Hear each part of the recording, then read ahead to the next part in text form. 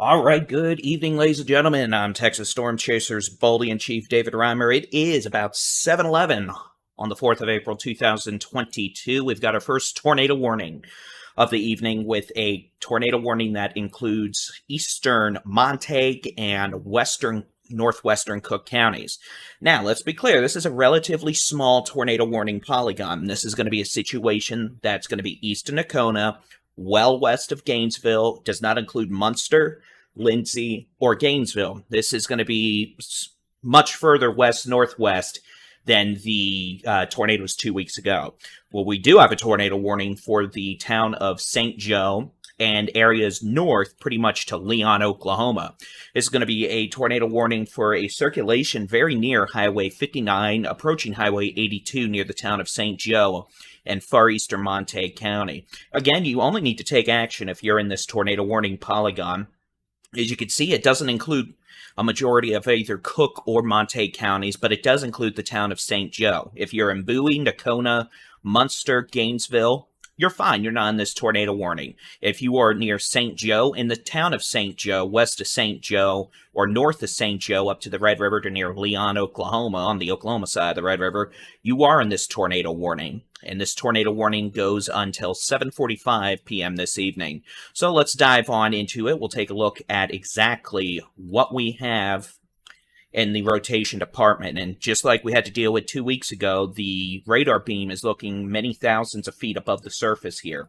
In fact, I'll turn the magical tool on. We're looking at about 7,200 feet above ground level.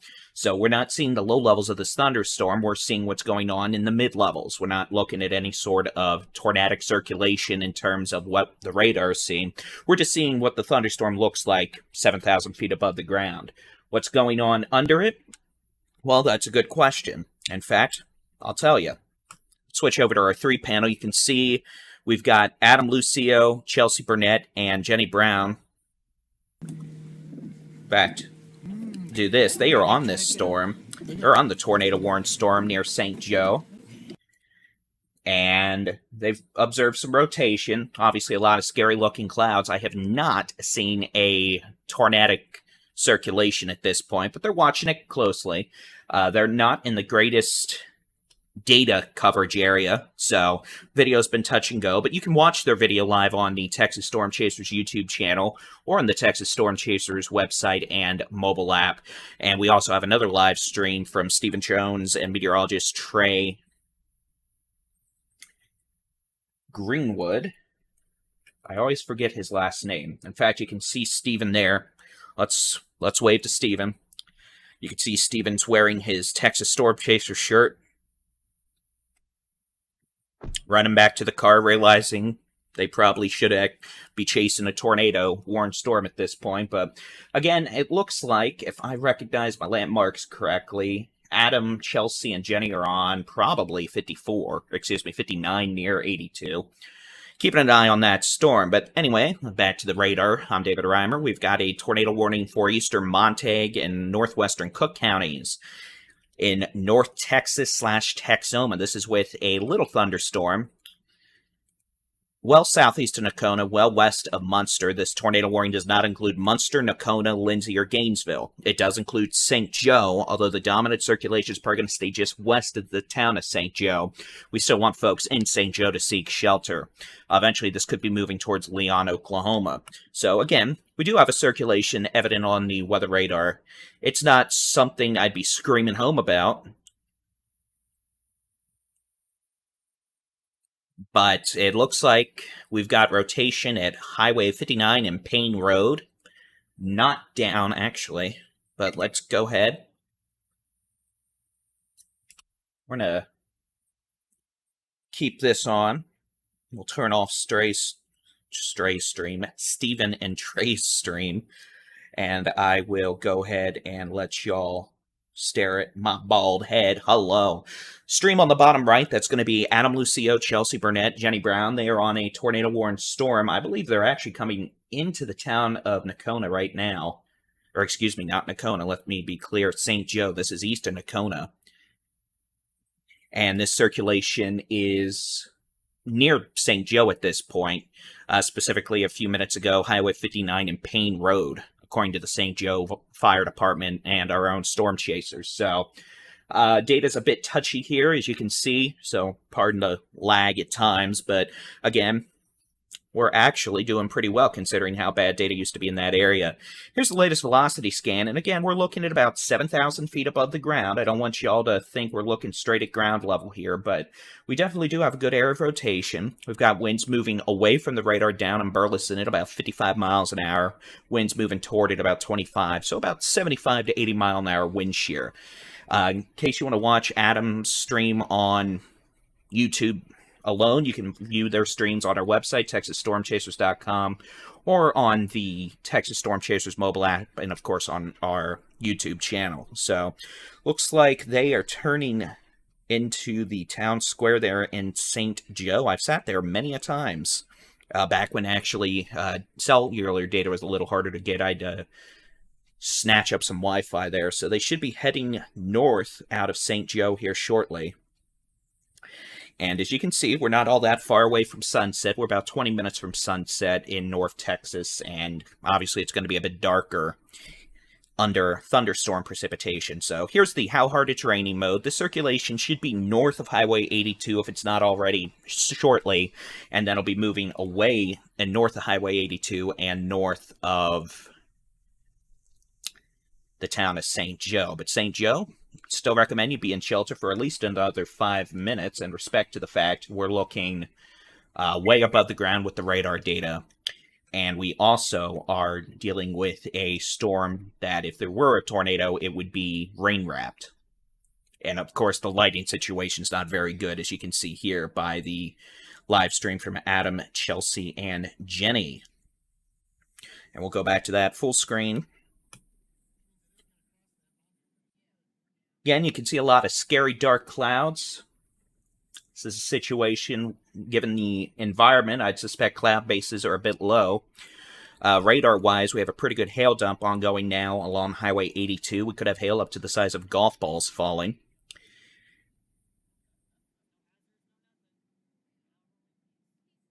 And we'll keep an eye on their live stream over the next several minutes in the event they see something. But again, Adam Lucio, Chelsea Burnett, and Jenny Brown are located north of St. Joe now. Nice lightning strike there. In proximity of this tornado-warned thunderstorm that should now be a couple miles north-northwest of St. Joe, moving north-northeast at about 20 miles an hour. Switching back over to the how hard it's raining mode, you can see, or excuse me, the which way the wind's blowing mode, you can see we do have a circulation evident in the mid-levels. Let's go ahead and we'll drop further southwest. We've got strong thunderstorms starting to develop into a line or cluster from Nocona down to southeast of Bowie, coming into Wise County now, where we have a severe thunderstorm warning. Alvord down to Runaway Bay, just west of Bridgeport. And then further southwest, we have some broken showers extending from near Mineral Wells down to Cisco. And you know we have some lighter, non-severe precipitation further west from near Wichita Falls to Graham over to Anson. Another thing we're keeping a small eye on are these little discrete cells that have tried to pop up ahead of the other thunderstorms. We don't see anything that suggests any sort of organized low-level rotation, but as always, we like to keep an eye on the little discrete storms that may be ahead of the primary squall line.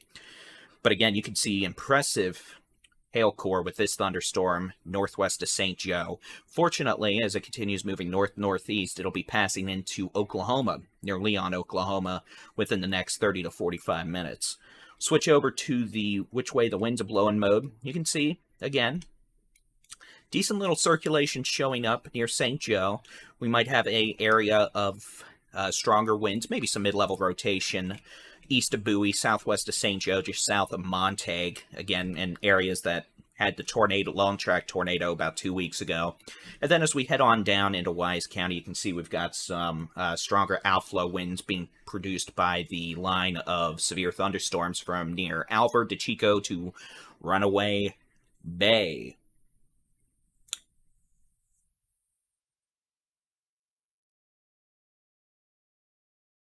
And while we're here, let's go take a look at a hailer down in the Edwards Plateau. This thunderstorm may have produced tennis ball size hail just north of the city of Del Rio about 20 minutes ago. As it stands now the hail core has definitely come down a bit. This thunderstorm's moving northeast at about 35 miles an hour. It could pass a bit south of Rock Springs by maybe 10 miles or so in about 80 minutes, so about 9 p.m. Taking a look down into the higher elevation off the mountains in northern Mexico, we see some other thunderstorms that have tried to get going. Nothing that is a imminent threat, severe-wise, to the United States side of the river, but we'll keep an eye on it for sure, since it's for those who have been down here for a while, have known weather. We call this the Del Rio supercell. There's usually storms almost every day in the spring that are produced off the higher elevations of Mexico, move east, and then cross the river into the Edwards Plateau, and they're usually monster-halas. But we do note a new tornado watch has now been issued until 2 a.m. Central Time Tuesday, and we'll get that information to y'all as soon as it's available. But I can tell you now, it's going to include a majority, if not all of North Texas, all of the DFW Metroplex, into portions of eastern North Texas and northeast Texas. So again, that'll be a tornado watch. That was just issued until 2 a.m. for a good chunk of North Texas, including all of the DFW Metroplex, Sherman, probably, if I had to guess, probably east of Paris. We'll see if it goes east to Tyler or not. But let's go back to a little live stream there from Adam, Chelsea, and Jenny. You can see it's lagging a little bit, but it is in a poor data quality area.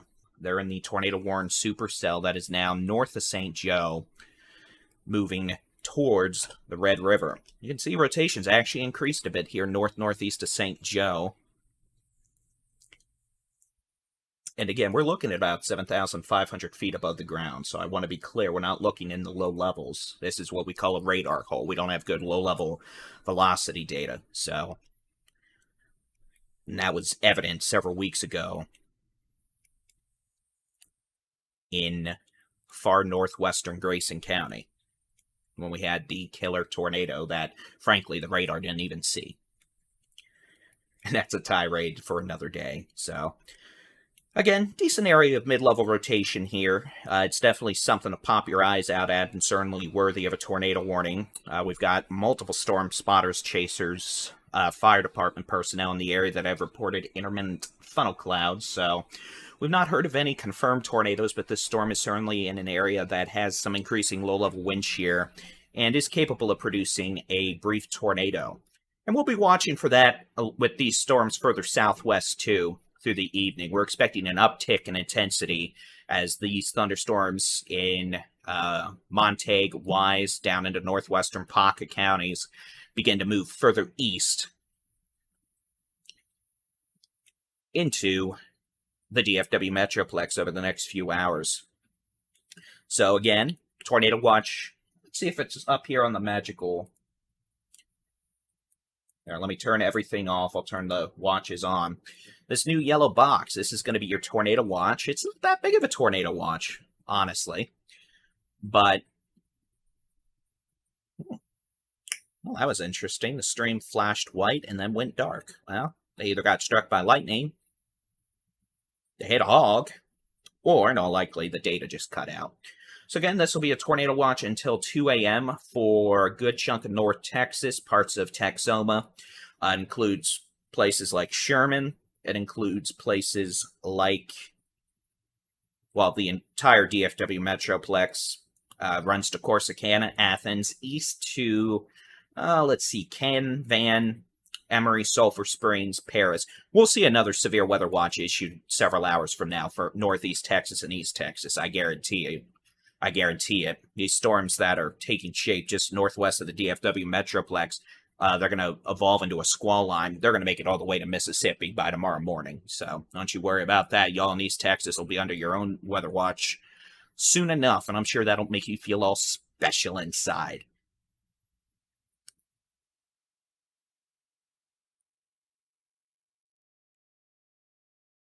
So again, we have a tornado warning. This is going to be for far northeastern Montague and far northwestern Cook counties in North Texas. At this point, I think if we had a tornadic circulation, it would be a couple miles northeast of St. Joe. So if you are in St. Joe on Highway 82 and south, I'm going to say you're clear from this particular tornado warning signature. We do have the threat for a brief tornado up along the Red River, now just north of St. Joe into northwestern Cook County up to near Leon, Oklahoma. I'll turn on some roads here just to try and get some bearings. You got County Road 433, Highway 373, County Road 435, just southwest of the Red River.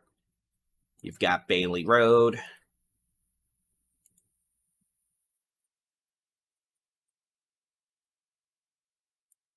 Mountain Creek Road, Cobb Hollow Road. Again, and I want to emphasize, we're looking about 7,500 feet above the ground here. So don't literally expect what is shown here on radar to be exactly street level by the time you reach the surface. There's tilt involved with thunderstorms in this environment with a lot of wind shear, so the thunderstorm updrafts are actually tilted a bit from southwest to northeast. So when that occurs, the radar at about 7,500 feet, by the time you get down to the surface, what you're seeing on radar may actually be half a mile, maybe even more sometimes, a little further west or southwest.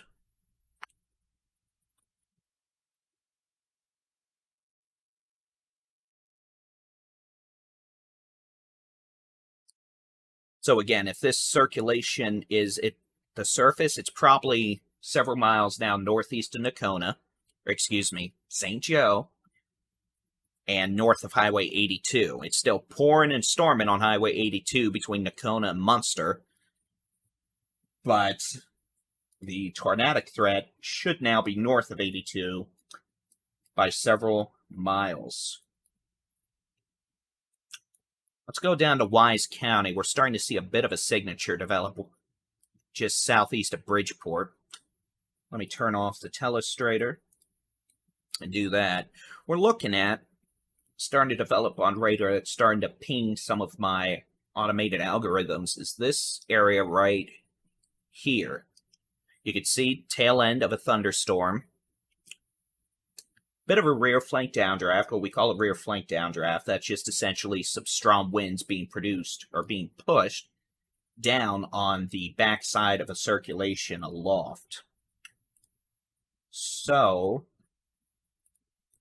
these green winds, green colors I should say, are winds being pushed towards the radar down in Burleson. We've got their west winds.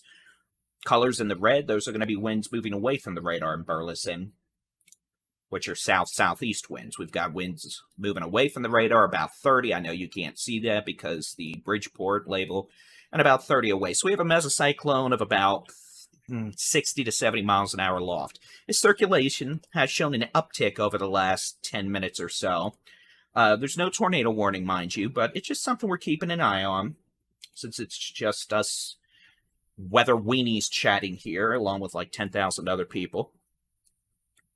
So we'll keep an eye on this little developing mid-level circulation just southeast of the city of Bridgeport.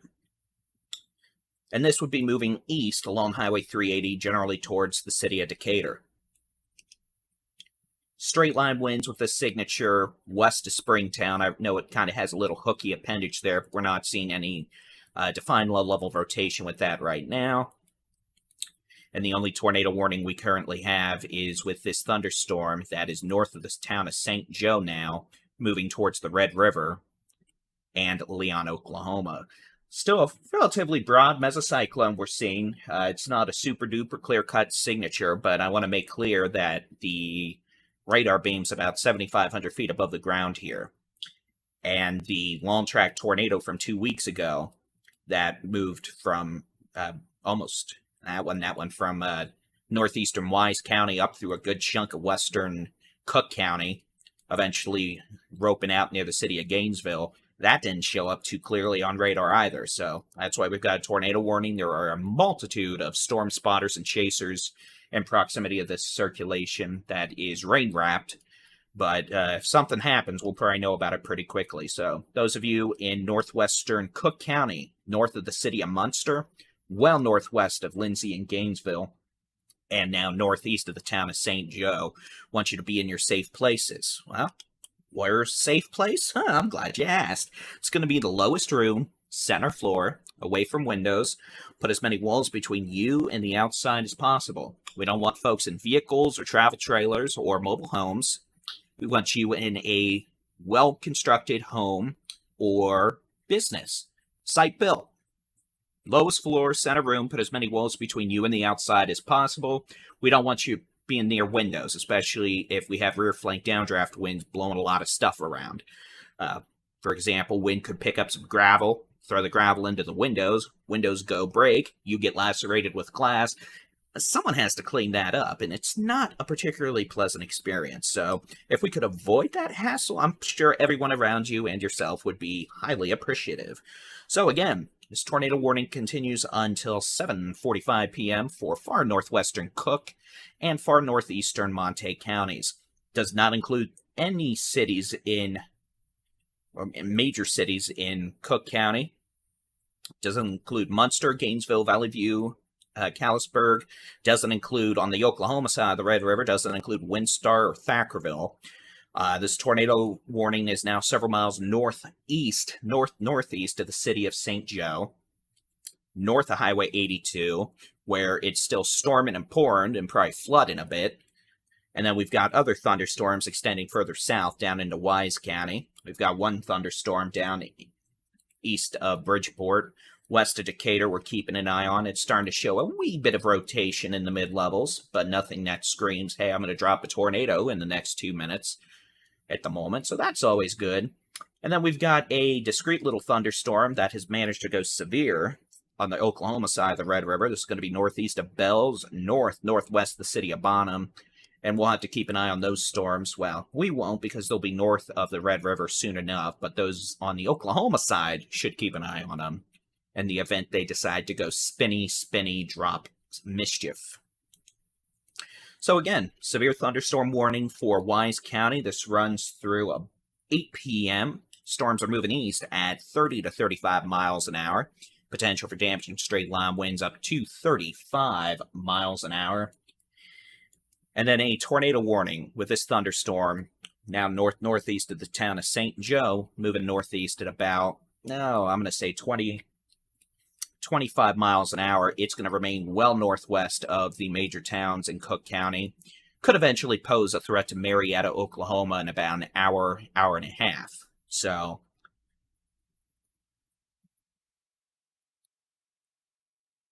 that is what we are dealing with right now. Switch some live videos back on. Hi, I'm not Steven or Trey. They are, though. I believe they are located. In fact, I can tell you exactly where they're located. Stephen Jones and Trey Greenwood are located on 380, pretty much just east of 2622 there in western Denton County, almost on the Wise-Denton County border. They're halfway between Allison and Crum, essentially. And they're watching the thunderstorm currently to their west, approaching the city of Decatur. What they're doing is they're allowing the storm to come to them. As this storm moves further east, it's going to be moving into a more favorable environment to produce some severe weather, damaging straight-line winds, some hail, low threat for a tornado. So, looks like they've got a pretty good view picked out. And we'll probably have a view from them over the next hours as thunderstorm approaches. And sunset's not all that far away. What is it, about 10 minutes away, give or take? So they'll have a pretty good view with lightning as well. So, and we'll just be watching to see what happens over the next several hours. Again, severe weather threat for the North Texas area. We'll switch back on the magical tornado watch box. Let me turn off radar. Blue box, that's going to be a severe thunderstorm severe storm watch until 9 p.m. And the yellow box is a tornado watch until 2 a.m. Tuesday. And that'll be for all of the DFW Metroplex, Cleburne to Corsicana to Athens, and then it runs along the Red River, Sherman to Paris. So essentially, western edge is Sherman to Cleburne, including all of DFW. Eastern edge is Paris to Canton, Van, down to Athens. And again, we're not expecting a major tornado threat tonight. It's not going to be like we dealt with 2 weeks ago. Although I think we will be a bit more active than we were 1 week ago. And not all these storms are going to be severe, but again, strongest storms could produce damaging straight line winds, potential for some hail. If the winds and hail jive up, it could be wind-driven hail, and nobody likes that. And there is the low threat for a few tornadoes this evening. So we'll keep an eye on things. I encourage y'all to do the same. We've got interactive weather radar on the Texas Storm Chasers website at texasstormchasers.com/radar. Same thing goes. It's there in our mobile app. It's the first thing that'll pop up. You can also watch our latest videos and live videos along with our weather blog articles there on the TSC website and mobile app. And I think we have 3 or 4 live streams going right now on our YouTube channel. Search for Texas Storm Chasers on YouTube and y'all will find a plethora of available content. We've got live streams from Trey and Steven. We've got live streams from Adam, Chelsea, and Jenny. And I believe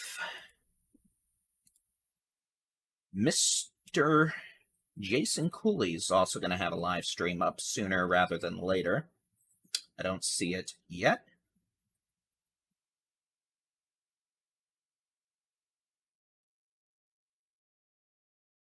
But that's okay.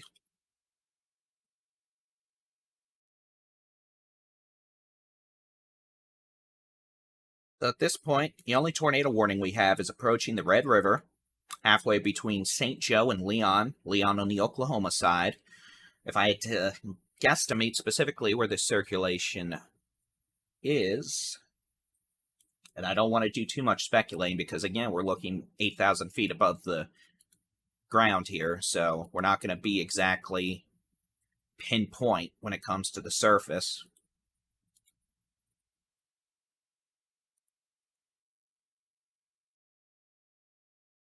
Just putting some roads on here because I know it's more of a rural area. Pretty good hail core there north of St. Joe. About 8 miles north of St. Joe, we could have ping pong ball size hail coming up on Highway 373 and County Road 435.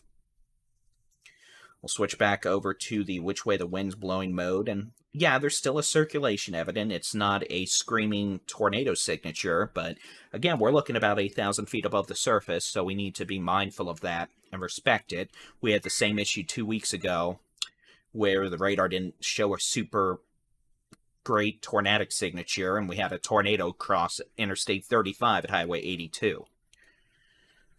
So again, definitely could have a brief tornado spin up here at any point. If that manages to happen in your neck of the woods or come down your street, well, that's going to be problematic. So we don't want folks to take it lightly, and we want folks to take shelter. And again, if there's a tornado, it's likely going to be completely wrapped in rain. So we head on south into Wise County. You can see a severe thunderstorm approaching the city of Decatur. We'll hop on over to the live stream from Stephen Jones and Trey Greenwood. You can see they're looking west on 380. They're halfway between Crum and Allison, pretty much right on the Wise-Denton County border. I'll telestrate real quick. They're in this area right here, looking west from a hill, straight into the storm. And I suspect they will see a decent little lightning show as that thunderstorm approaches their location from the west. I suppose it would help to show you where they are. How about that? So again, you see my mouse? They're right there. Pretty much where this 380 icon is. Maybe a little east of there, but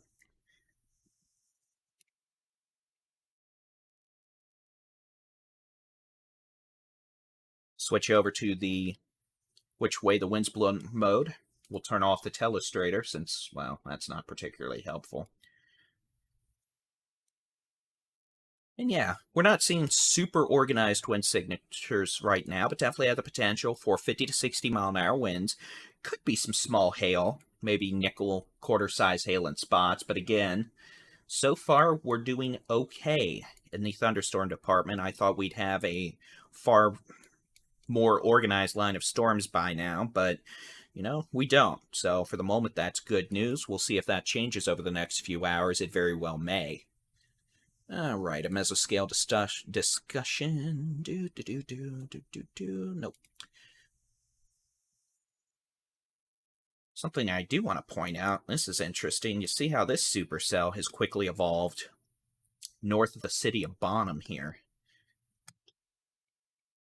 That's interesting. Now, again, the problem with this area is we're looking pretty much 10,000 feet above the surface, 100 miles away almost from the radar down in Burleson. So I'm going to actually do something a little bit different here. I don't do this many times on air, but I'm going to actually look at just some satellite data. I want to see if I can pick out any hotspots, per se, in terms of thunderstorm intensity. I don't see any.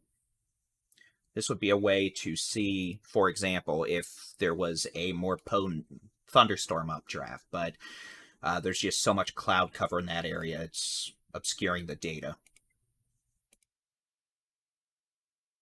So, again, this thunderstorm northwest of the city of Bonham is showing indications of producing some hail. And something just blew up on Stephen and Trey's stream, it looks like. You see that glow right there on the camera. That appears to be a fire. Brandy!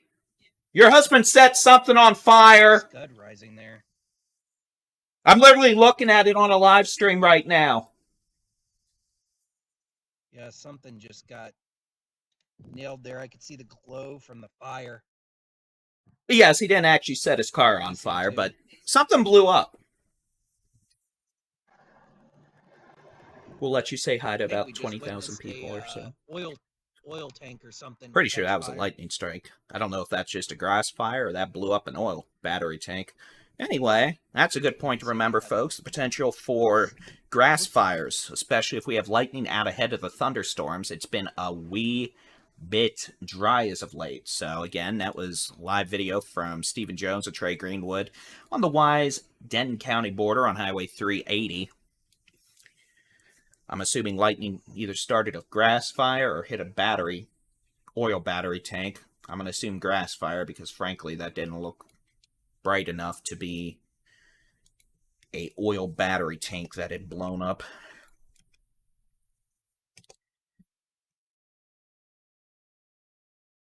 Switch over to the 3 panel.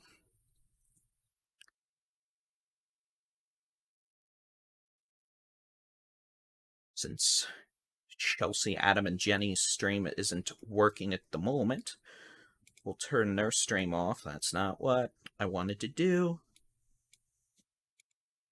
Technology is difficult for me too. Okay. Woo, there we go. Well, that was scary, wasn't it, folks? So, alright, here's what we're looking at. Stephen and Trey are looking west on Highway 380 from... I'll just put it on the map. About right there. They're looking that away. Severe storm capable of producing 60-mile-an-hour winds, maybe some quarter-size hail. Apparently starting grass fires from lightning strikes, which is the least shocking thing. I made a joke. That I've seen. We note there is some increasing rotation in that area associated with QLCS.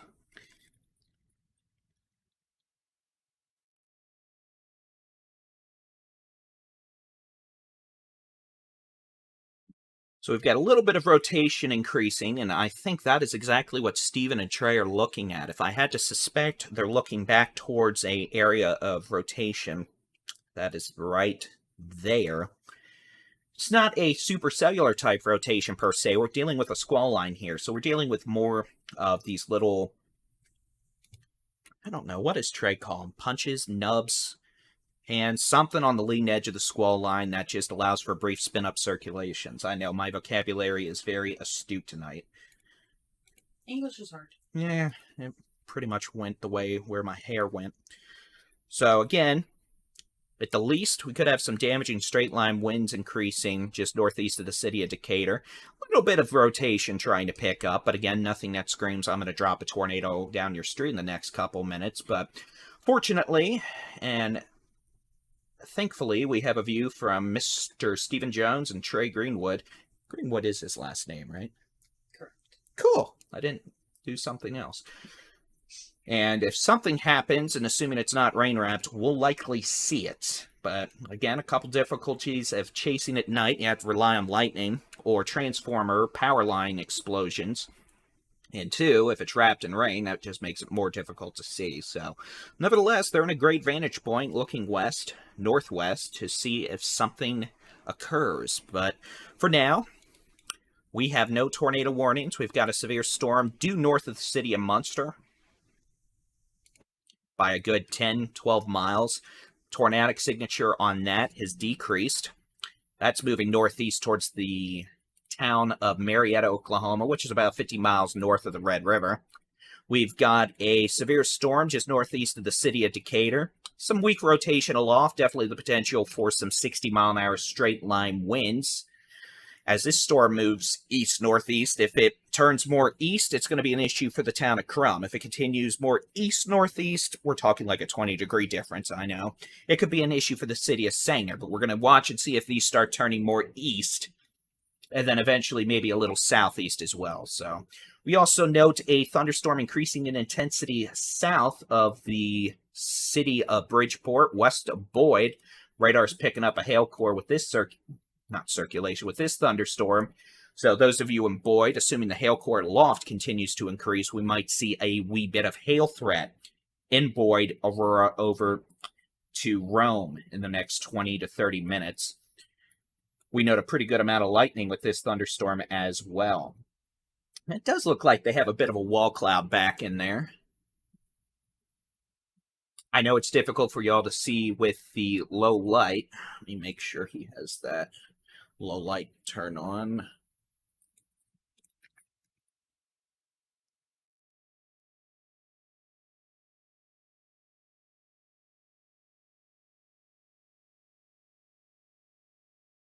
Benefit of them using my camcorder to stream this video is I can tell them to turn on the low light mode. But again, they're looking off in the distance. This is still probably a good 10 miles away from them. The area of circulation we're keeping a small eye on. It's going to be this right there. There. About there. Looking at it. Switch over to the which way the wind's blowing mode, and you can see quite a bit of lightning there. One area of rotation right there. Again, it's not super duper organized, but it's something they'll be keeping an eye on. Looks like they just popped the low light mode on.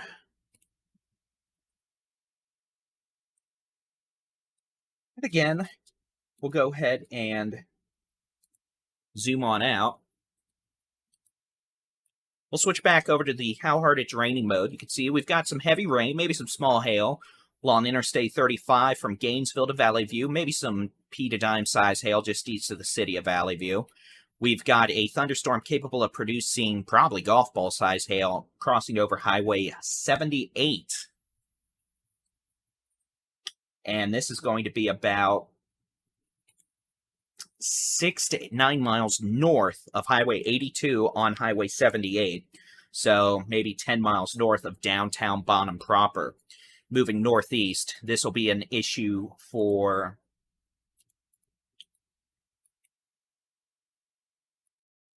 Tulip Telephone, probably staying a bit west of Monkstown as it moves northeast at 25 miles an hour. We'd have to see some sort of crazy hard right for this to be a threat to Paris. I don't think that's going to happen. But there are those of you from Boswell to Hugo, Oklahoma on Highway 70, this storm could say hello to y'all with the threat of some large hail. We could even have the threat for some very large hail, maybe some damaging winds. We'll keep an eye on that. But otherwise, only severe storms we have at the moment, no longer in the Edwards Plateau. Severe storm about 10 miles north of the city of Bonham. Severe storms from near, well, let's just say northwest of Springtown, northern Parker County, west of the city of Boyd, all the way up to Decatur, northeast of Decatur, near Slidell. And these storms are generally moving east now. A little bit northeast component, but mostly east at 30 miles an hour. I'm going to switch to a different radar mode real quick. Don't look at this too often, but it is helpful. This is the potential for some hail. Decent little hail core, could have quarter-size hail. Again, just southwest of Boyd, south of Bridgeport. Maybe some nickel, dime-size hail just northeast of the city of Decatur. Other small hail cores, again, just east of Valley View. Potential for some quarter to ping-pong ball-size hail 6 to 9 miles north of Bonham. But definitely, this is the most impressive hail core we've seen recently, and especially in North Texas, and that's with this thunderstorm organizing west of the city of Boyd. So definitely could have some quarter, maybe ping-pong ball-size hail with this thunderstorm. And just had a report of golf ball-size hail via a amateur radio operator at Highway 78 and County Road 1150. So that's going to be with this thunderstorm north of the city of Bonham. We'll go ahead and turn on our super duper road labeling system. That's 2040. Right there. This had a report of golf ball size hail from amateur radio.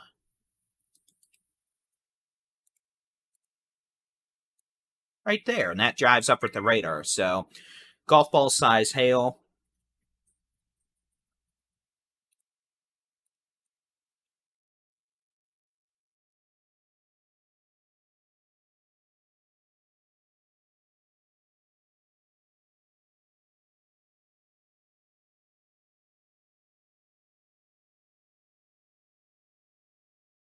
We've got a new severe thunderstorm warning now that will include Denton County.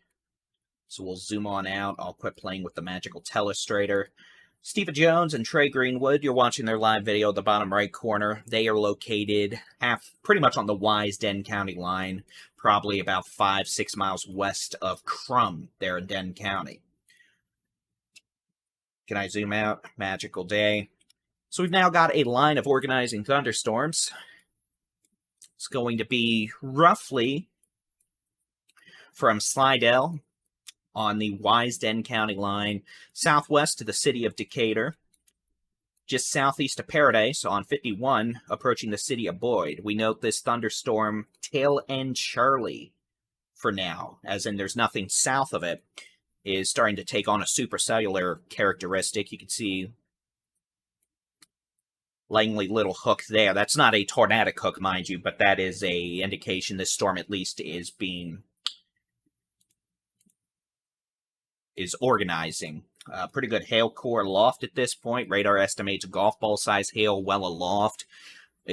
We'll see if that manages to reach the ground, but hail threats definitely increasing with this thunderstorm approaching Boyd. Aurora could eventually impact the town of Rome if it turns a little right.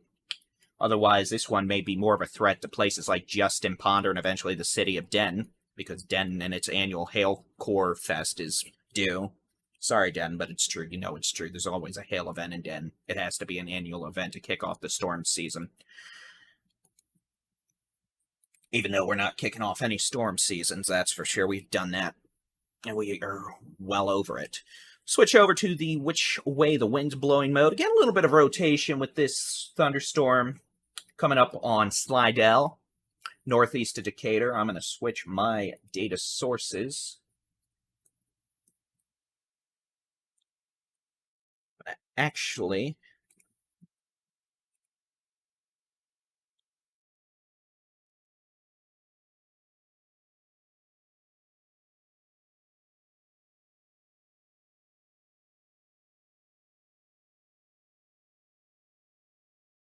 with my monitor back.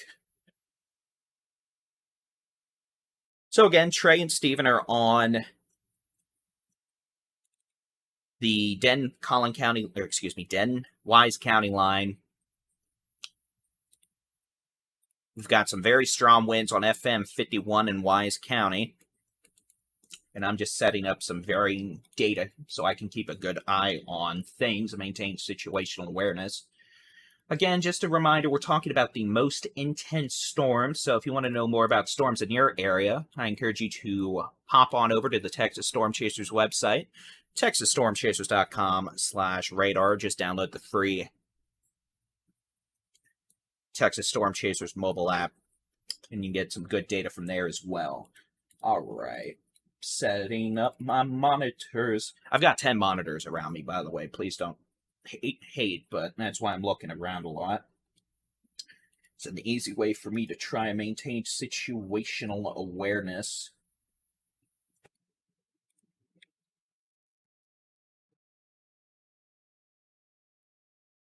So again, we've got golf ball size hail on Highway 78, I believe is what that was.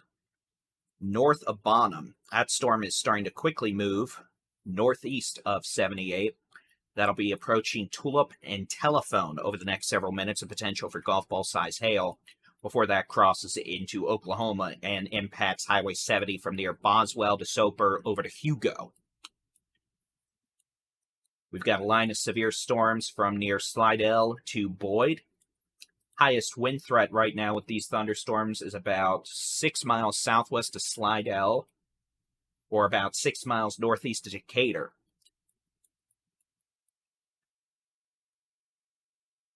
With a mid-level mesocyclone of circulation aloft moving east into Denton County. Rough estimates on arrival time. Again, storms might be a little earlier than that, so don't take it to the bank.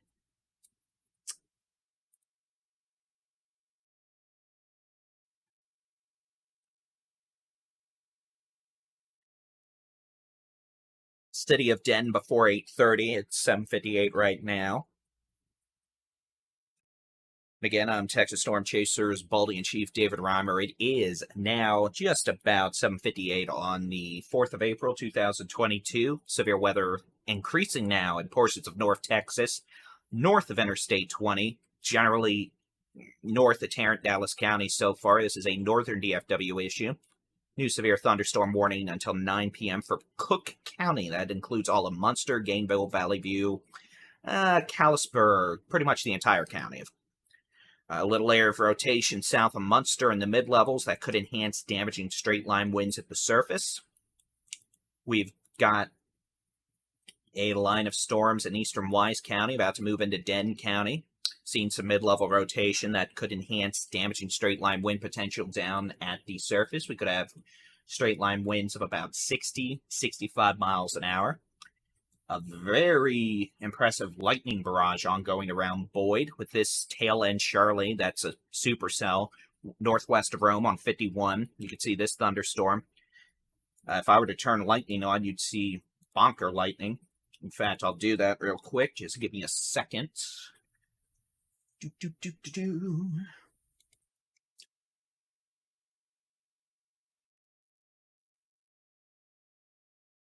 And also, by the way, thank you for all your super chats, Facebook stars. I appreciate them. I don't keep an eye on them in real time just because I'm too busy keeping an eye on Mommy Nature's temper tantrums, but we appreciate it. Thank you.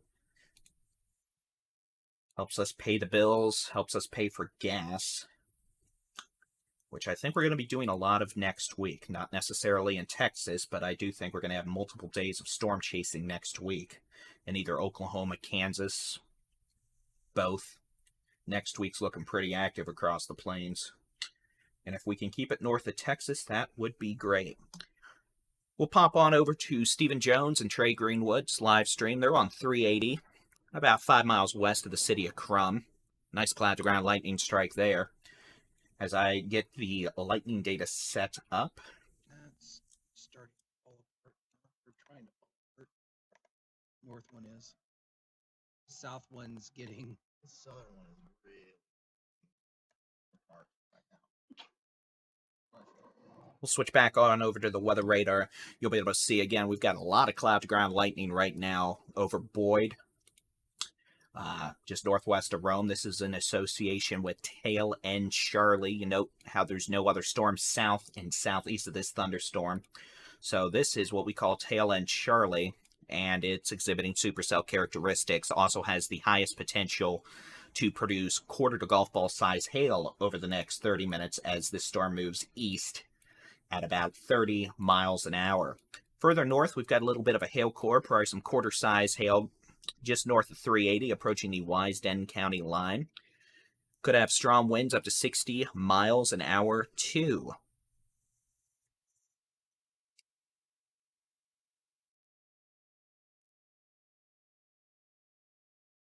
Moving up into Cook County, some straight line winds up to 60, 65 miles an hour now south of Munster, kind of in the areas that around Era, Leota Era, that general vicinity that ended up having to deal with a long track tornado 2 weeks ago.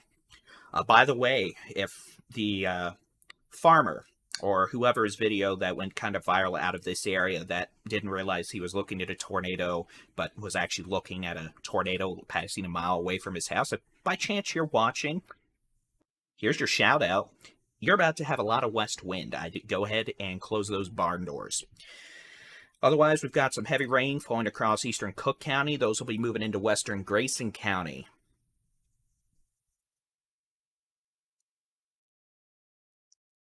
Over the next 30 minutes. We have no tornado warnings right now, but again, main threat this evening will be damaging straight line winds, maybe some quarter to golf ball size hail, and if by chance we end up mixing the winds and hail together, that could result in wind-driven hail, which just adds a kerflunka. A kerflunka. Brandy, I made a new word. Yep, kerflunka. I don't know how. Kerfluffle is the word I was looking for, I believe. Pretty much. So, again, damaging winds, some quarter golf ball size hail out of some storms, and there is a low tornado threat. We're watching a couple of areas of rotation here. And again, we're still kind of far away from some radar sites, so I want to make it clear that we're not dealing with long track, supercellular tornadoes tonight. We're not doing that again. No desire to do that. I don't want 30 tornadoes in one day again. Yeah, it was stressful. That was tiring. My throat hurt for days after that. No, thank you. What we are going to be dealing with are areas of more short-lived rotation that could produce brief tornadoes at times. We got one near there, near Era. We've got one in northeastern Wise County near Slidell. Neither of these are currently tornado warned or capable of producing tornadoes imminently, but we're just watching these areas of rotation spin up, die down, aloft. And as long as they stay aloft, that's okie dokie. If we end up dealing with something that reaches the surface, we've got problems.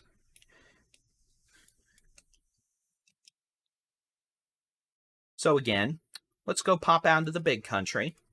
We've got some thunderstorms occurring back here. I believe these are west of the cool front. Let me take a look. I'm going to pop surface temperatures on. We'll see what temperatures are out this way. It would be nice if the data loads. So, yeah, temperatures generally in the low to mid-60s. That's not your typical conducive behavior for severe storms. Dew points around 60, though, so there's probably some mid-level instability. We could get some small hail, perhaps even some marginally severe hail out of these storms at some point from near Hawley, just north of Abilene, just north of Albany, up to near... Oh, I can't believe I forgot what that fort is called there on 283 between Throckmorton and Albany. I love going there. Graham, some of those storms could have some small hail right now. But the primary severe storms, we've got one now approaching Telephone. Could have golf ball size hail with that. We've got a line of storms from essentially Munster and Gainesville to near Valley View west to Era, southwest to Slidell, west to Crum, now exiting Decatur to the east, over to Boyd. You know, we've got a little bit of a hail signature just northwest of Boyd. Again, near Slidell. A little bit of hail signature, could have quarter-size hail in those spots. And we're going to have to keep an eye on these storms that are trying to develop east of these storms, these kind of little semi-discrete storms. There. These are in an area that is starting to receive enhanced low-level wind shear. So if by chance some of these discrete storms out ahead of the larger complex to the west are able to materialize and mature into supercells, we'll have to watch them closely for a severe weather threat, including the potential for some spinny mischief. Nothing like that at the moment. We'll zoom in on the which way the wind's blowing mode, and you can see we don't really see any sort of impressive rotation in the low or mid levels. Nothing that shows up as spinny doom. We do have areas of marginal rotation aloft. Again, it's going to be near Era down to Slidell. These are not producing tornadoes, but could produce damaging straight line winds over 60 miles an hour. And we do have the potential for some hail that could be a little larger than the size of a quarter. Just north of Boyd, that'll be crossing over 287 between Rome and Decatur. And specifically, maybe about 4 miles north of Rome. And then this could eventually be a problem for Denton County, even the city of Denton. And again, we're going to watch this thunderstorm closely since it's tail end Charlie. But something that's good news for now, notice how we've got a little outflow pushing just ahead of this hook, if you could call it.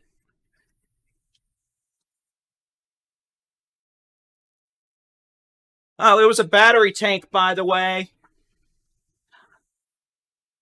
If you want to tell them. So as long as that outflow can remain just ahead of that hook echo, we're going to be okie dokie. But if the hook catches up to the outflow or is able to adjust the outflow boundary there, that would increase the threat, at least somewhat, comparatively, for a spinny mischief. Otherwise known as a tornado, but I'm calling it spinny mischief right now because I'm on a chitty bang spree. Okay, so again, severe weather warnings. We've got a plethora of severe thunderstorm warnings. Cook, Denton, Wise County, and then portions of northern Fannin County. Golf ball size hail approaching Telephone. We've got winds 50 to 60. Western Cook County into western Denton County into southeastern Wise County. Highest hail threat, we could have some quarter, maybe ping pong ball size hail with this thunderstorm just north of Boyd and Aurora, north of Rome. All this activity is moving east at about 30 miles per hour. So what I am going to do for the moment is I'm going to take a quick break. I'm not going to kill the live stream, but I am going to go fill up my caffeine bottle so I may remain caffeinated and come up with new interesting idioms to keep y'all interested in watching Baldy in Chief here. So with that being said, I am going to be right back.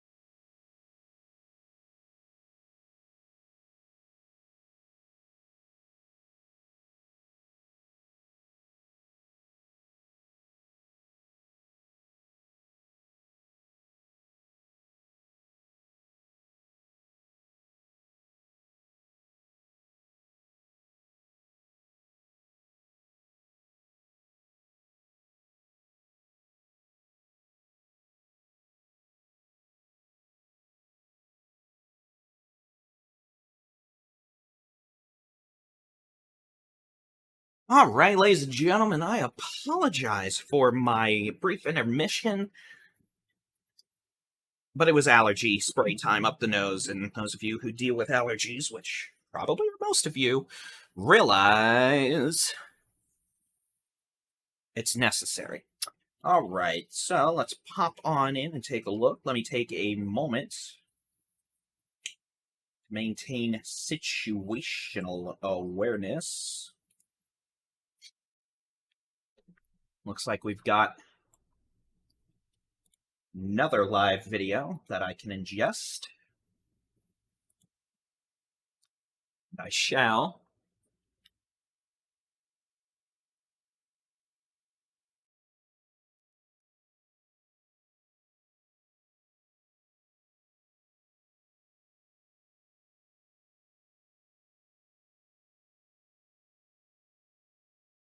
Oh yeah, don't worry, Chris. The honey is going to be happening later, and I just took prescription strength nose spray, so.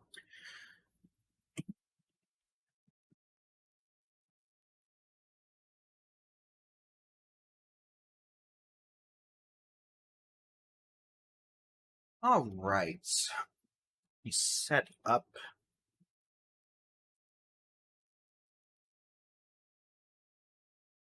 Sorry, I'm actually setting up a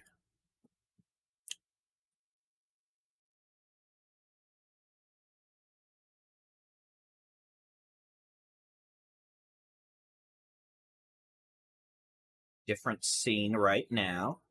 My apologies if I'm not collected, but wow, I am a nerd, and sometimes I have to update things.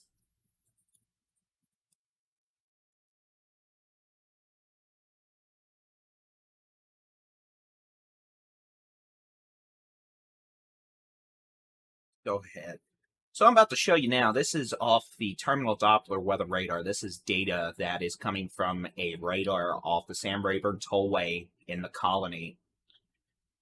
This was put in after the Delta Lockheed 1011 crash in the 80s. This is for wind shear detection, but it works out well because it actually updates data about every minute and allows us to see high resolution wind data. And we're seeing an area of winds over 60 miles an hour now coming down Highway 380, approaching Ponder and Crum. This is about 4 miles west of Ponder, about 2 miles west-northwest of 4 miles southwest of Crum, about 2 miles northwest of Ponder.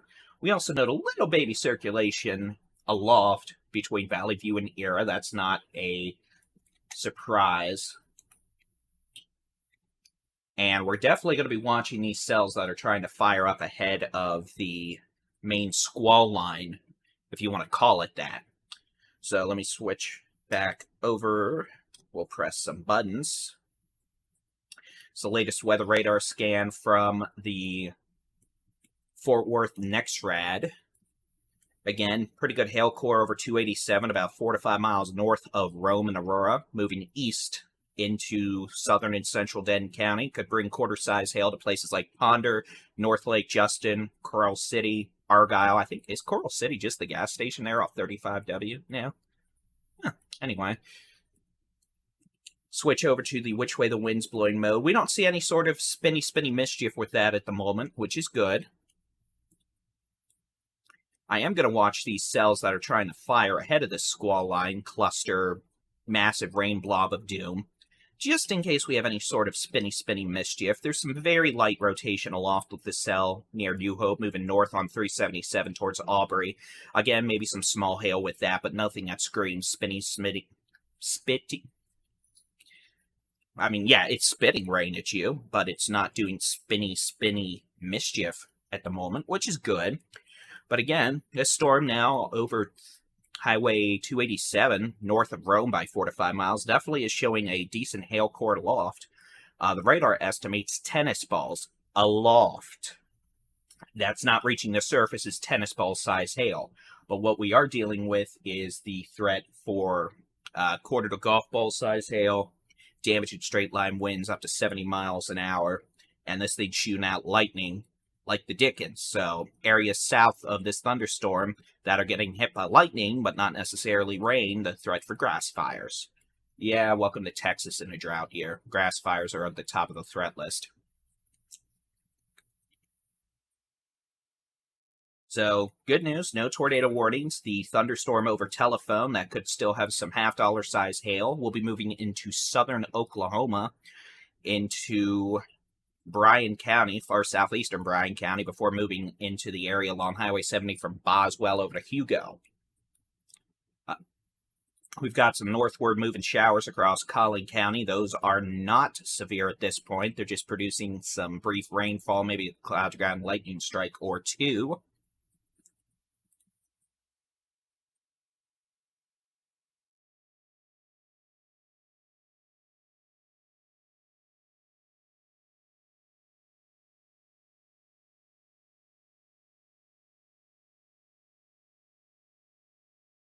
I'm going to get our third stream set up.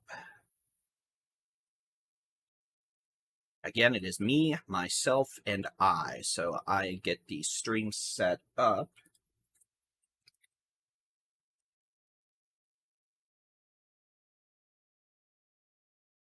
And get them ingested into our streaming client.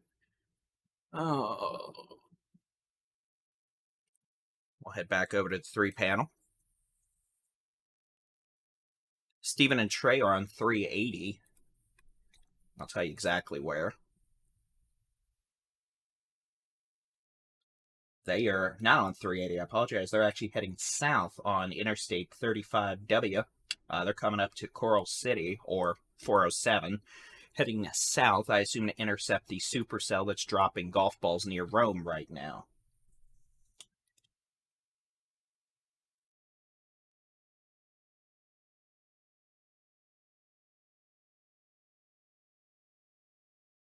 Again, what I'm just doing at this second is getting some live stream set up.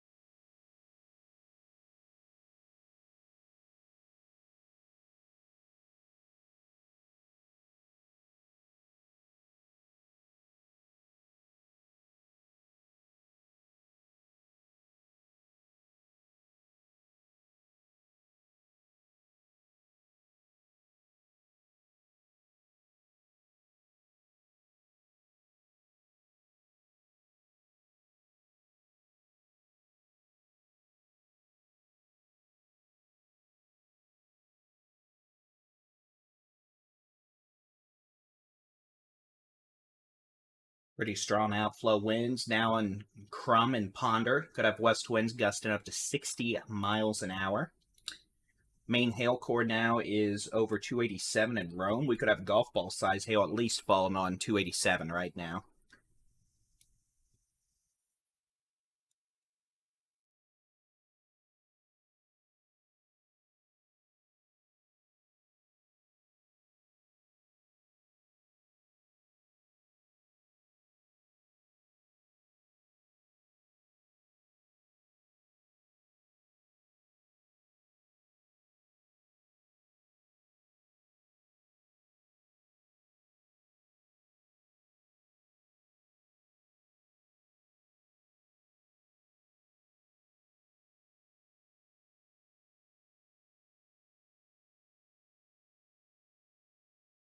Yay.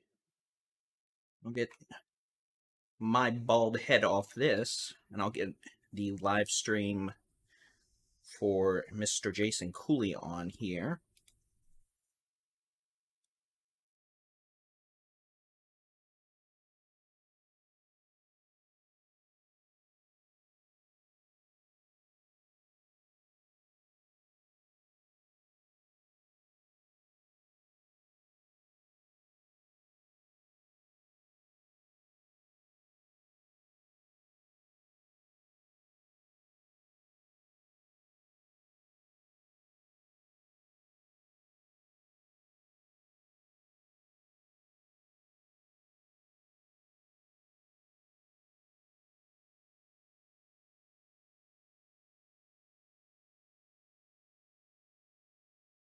Get his label set up.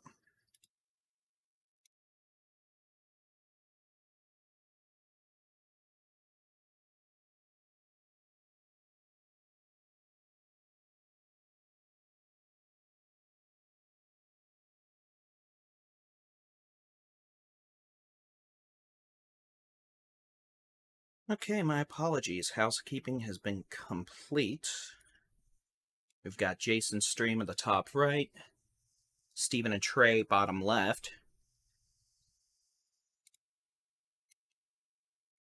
Stephen and Trey are on 35W, heading south to intercept this supercell that continues to exhibit a very significant hail signature.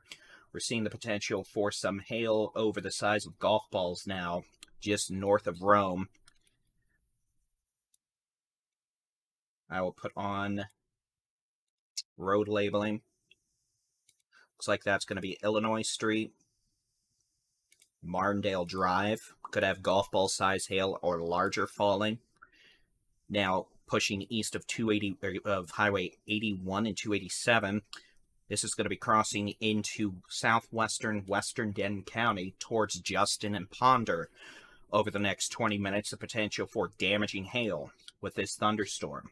Not seeing any indications of low-level rotation at this time. Still could have good west winds, 40, 50 miles an hour. That could be wind-driven. You can watch all our live streaming storm chasing video on our YouTube channel, TexasStormChasers.com, or just go to our YouTube channel, Texas Storm Chasers on YouTube, and they've got audio running on their streams. But again, pretty nasty looking hailstorm now. It'll be approaching North Lake at 8:43, Ponder 8:43, Argyle 8:56, near the south side of Denton at about 9:07, Corinth 9:15, Hickory Creek and Lake Dallas about 9:15 to 9:20, Shady Shores 9:20, Oak Point to Lakewood Village about 9:27 to 9:30. And if this storm continues, and it will, not necessarily with the hail threat it has, but it'll be approaching the city of Little Elm at about 9:34 p.m. So don't take those times to the bank, mind you, but they at least give you a bit of a heads up. And this storm is capable of producing significant amounts of damaging hail, which should not be a surprise to anyone near the city of Denton. This happens almost on an annual basis, but you don't like to see it. So again, North Lake, Argyle, Lake Dallas, Corinth, over to Lakewood Village, perhaps Little Elm in an hour, the potential for a significant hailstorm. Justin, you'll be up here shortly as well.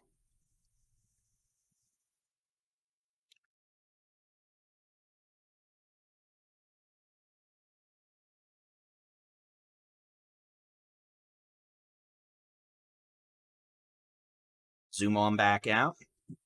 There's nothing going on south of the Denton Wise Tarrant County line at this point. We've got showers and storms in the big country, producing maybe some small hail on 180 west of Breckenridge. Heavy rain could cause some minor street flooding.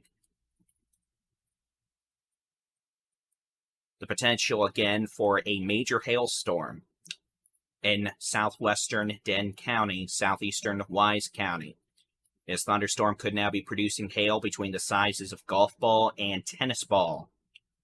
Approaching North Lake, Ponder, Justin, I-35W between 114 and 35 split south of Denton over the next 20 to 30 minutes. Again, the potential for nasty hail, golf ball to tennis ball, that is more than enough to cause problems. We have heavy rain with outflow winds pushing into the city of Denton right now. We've got more of these little isolated storms trying to pop up in Collin County. Nothing that screams scary, spinny mischief of doom right now, but we'll keep an eye on it. Thunderstorm that dropped golf ball size hail north of Bonham on 78 earlier is now up in Oklahoma. We've got a storm with some lightning, heavy rain, probably nothing more than pea-size hail right now on 82 between Honey Grove and Bonham. Only severe storms we're concerned about at the moment. This thunderstorm capable of producing tennis ball size hail entering southwestern Denton County. Potential for tennis ball sized hail and it's still ramping up. So we might be talking about baseball-size hail before long. In southwestern Denton County, if you are in Ponder, North Lake, Justin, you have a couple minutes to get your car in the shelter. Once it starts hailing, don't bother. You'd rather have a damaged car than have a damaged skull. Trust me, hail hurts. Hail damages. If it can put dents in your vehicle, dents in your roof, and break out windows, what do you think it'll do to a human skull? Hint, seen it, not great. Good news is this thunderstorm is not showing any indications of spinny mischief in the low levels right now, which is good. Stephen and Trey are on I-35W, probably approaching the Texas Motor Speedway. In fact, I can tell you exactly where they are. They're not, actually. They're going east. They're east of 377 now and 35W. I suspect they're trying to stay ahead of the storm. Jason Cooley is heading up towards, is currently in Aubrey. So Jason is on this storm near Aubrey. Stephen and Trey are heading into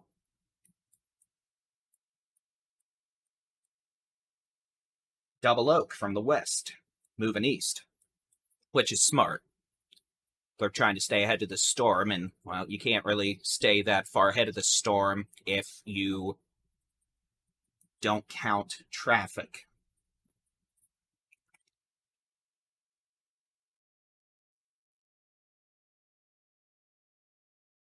Couple different notes. You can keep an eye on the storms in your neighborhood or across the country. The Texas Storm Chasers website, radar, texasstormchasers.com/radar, and Texas Storm Chasers free mobile app. Just search for Texas Storm Chasers, Google Play, Apple App Stores. We've got radar, live video, and before these events, we do detailed written analysis. But once we get into the event, it's usually all hands on deck doing live coverage. Pretty good surge of wind, maybe 40, 50 miles an hour from Sainer to Denton, about 2 miles east of 35 now, extending further southwest to Justin and Newark. Essentially the leading edge of this outflow boundary, which I will highlight, essentially goes like this. Now, I'll tell you this, we're keeping an eye on this storm in case it tries to ramp up in the spinny mischief department. As long as this outflow can stay ahead of this little hook echo here, we're going to be in much better shape in that department. If this hook echo sucks this outflow boundary in, or is able to catch up to it, that's when we could start having problems in the tornado department. But for now, this is a hailer, and a big hailer at that, the potential for tennis ball size hail in southwestern Denton County, now in far southeastern Wise County. North Lake, 844, Argyle, 859, Corinth, 920, Lake Dallas, 924, Oak Point to Lakewood Village, 932 to 934, and eventually this thunderstorm may impact the city of Little Elm at 9:40 p.m. Notice how this thunderstorm seems to be tail-end Shirley. We don't really have anything else going on southeast of it right now. That's why we call it tail-end Charlie, and these are often the strongest thunderstorms in the squall line itself, or a cluster. And notice we're not really dealing with a squall line, but we're dealing with a cluster of storms in Cook, Grayson counties, kind of a rainy, blobby doom mess in Collin County with some lightning. This is a problem. And in fact, I'm going to go live on DFW Scanner.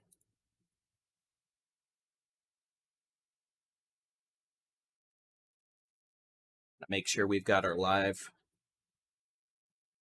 coverage embedded in everything.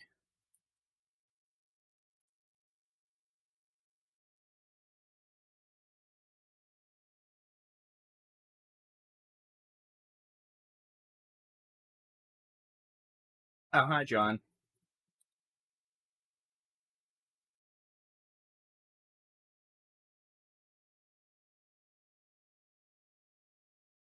All right, we're live on DFW Scanner. It's 8:33 p.m. on the 4th of April, 2022. I'm Texas Storm Chasers Boldy-in-Chief. We are tracking a supercell thunderstorm capable of producing tennis ball-size hail, now entering southwestern Denton County.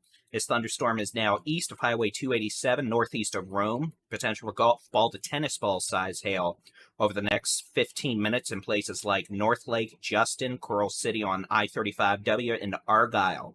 If this thunderstorm continues on its present track and doesn't turn a little further southeast, this could be an issue in about 30 minutes for Corinth, Lake Dallas, Highland Village, Lakewood Village, and then in about 50 minutes for Little Elm. If this turns a little more right, which is possible, given the fact it's a dominant supercell now, this could be more of a threat to places like Double Oak and Louisville. Right now, we are not dealing with any sort of spinny mischief, but we're keeping a very close eye on it because this is what we call a tail end Charlie storm. I'll zoom out and you can see we have nothing going on south and southeast of it. Tarrant, Dallas counties, it's clear as a whistle. You can probably see this storm 80, 100 miles away looking northwest at it.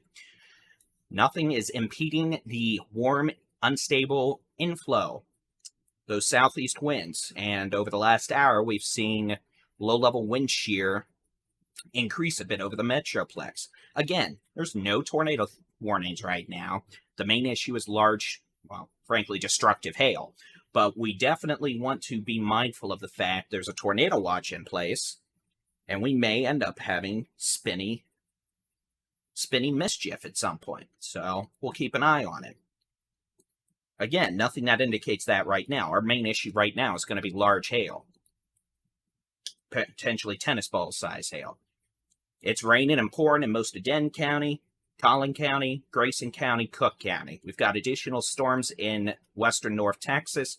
Looks like we could have a bit of hail now west of Breckenridge, maybe some dime-sized hail. Very heavy rainfall, probably some flooding on 183 and 180 over to Fort Griffin. I remember what it was called on 283. But again, this thunderstorm in southwestern Denton County is a mean one in the hail department. The potential for tennis ball size hail, which will do a lot of things, and none of them are good. If this continues on its present track, it'll move east, North Lake, Argyle, Corinth. If it turns a little right, it's going to move closer to Coral City, Highland Village, Double Oak, maybe even Louisville, if it turns a little southeast. And again, the storm's moving east at about 25 miles an hour. 904 for Argyle, 925 for Corinth, 928 for Hickory Creek, Lake Dallas, Shady Points. But if it turns a little more right, this is going to be more of an issue for the south side of Louisville Lake. Lake Dallas, Highland Village, Double Oak to Louisville. We'll just have to wait and see.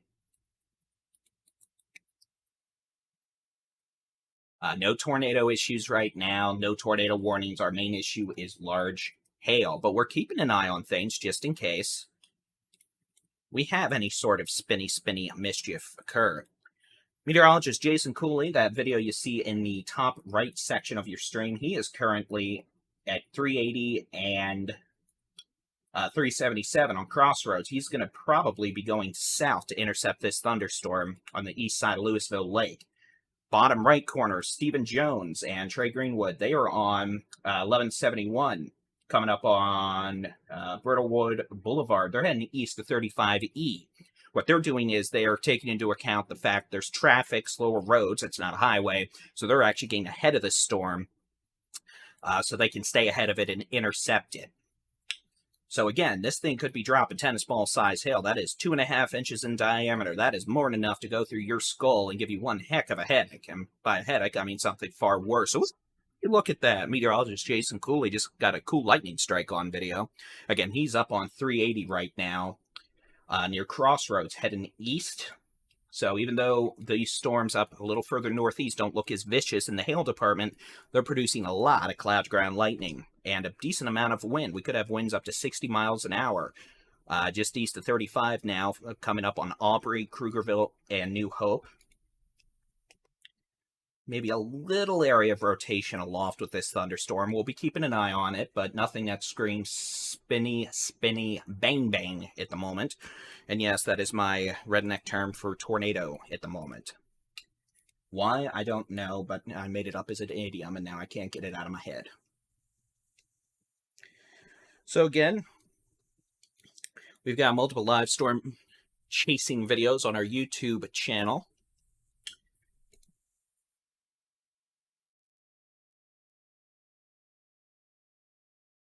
Doing some housekeeping.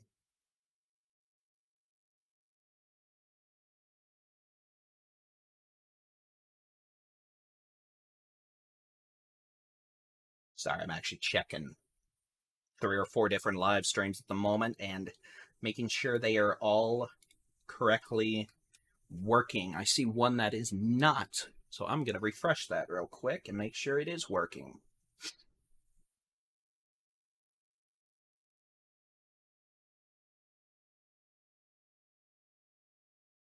It is working, it's just not working on my screen. Rude. Well, I can fix that pretty quick, too. We might be having a little bit of a spin up try to occur just west of Aubrey. I'll switch over to a different screen. Let's see if this is the correct screen. You can see right here, we're using a terminal Doppler weather radar. It's right off the Sam Rayburn Tollway in the Colony. See this little area of spin west of Aubrey? This is going to be on 428, about 3 to 4 miles west of 377. Seen a little area of rotation try to spin up. Maybe a brief tornado, if not some damaging straight line winds. But again, just something we're keeping an eye on.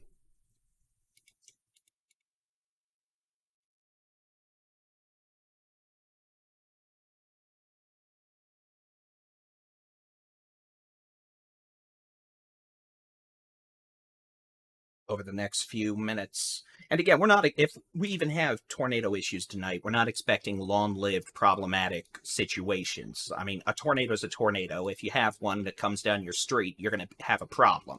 But we're not expecting a situation like 2 weeks ago where we had 30 tornadoes, some of them on the ground for an hour and over the span of 30 to 50 miles. That's just not in the cards tonight. But we could still have a few brief tornadoes, in addition to some damaging winds and hail. Not everyone's going to be getting hail. Not everyone's going to be getting damaging winds. But some of you will.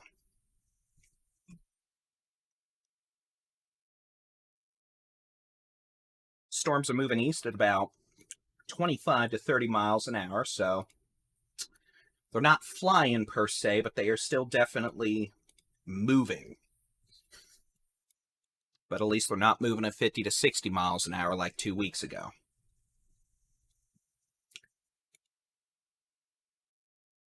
Well, check out some of our various live streams. This is actually Adam Lucio, Jenny Brown, and Chelsea Burnett. They're on 377, it looks like, based on the highway sign I just saw. So if we end up having something in that area, they may end up seeing it. You can see they're in the pouring rain. A lot of lightning illuminating things. We'll head over to Stephen Jones and Trey Greenwood. You can see they're coming up on 35E. Grabbing themselves some McDonald's, it looks like. Not really, but they're coming up on 1171 and 35E as they get ahead of this thunderstorm coming up from their southwest, currently over North Lake and Justin. And I need to add the video for Jason, which I'll do right now.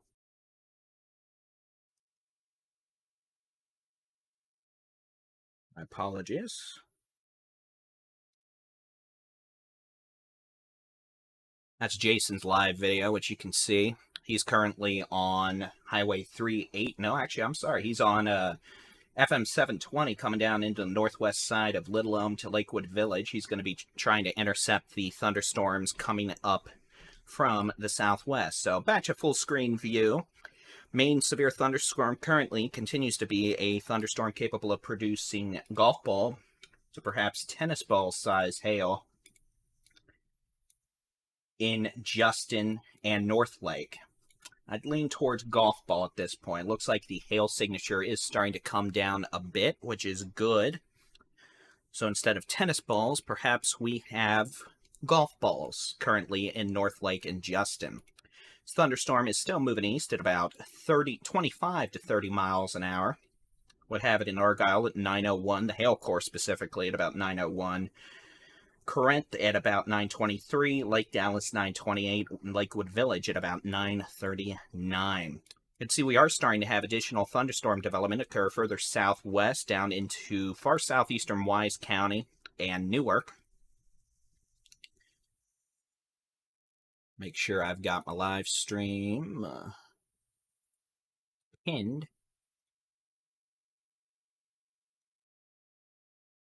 We've got scattered showers and storms in western North Texas. Those are generally moving to the east, northeast, about 30-35. Those are not severe. There might be some small hail. There's a lot of cloud-to-ground lightning, but some beneficial rains and gusty winds. So that's good. And this activity across Grayson County, a lot of moderate to heavy rain, not severe, beneficial rain. Storms in Collin County right now, maybe a little bit of small hail north of Farmersville on 78. Otherwise, beneficial rains. Same thing goes right now for all of northeast Texas, where we have scattered showers and thunderstorms.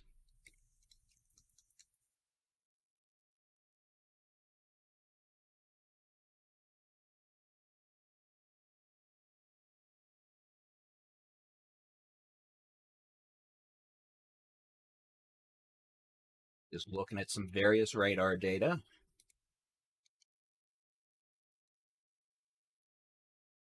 You know, the more I look at things, the more I think we might have a spin-up trying to happen just west of Aubrey. You can see it here on one of our radar display sources. I'll switch over to a different one.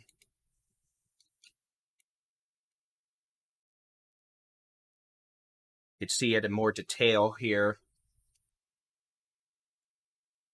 This is about on 428, about a mile or two west of Aubrey. Now, at the least, this is going to be some damaging straight line winds, but it's certainly possible this does attempt to become a brief tornado. We don't have any tornado warnings in effect right now, but frankly, if you were in Aubrey and Krugerville, I'd go ahead and just assume you had a tornado warning. I'd treat it like one. We got some strong rotation developing that could produce a brief tornado, so, I mean, it doesn't hurt to be more safe than sorry. So I'd go to lowest floor, center room, away from windows. Put as many walls between you and the outside as possible. We don't want folks in vehicles. We don't want folks near windows trying to see this thing. We want folks to go ahead and treat it with the respect it deserves. And we do now have a tornado warning. We'll switch back over to our primary graphic display. Now, I have a tornado warning. This is going to be for northeastern Denton County, northwestern Collin County, southwestern Grayson County. This is going to be until 9:30 p.m. We've got a lot of population in this, so let's quickly show you who's going to be in this tornado warning and who's not. If you are in Pilot Point, Aubrey, Krugerville, New Hope, Oak Point, Prosper, Salina, Gunter, Weston, Van Alstyne, Anna, Melissa, just north of McKinney, you're in this tornado warning. Tornado warning until 9:30 p.m. This is going to be for a possible tornado developing near Aubrey right now. If you are on Highway 380 from, let's just go ahead and say the eastern sides of Loop 288 all the way to McKinney, no travel on 380. We don't want anybody on Preston Road or 289, essentially going out of Dorchester on the north side all the way down to 380 on the south side. We don't want folks going north of 380 right now. We'll switch the radar back on. We'll switch back over to the which way the wind's blowing mode. And we definitely do have a circulation trying to spin up very near Aubrey. We'll switch back over to the terminal Doppler weather radar, and you can see the circulation in even better detail. We've got winds moving away from the terminal Doppler weather radar at about 40 knots, so about 45 miles an hour moving away, and about 35 knots, so about 40 miles an hour moving towards, so about 80 mile per hour gate-to-gate shear right now, developing and moving directly into the city of Aubrey. If you're in Aubrey, you need to be in shelter now. It's going to be lowest floor, center room, away from windows. Put as many walls between you and the outside as possible. We don't want folks trying to go outside and look for this thing. It's going to be completely and utterly wrapped in rain. We'll switch back over to the how hard it's raining mode. You can see this thing's completely wrapped in rain. In fact, it's probably just a giant rotating mass of rain and probably some small hail. So if we've got a tornado down, it's going to be in or very near the city of Aubrey right now on 377 at 428. It's going to be moving east, but northeast at, let's see what they've got, at probably 35 miles an hour. So after Aubrey, this is going to be moving towards Salina. I think this circulation is going to stay north of 380, but we'll respect the polygon. So Aubrey, this tornado, if there's one down, is likely in the city of Aubrey now. If there's not a tornado, we likely have damaging straight line winds. Those of you in Salina, Weston, Gunter, Prosper, especially north of 380 and north sides of Prosper, you need to be in your safe place. That's going to be the lowest floor, center room, away from windows. Put as many walls between you and the outside as possible. No travel trailers, no vehicles, no hiding your butt under an overpass. We don't want folks in large open spaces like gymnasiums or lobbies of businesses. We want folks to go into smaller rooms. Interior room, main message is put as many walls between you and the outside as possible. We don't want folks trying to go outside and look for this thing. We'll switch back over to the how hard it's raining mode. You'll be able to see this thing is wrapped up in rain. We'll switch back over to the terminal Doppler weather radar. And this thing's wound up tighter than a tick's behind. We've got probably 80 mile an hour gate-to-gate shear over Aubrey right now. And this circulation, even if we don't have a tornado down, is likely producing damaging straight line winds over 70 miles an hour in the rear flank downdraft. I'll do a quick loop. You can see how this thing just spun up fast over the last 10 minutes. Went from straight line wind signature to a, hey, I'm a spinny, doom. And that's why we've got a tornado warning. Do I think this is going to be one of these long-lasting tornado signatures? Probably not. But at the same time, we want folks in Salina, Gunter, Krugerville, north sides of Prosper, Weston, and if I didn't say it already, Salina, to be in shelter. This circulation is north of New Hope, but it's still probably blowing in New Hope right now. We don't want anybody going up 377 out of New Hope at the moment. We haven't heard of any reports at this point of a tornado down, but I have no doubt there's at least damaging winds ongoing in the city of Aubrey right now. And that'll be moving towards Salina. Areas north of Prosper. The city of Prosper itself, you're technically in this tornado warning polygon, which runs until 9:30 p.m. Those just joining us, I'll turn off the radar so you can see the red box, the tornado warning polygon. If you are in this red box, you're in the tornado warning. If you're outside of the red box, you're not. You don't need to worry about it. So those of you in Gunter, Salina, Prosper, Weston, Howe, Van Alsting, Anna, Melissa, you're in the tornado warning. That means you take action. If you're in Tioga, if you're in Sainer, Little Elm, Frisco, McKinney, Fairview, you are not in this tornado warning. You need to remain vigilant for the storms further to the west, but you're not in the tornado warning at the moment. So we'll switch the radar data back on.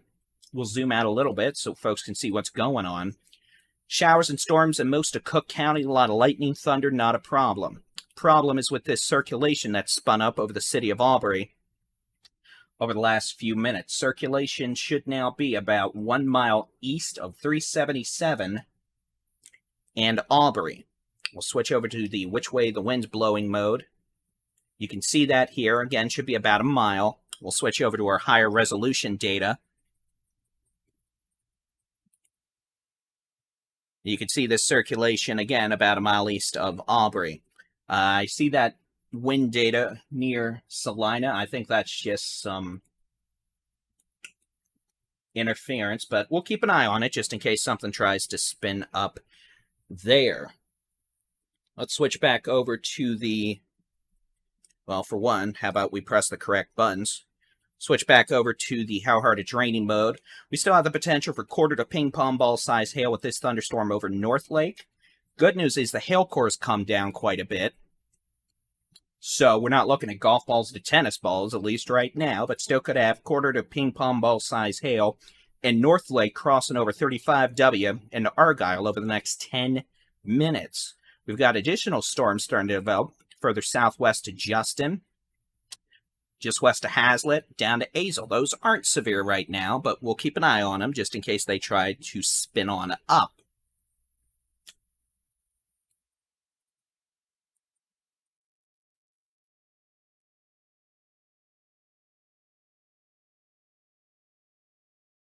So let me switch back over to the high-resolution terminal Doppler weather radar.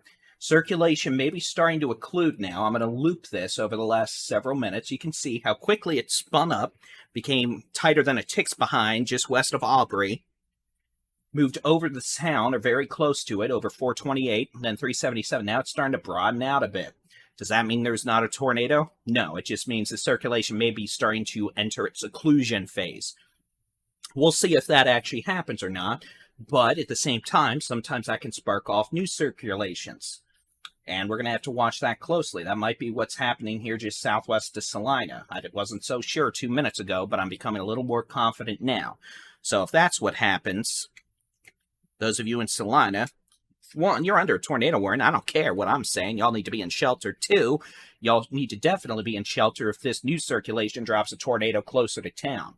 If it does, it's going to currently be about 2 to 3 miles southwest of Salina, moving east-northeast at 35 miles an hour, and it'll be crossing over 289 Preston Road within the next 10 minutes.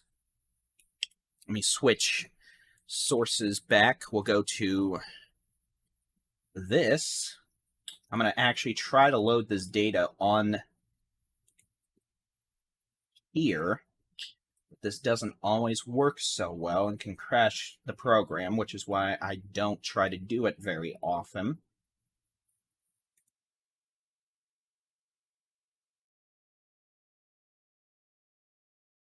One,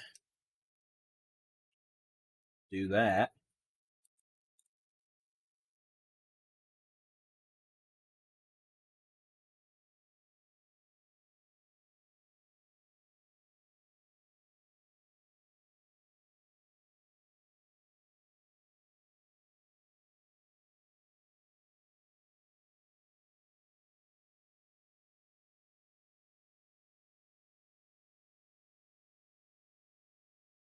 Okay, so here is the latest velocity data from the terminal Doppler weather radar. Again, circulation now just east of the city of Aubrey. We're keeping an eye on this area to see if we have a new circulation develop southwest of Salina. Regardless, both of these moving northeast towards Salina and Weston. We want folks to treat them seriously. That's why we have a tornado warning in effect until 9:30 p.m. That includes Gunter to Howe, down 75 through Van Alstyne, Melissa to just north of McKinney, and then includes pretty much 380 all the way west to New Hope. New Hope, this is northeast of you now. You're fine. Prosper, especially those of you just north of town, y'all need to be getting into shelter. The more I look at this, the more I do think we are having a new circulation develop closer to Salina now. Turn off that data. We'll switch on the higher, or the NextRad site. Old circulation there. This might be the new one popping up, in which case it could put a tornado down very near Salina in the next 10 minutes or less. Those of you in Aubrey, if you're in 377 and west, you're clear. This is east of you now. Those of you from east of Aubrey and 377, stay in shelter for at least another 10 minutes. Those of you on 289 Preston Road near Salina, you need to be in shelter immediately, as a circulation's trying to spin up closer to town and could put a tornado down very near Salina within 5 minutes. Tornado warning continues until 9:30 p.m. all the way east to Highway 75 from Howe down Van Alstyne, Anna on Highway 5 to Melissa. Looking back into Denton County,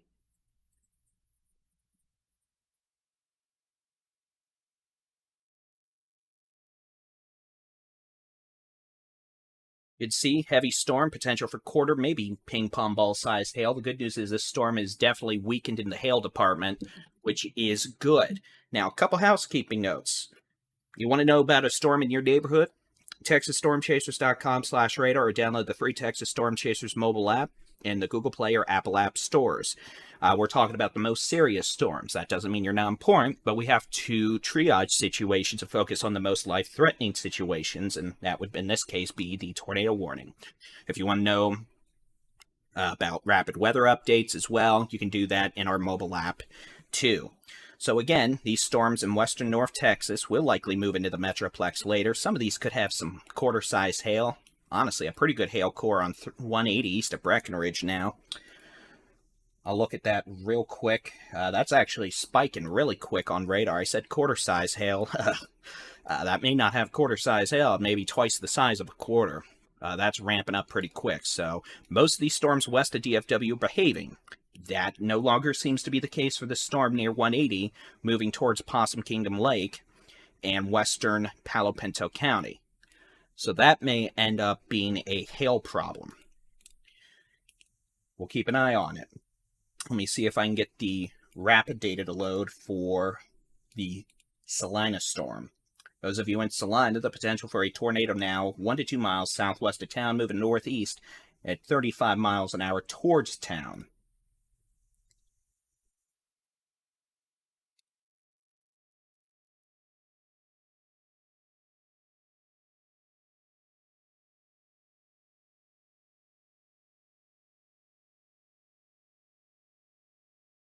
Yeah, it's not going to update my data anymore, so let's just go ahead and pop over to this different source.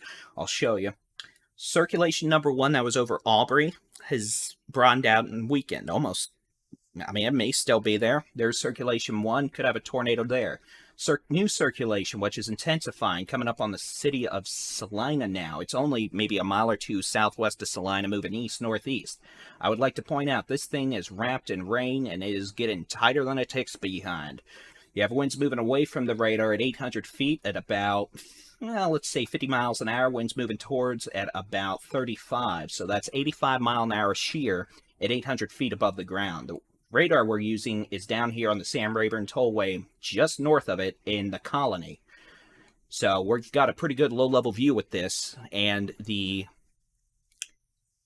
data updates every minute. This is a beneficial radar. These are for wind shear detection at Love Field and DFW. They were put in after the Lockheed 1011 crash from Delta back in the 80s, Delta 191. So they update every minute. They're used for wind shear detection, but it turns out they're also pretty good at detecting spinny mischief. So again, if you're in Salina, we definitely want you to be in shelter now. Potential for a tornado or damaging straight-line winds heading into town very, very quickly. And you can see the latest scan. We've still got a pretty good gate-to-gate signature there. And we're only looking about 800 feet, so there's something likely there. And I want to point out, this thing is wrapped up in rain. I'll switch back over to the how hard it's raining mode off the Fort Worth NextRad, and you can see this thing is, I mean, it's completely rain-wrapped. You're not going to see it. If there is a tornado there, it is surrounded by heavy rain and hail. It's just going to look like a spinning rain shaft, essentially. So don't go outside and look for this thing. You'll know if there's a tornado because it's probably going to come into town, knock out power, and you might hear it. So we want folks to treat it seriously. Lowest floor, center room, away from windows. Again, I don't think this is a violent tornado like the kind we dealt with 2 weeks ago, but I'm definitely concerned this is enough to cause damage, break windows, and, you know, we don't want folks being injured by flying glass. So please take this storm seriously. Lowest floor, center room, away from windows in Salina. Of note, real quick, we do have a new severe storm warning for this storm in eastern Stevens County, moving into Palo Pinto County. Could bring quarter to golf ball size hail to Mineral Wells, Grayford, Possum Kingdom Lake, Possum Kingdom State Park over the next hour.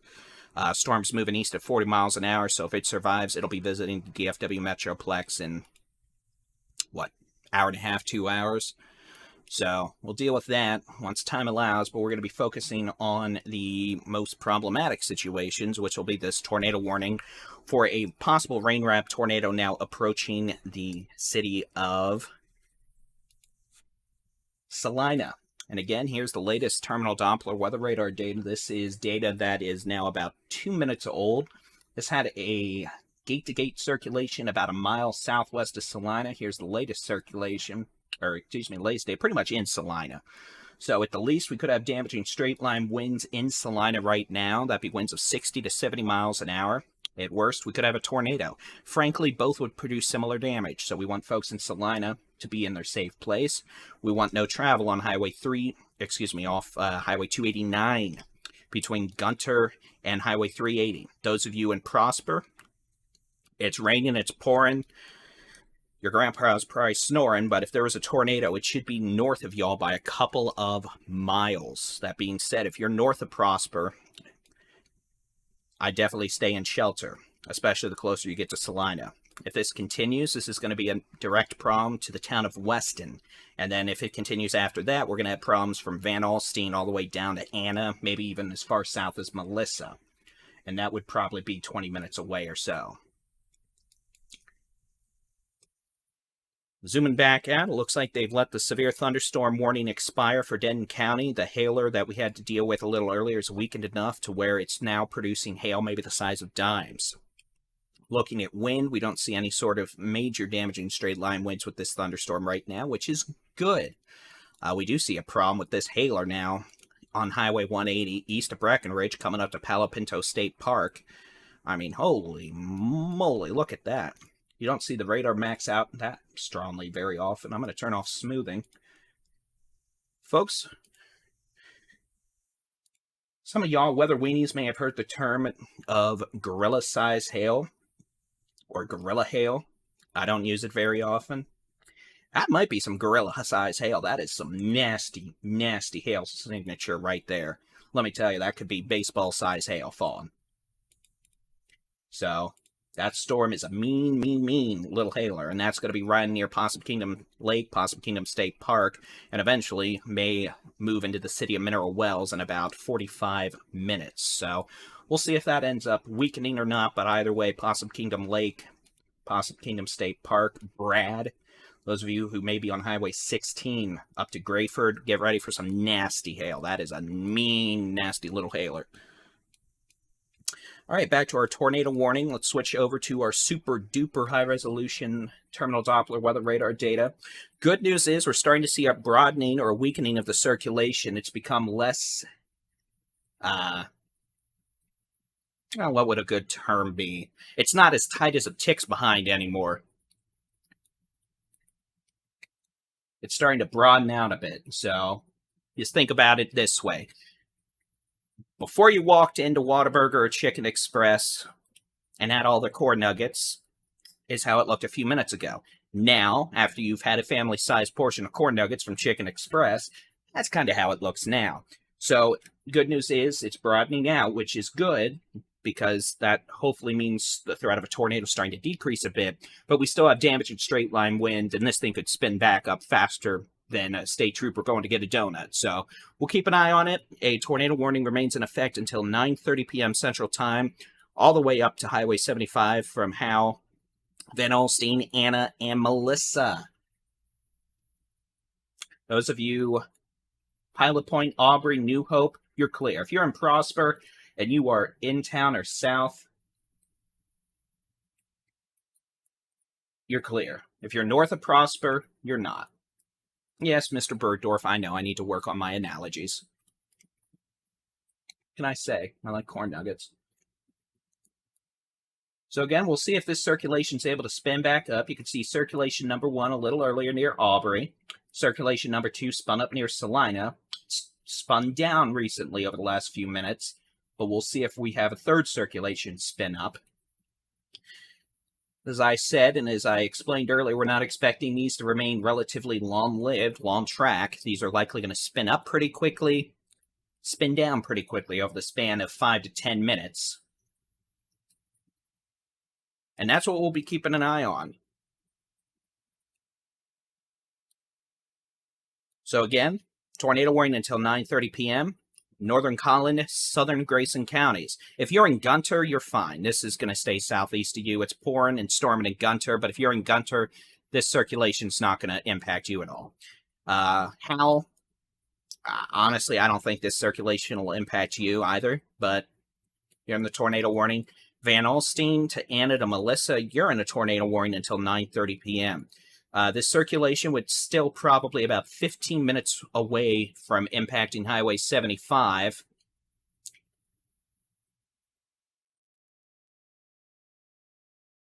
We'll see if there's still a tornado warning by that point. For now, there is.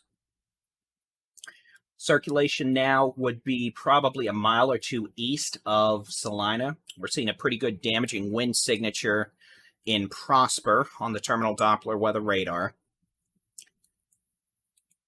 which might help terminate the tornado threat for now. I'll switch back over to the radar.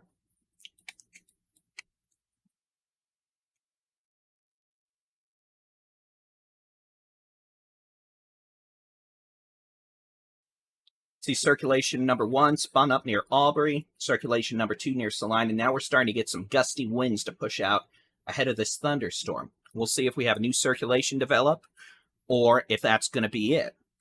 We'll switch back to our primary source for weather radar, and you can kind of see that. I'll telestrate.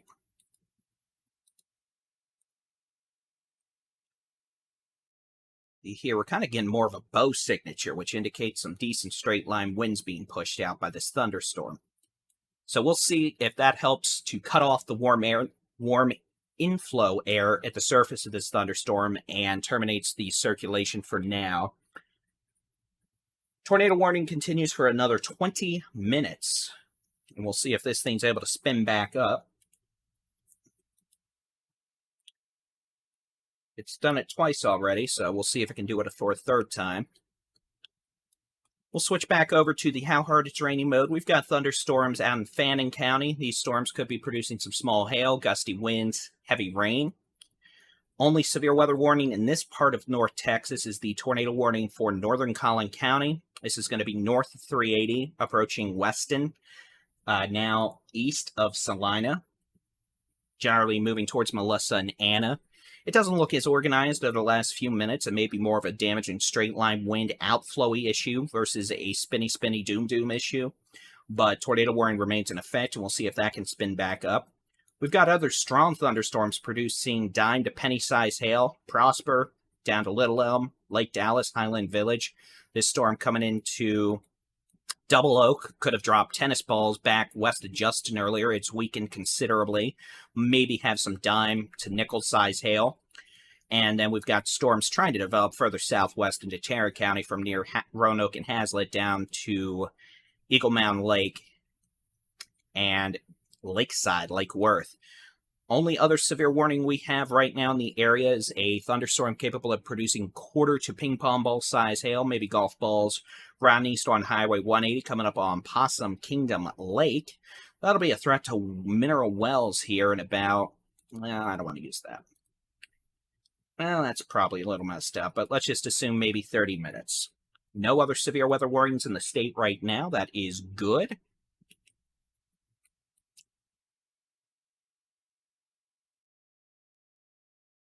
Frankly, most of these storms are behaving far more than I expected, which is good. We'll see if that continues to be the trend. We'll certainly be watching. We'll switch over to the which way the wind's blowing mode and check out some of these storms. This activity out these discrete cells east of the main line of storms, there's some mid-level rotation with all of them. I mean, the atmosphere is conducive to rotating updrafts, but whether or not those become tornadic or the rotation extends down to the surface is a whole different story. And so far, they have not, but we'll keep an eye on them anyway. The only tornado warning we have right now is with this thunderstorm near Weston, moving towards Van Alstyne, Anna, and Melissa. And frankly, that looks far less organized than it did 10 to 15 minutes ago, which is good news. So hopefully, we'll be able to get rid of this tornado warning by 9:30, if not a little sooner. Let's go ahead and pop on over to our 3-panel and see what our chasers might have.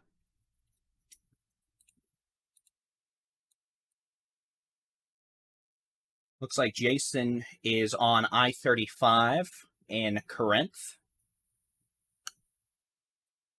And Stephen and Trey are on Highway 75 coming up on Melissa, north of McKinney. They're going to take a look at this thunderstorm. You can see it's raining, it's pouring, there's some lightning out there, gusty winds. A lot of lightning with Stephen and Trey. That's with the thunderstorm near Weston. Pardon me, the dog wants out.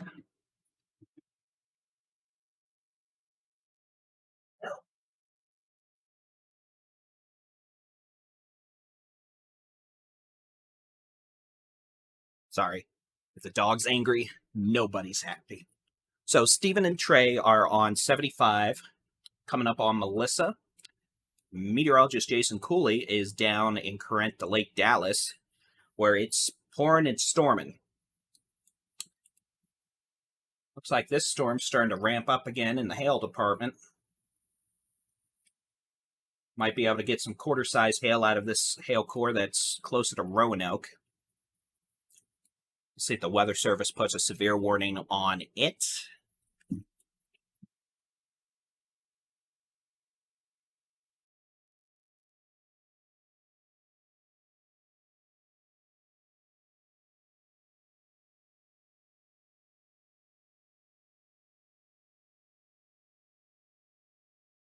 Just checking out some data.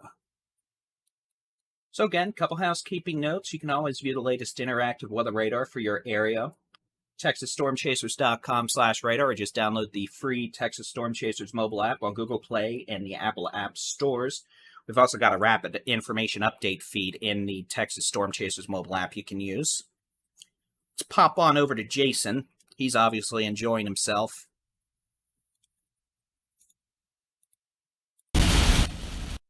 Give you some sound.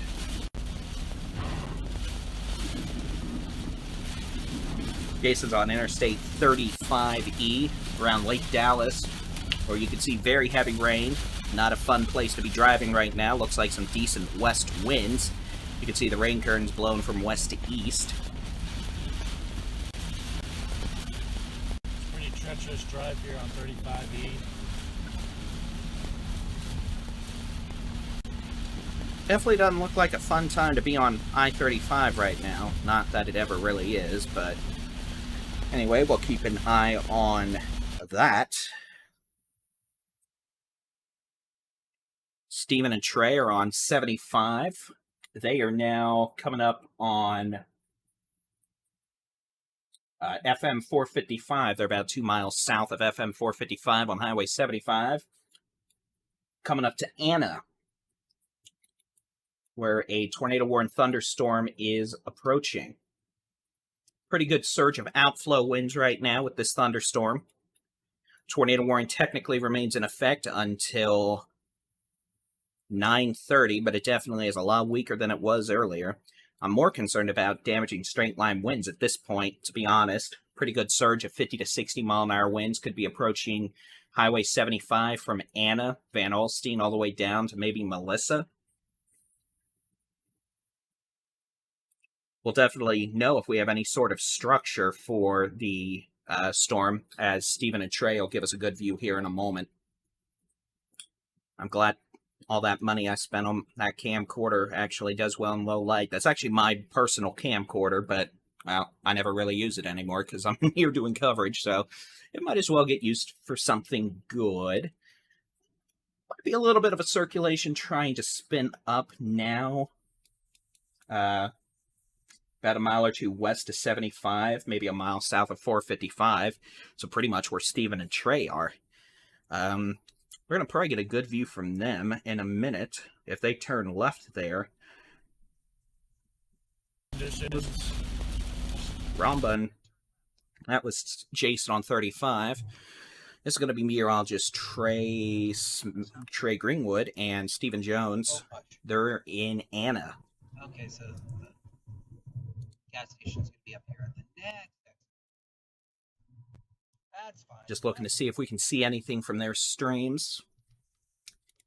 We only have like a little circulation trying to develop, like, A lot of lightning, but nothing that screams scary, scary doom, at least that you can visually identify. As I've said, most of these circulations over the last 30 minutes have been completely wrapped in rain. They're a good 2-3 miles back within a heavy rain core, so you can see it does appear they're getting a pretty good lightning barrage. little area of circulation. Severe thunderstorm warning for parts of Denton and Collin counties. And be aware, some municipalities do sound the outdoor warning sirens for hail, so places like Frisco, Plano, that area, you may end up hearing sirens. There is no tornado warning. It is outdoor warning sirens for hail to tell people that are outdoors to go inside and not get hit by hail. That being said, plenty of heavy rain, a lot of cloud to ground lightning. I'm going to turn off the how hard it's raining mode. I'm going to switch to a different product. And there is a circulation spinning up on 75 about a mile or two south of Vanna, by the way. Which is about probably a mile or two south of where Stephen and Trey are in that live stream right now. This is going to be hail indications. So we've got a hail core indicated over 35W. That'd be moving into Roanoke. We've got another hail core coming up on Melissa and Anna.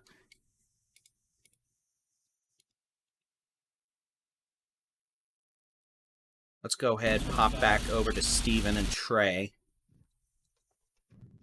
Let's see if they can see anything. They're looking right at the circulation. If there's a tornado, they might be able to see power flashes. Just That would be it right there. otherwise, it's probably shrouded in rain and they're not going to see it. But again, this is meteorologist Trey Greenwood and Stephen Jones. They're in Anna, Texas, looking probably the southwest. If there's a tornado, it'd probably be on 75 right now, about a mile or two south of FM 455. Just pretty much a very stretched out.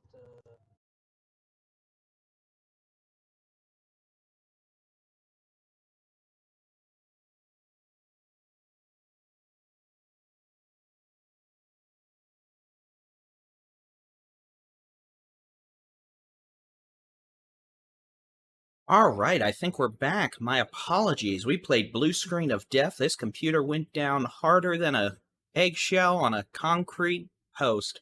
No idea what kind of idiom that was, but whatever. My apologies. Anyway, all the monitors started going flicky, and then there was freezing, and there was horrible sounds, and it wasn't a good situation. So I've had my Baldy-in-Chief temper tantrum. We are now back. We've got no tornado warnings now. So that is the good news. We do have severe thunderstorms capable of producing damaging straight-line winds, plenty of hail, heavy rain, and a lot of cloudy ground lightning. So again, live stream from Jason Cooley up on the top right. We've got a live stream from Stephen Jones and Trey Greenwood on the bottom right. I'll tell you exactly where they are.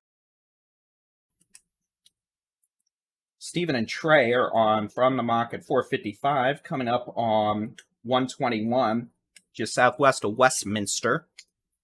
And Jason is on the President George Bush Turnpike, like a mile east of the Dallas North Tollway. So,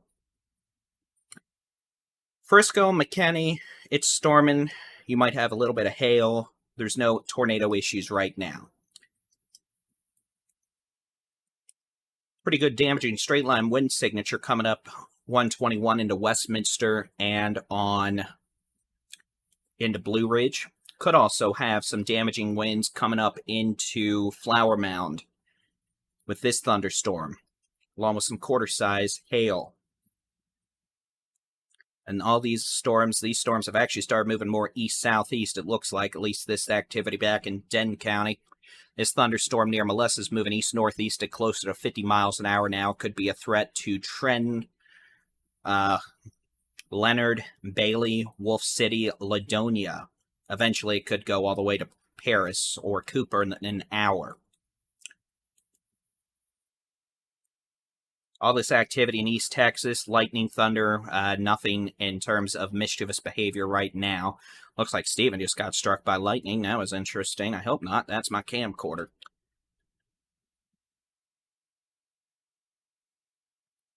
So they're obvious. Steven and Trey are dealing with plenty of lightning right now.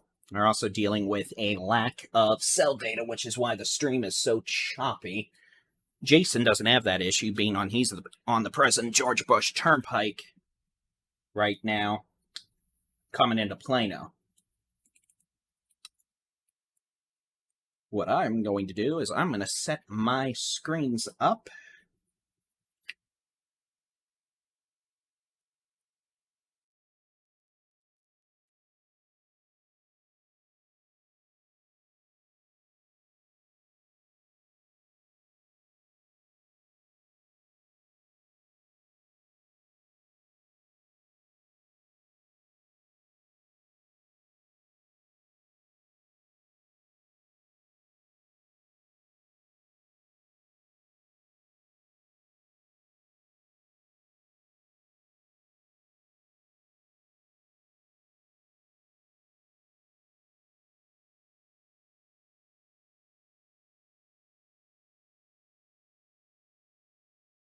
So yeah, the immediate things I see, we could have 60-mile-an-hour winds in Flower Mound right now, moving towards FM 2499 in Flower Mound. That could be enough to cause some minor damage. We also might have a circulation trying to spin up near Blue Ridge.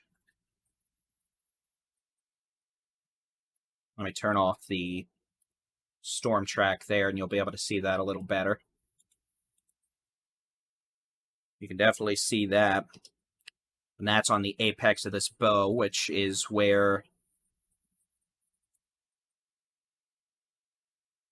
Steven and Trey, I believe, were trying to get. I honestly don't know if they can.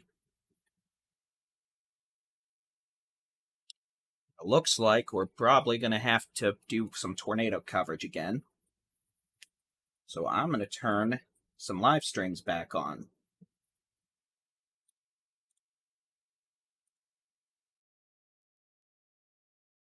If you're in Blue Ridge, I'd go ahead and take your tornado safety precautions. It's going to be lowest floor, center room, away from windows. Put as many walls between you and the outside as possible. We don't want you trying to go look for this thing. You're not going to see it. And we do now have a tornado warning. This is going to include Westminster, Blue Ridge, Leonard, Celeste, northern sides of Greenville, and Wolf City. Leonard, y'all are used to this. Y'all had a tornado like 3 weeks ago. It was a week before the actual outbreak, so 3 weeks ago, I think. Leonard, you're in the tornado warning, all the way down 69 through Celeste to the north sides of the city of Greenville. Possible tornado now in Blue Ridge. It's going to be moving east, if not a little southeast. They've got it moving at a brisk 30 miles an hour. So Blue Ridges is going to be in town literally now. Celeste in about 20 minutes or so, 10:02. If this turns a little more right, it could be a threat to the city of Greenville. Otherwise, this could be an issue for commerce in about 1 hour. This is going to be a tornado warning until 10:15 p.m. for eastern Collin, northwestern Hunt, and southwestern Fannin counties. So we have a lot of folks joining us again, and for one, I apologize. My computer blue screened earlier. That's why the live stream cut off real quick. We'll go ahead. Let's turn off all the warnings except tornado warnings. Let me turn off that radar data. This tornado warning polygon, this is, if you're in the red box, you need to take action. If you're not in the red box, you're fine. If you're in Trent, Bailey, Ladonia, Commerce, Naylandville, Campbell, if you're in Greenville, south of 380, if you're in Caddo Mills, Farmersville, McKinney, Melissa, Anna, whatever, you're not in this tornado warning. You're fine. Tornado warnings are polygon-based. They're not county-based. Tornado warning polygon does include Blue Ridge, Leonard, Celeste, Wolf City, and the city of Greenville north of Highway 380. Y'all are in the tornado warning, and y'all need to take action. That's going to be moving to your tornado safe place, which hopefully you've got that already planned out. Lowest floor, center room, away from windows. You want to put as many walls between you and the outside as possible. No trailers, no mobile homes, no vehicles, and no parking under a highway overpass. You need to be in a good, sturdy, site-built structure. If you don't have one, you can go to a restaurant, a hotel, a gas station. Lowest floor, center room, away from windows. Put as many walls between you and the outside as possible. So back to the radar data we go.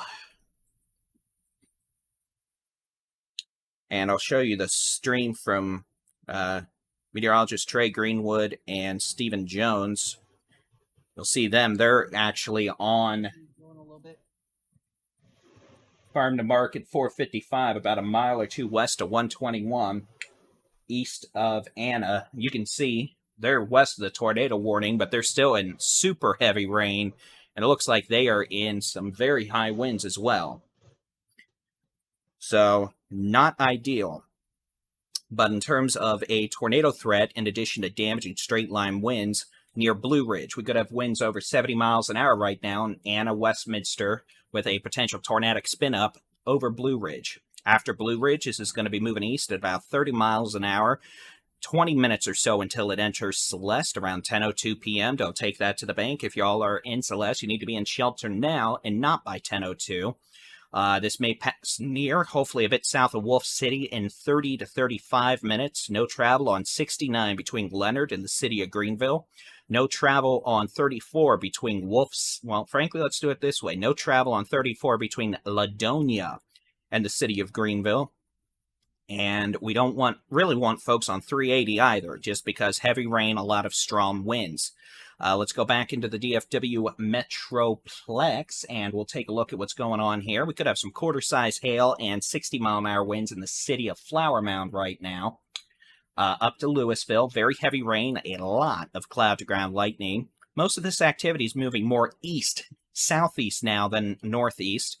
And we note a second line of thunderstorms has developed. This could have some gusty winds and hail, maybe down to quarter size. Bryson and southwest Jack County down to Grayford, coming into Mineral Wells. Pretty good little bow right here on I-20 northwest of Lipan. That could have some strong winds with it. Extending further southwest into southeastern Eastland County over the eastern Eastland complex, south to Corbin to Gorman to just east of Rising Star. Outflow winds, brief heavy rain, maybe some small hail. Tornado warning until 10:15 p.m. northwestern Hunt, northeastern Collin, and southwestern Fannin counties. This is going to be northeast of the DFW Metroplex. Have a potential tornado about 2 miles east of Blue Ridge now, moving east at about 30 miles per hour. This storm's going to be making a beeline towards the town of Celeste, where it'll be in about 20 minutes or less. Hey, I made a rhyme. I'm proud of myself. Cookie. If you want to know about storms in your area, storms I'm not talking about, TexasStormChasers.com/radar, or just download the free Texas Storm Chasers mobile app, Google Play, Apple App Stores. We've got interactive weather radar, rapid update feeds, and before events, we do written blog posts.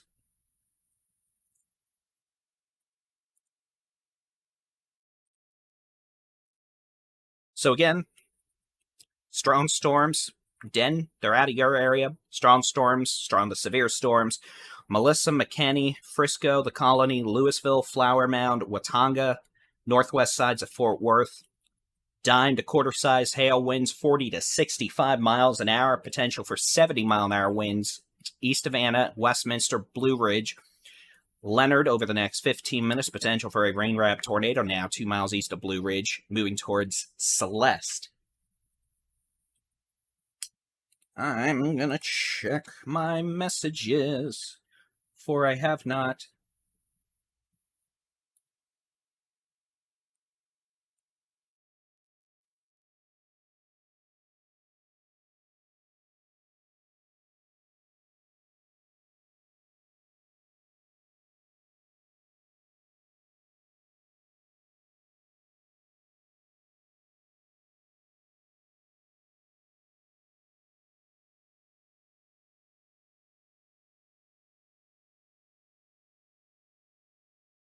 So, this storm that's tornado warned near Blue Ridge isn't your typical supercell. This is more of a comma head. See how we do that? Very strong winds here, probably 70 plus miles an hour. And could have brief tornado spin-ups right on the leading edge of the bow, which you can't see velocity-wise great with this source, but it'll be right about here. Regardless, significant damaging straight-line wind potential, maybe hurricane-force straight-line winds with this thunderstorm as it moves east at 30 miles an hour. Those of you in Celeste need to take your tornado safety precautions. Lowest floor, center room, away from windows. You put as many walls between you and the outside as possible. And there's your tornado safety tips. No mobile homes, no trailers, no vehicles, no hiding under an overpass like a possum. You don't want to be in a large open room like a gymnasium. Though if y'all are in a gymnasium at almost 10 o'clock at night, I'm impressed, but don't stay there. You don't want to be there in a tornado or significant damaging straight-line winds that could rip off a roof. We have a severe storm capable of producing quarter-size hail. This could be moving into Toco, Highway 82, and then passing near or just northwest of the city of Paris in about 20 minutes. Quarter-size hail winds of 60 miles an hour are possible with that. Severe thunderstorm warning for southeastern Denton and a good chunk of Collin counties goes for another 30 minutes till 10:15. These storms could have quarter-size hail all the way from Flower Mound, Louisville, up through the Colony, Frisco, Little Elm, up to McKinney. All right, we're not seeing any areas of rotation. Maybe some higher damaging straight-line wind potential, east sides of Flower Mound, southwest Louisville, coming up on the Sam Rayburn Tollway and Interstate 35 Echo.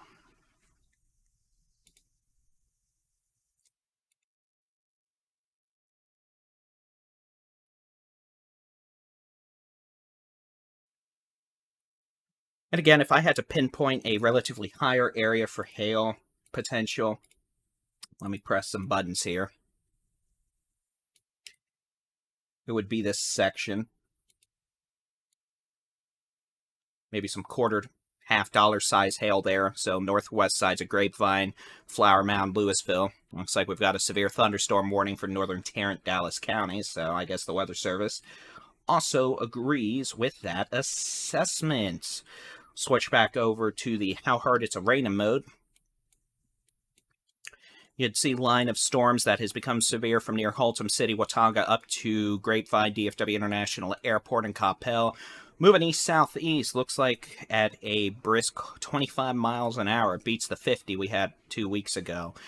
This warning will include Bedford, Haltom City, northern Arlington, North Grand Prairie, Euless, Irving, DFW International Airport, all the way to downtown Dallas, Grand Prairie, Cockrell Hill, Highland Park, University Park, Richardson, Garland, Carrollton, Farmers Branch, Dallas Love Field, University Park, Highland Park. I think I said that already in Dallas. So pretty much it's a storm. Some of y'all are going to get quarter-size hail. Some of y'all might get winds up to 60 miles an hour that can knock some fences down. Most of you will not. As long as you don't get hit by a tornado, and there's no indications of that right now, you are okie dokie. Please don't go outside and get struck by lightning. I realize that's the most common sense tip I could give you, but you know what? Don't go outside and get struck by lightning or play in the falling hail. We don't want folks getting hit on the head by falling hail. That's a no-no. Okay, there's an update to the tornado warning, now confined to Celeste, Leonard, and Wolf City, Greenville. You're no longer in this tornado warning. You are clear. Tornado warning now is only for areas well north of Greenville. If you're in Celeste, Leonard, Wolf City. If you are in Blue Ridge, west of Highway 78, you're clear. This is off to your east now. If we have a tornado down, it could also be hurricane force straight line winds. It'd probably be near County Road 825. You've got County Road 668.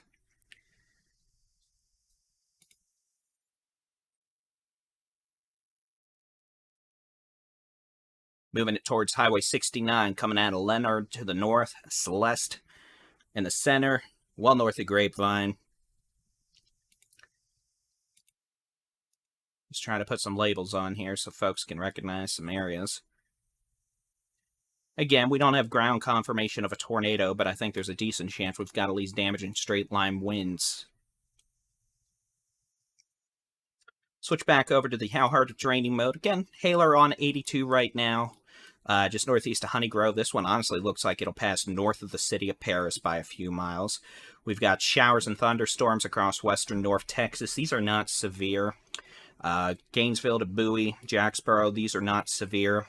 Slightly stronger area of wind and maybe some dime-size hail from Jacksboro down 281, north side of Mineral Wells. Storms south from Mineral Wells south are kind of severe. Could have some quarter-size hail. Winds of 60 miles an hour. Those will be moving into Pocket County here shortly. Reason I'm not overly concerned with a tornado threat with those storms, for one, if I could stop with the road telestrating so I can draw like a kindergartner, I'd appreciate it. This outflow boundary. These storms should mostly be elevated, meaning we shouldn't have to really worry about a tornado threat, at least in the short term. So, I mean, maybe I'm just optimistic, but we'll see how that turns out. Anyway, those are mainly hailers, maybe some gusty winds. Storms here. Some hail, possibly flowering. How about falling in Flower Mound? To Grapevine, and Coppell, just north of DFW International Airport. Could have some strong winds as well.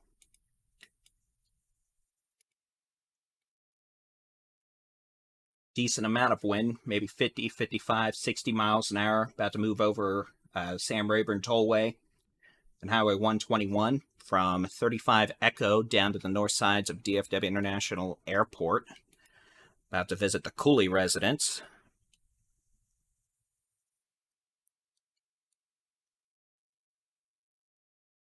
As usual, it'll be staying just southwest away from Alex Bartholomew and the Bartholomew residence. I'm sure Alex will be chipper about that. Not really. Alex likes storms. Still see a circulation now east of Blue Ridge, coming up to Highway 69. Those of you in Leonard and Celeste, tornado warning continues until 10:15 p.m. Y'all need to be in your safe place. Lowest floor, center room. Away from windows, put as many walls between y'all and the outside as possible. We'll pop over to the Stephen Jones and Trey Greenwood stream. Looks like they're back on Highway 75. And they are heading north. I assume they're calling it a night. They're out by Van Alstyne now. So they'll be driving through a lot of rain, stratiform lightning, but I believe their chase day is over, which is not a surprise. Not really all that pleasurable to chase after dark, and as these storms move further east into a less hospitable chasing environment, it becomes more and more dangerous. So, I'll switch back over to the How Hard It's a Raining mode. You can see we've got storms from Bonham, well, let's do it this way. Paris, west of Bonham, south to Leonard, Blue Ridge, Celeste, Trenton, southwest of Farmersville, Melissa, McKinney, Fairview, Allen, Frisco, Plano, Louisville, The Colony, and almost to Carrollton, down to Flower Mound, north side of DFW International Airport, Grapevine, Colleyville, North Richland Hills, just north of downtown Fort Worth. And then we've got another line that looks like it's trying to be Bowie, which means could have some wind potential. From Jacksboro down to Lipanically, Mineral Wells, we'll see how these storms behave as they move further east. At least there could be some dime to quarter size hail. Not seeing anything in the spinny department, but we could definitely have some large hail falling. Quarter size hail from Grapevine to Flower Mound, maybe south sides of Louisville.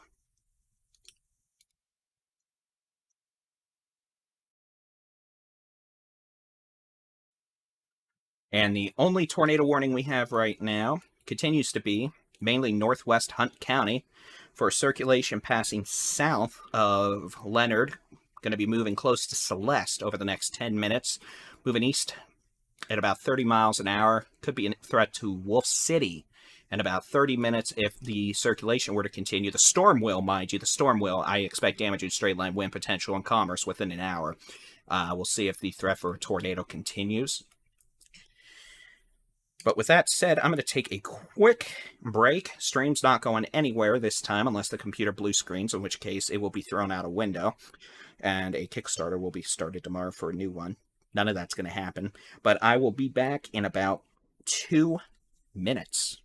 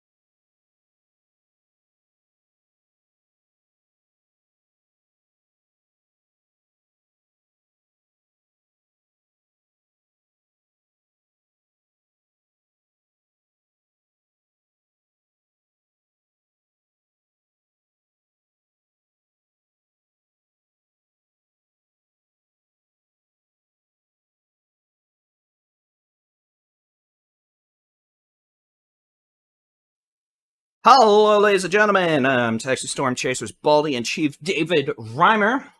We continue to monitor thunderstorms across North Texas this evening. Looks like we've got a flash flood warning for Denton and Collin counties. Well, here's today's tip of the day. Don't drive in the floods. Don't drive in the high water. Don't go floating away. It's dark. Assume there's flooding on streets. Don't become a problem. We've got a tornado warning for another 17 minutes. I don't think it's going to last that long. It's going to be for mostly northern Hunt County. Potential circulation near Celeste. We've got some pretty good winds over Leonard right now that are not tornadic, but you can see this thunderstorm has a good bowing signature, which indicates impressive straight line wind potential, 60 to 70 miles an hour. Wolf City, Celeste, y'all are in the tornado warning. Remain in shelter. Even if there's not a tornado, there's probably some pretty good straight line winds. Further southwest, we've got very heavy rain in Collin County. Flash flooding is becoming an issue. Pretty much Farmersville west to New Hope, south to the county line of Dallas and Tarrant. So let's just put a box. I'll draw it. Boop. Boop. You're in that box, you have a decent chance of flooding. Street flooding, creeks rising, all the fun stuff that doesn't happen in a drought, but is now. So happy birthday. This flash flood warning goes for 4 hours, so yeah, it's going to take a while for waters to start receding after the rain stops, and the rain's not going to be stopping for a while yet, so please don't drive into flood waters. And those of you in southeast Collin County that aren't even in having rain yet, y'all are going to flood later too, don't worry. We don't want y'all to miss out on the fun. Switch over to the which way the winds are blowing mode. Actually, let's do this. I'm going to switch to a product that shows estimated hail sizes. Pretty good little hail core still showing up on the north side of DFW Airport. We could have quarter-size hail from Colleyville and Bedford up to Grapevine, Coppell, up to Louisville. Looks like we've got nickel-size hail in Louisville, very near the Sam Rayburn Tollway via Alex Bartholomew, who's undoubtedly crying at his little pickup truck having nickel-size hail attack it, but hail's probably $quarter to $half further southwest down 121 into Coppell, just north of the DFW Airport entrance, north side. And then some dime to quarter size hail possible in Colleyville. So that's generally moving east-southeast towards Farmers Branch at this time. And again, could have winds of 40, 50, 60 miles an hour. Severe thunderstorm warning extends all the way back to pretty much north side of downtown Fort Worth, Haltom City. I'm going to check some data, because that's what I do, just to see what's going on with you. Yeah, I need more coffee, obviously.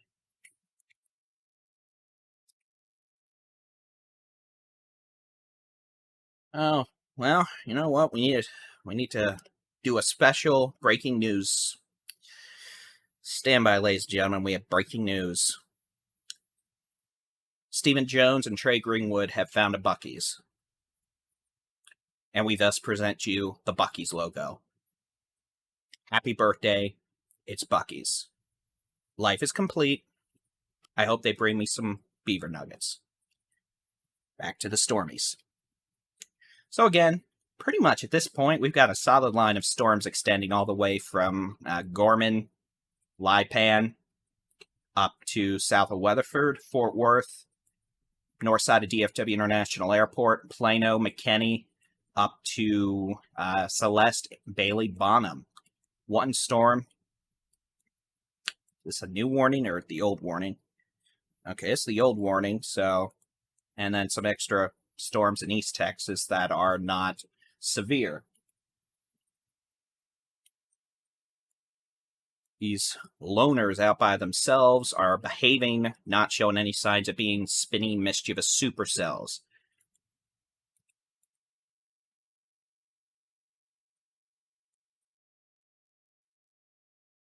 Ryan Sheff, you don't know what Buc-ee's is? Ryan Chef, I know you live in New Jersey, son, but Buc-ee's is Buc-ee's. You must know what Buc-ee's is.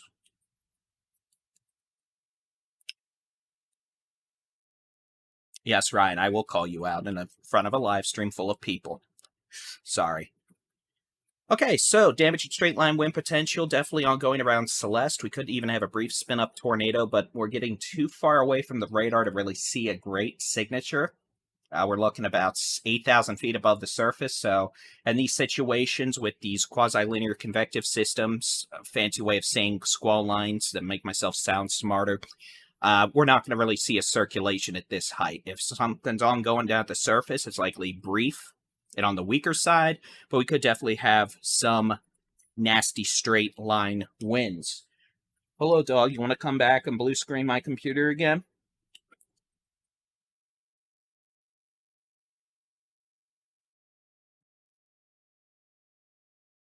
CC, you want to be on live stream?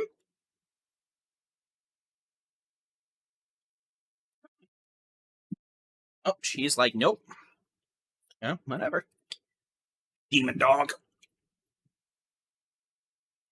So again, these thunderstorms, they are loud and proud across the Metroplex, extending from north of Greenville down to essentially most of Collin County. We'll just say Plano to McKinney, Frisco to Carrollton, Grapevine to DFW International Airport, and to a lesser extent down 183 to Holtom City.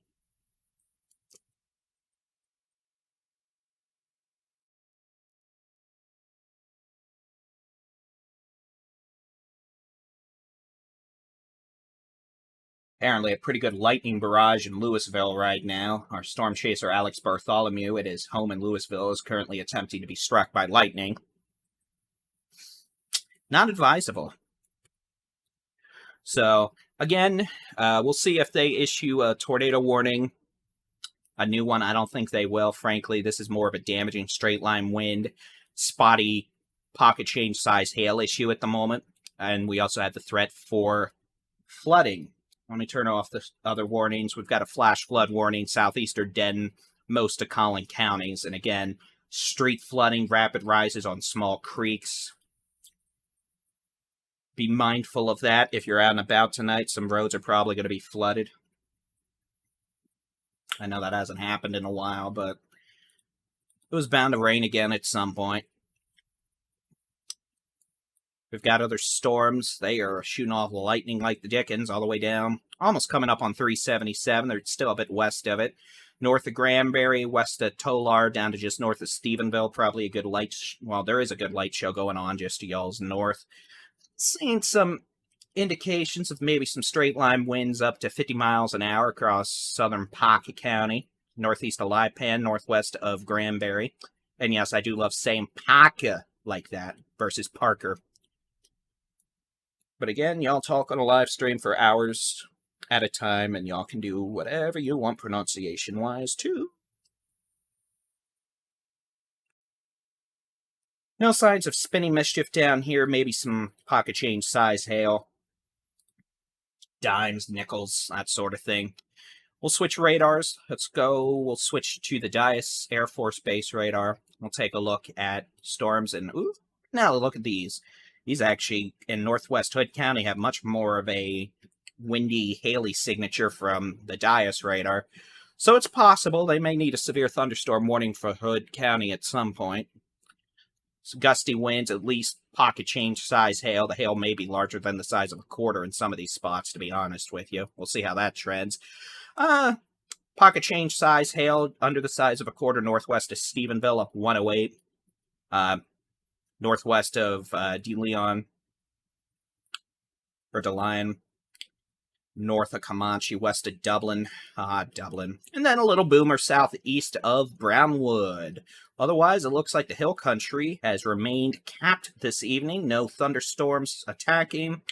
Any of the supercells or severe storms that fired up off the higher elevations of northern Mexico this afternoon have vanished into oblivion, so those don't look like it's going to be a problem, which is good. So, got a relatively large severe thunderstorm warning now. This is going to be for Hunt, Hopkins, Lamar, Delta, Fannin counties. This is going to be until 10 p.m. Central Time.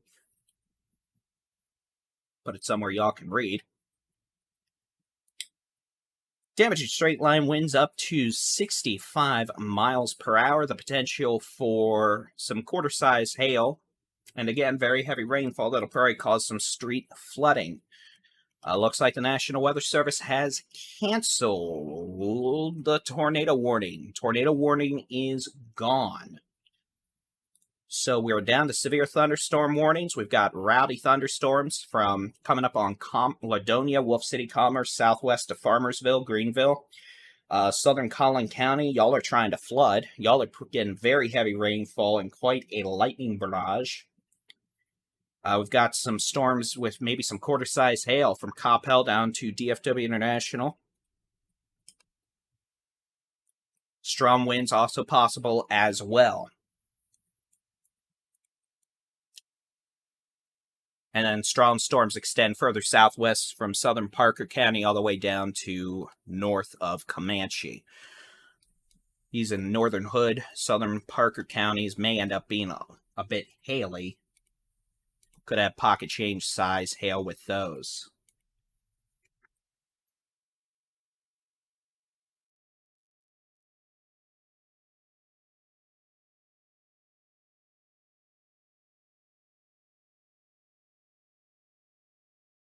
I broke the radar, sad. Okay, so with no tornado warnings, we're going to turn off our Facebook feed. Those of you watching us on the Texas Storm Chasers Facebook, please feel free to come over and join us on YouTube. Just search for Texas Storm Chasers, or just go to texasstormchasers.com. You can watch the video there within our website. Thanks for watching us on Facebook. We'll probably be back by 11 o'clock on Facebook to do an update. Otherwise, we'll continue our jibber jabber on the YouTube.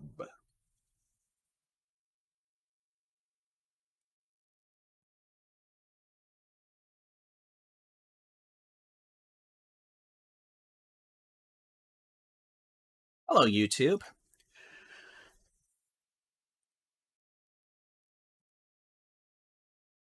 Honestly, I just needed a wee bit of a break from the formalities. So on our YouTube channel, I don't mind being a little bit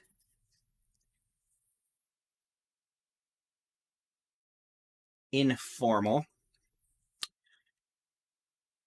Yeah, these storms are producing lightning like mad. I'm keeping an eye on these storms in Parker County. Let me loop. You see, this is an outflow boundary, and these storms look like they're trying to catch up to it, which would increase the threat for some severe weather. And they are, because that outflow boundary is not moving east. So we're actually going to have to wait and see what happens when all these storms interact with this outflow boundary. That could increase the threat for some damaging wind gusts, maybe a brief tornado.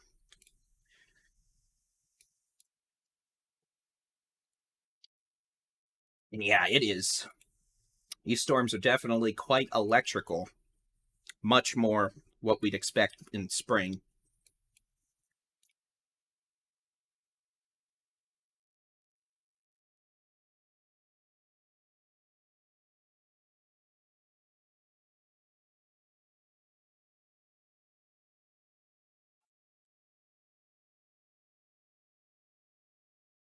Looks like a microburst just hit the east side of DFW International Airport off their wind shear detection system.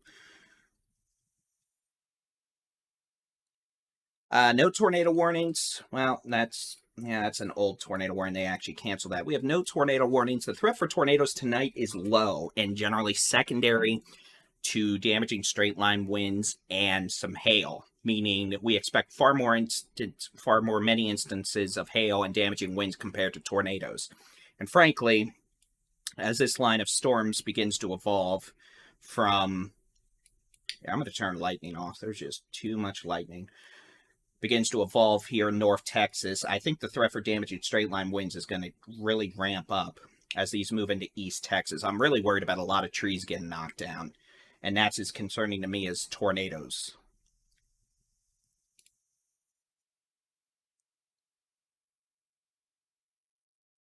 So those of you across East Texas downstream of this squall line from, say, Paris to Greenville to DFW down to Tolar, let me turn the telestrator tool on. I'm going to find a tool one day that lets me turn this on a lot easier. Pretty much this corridor.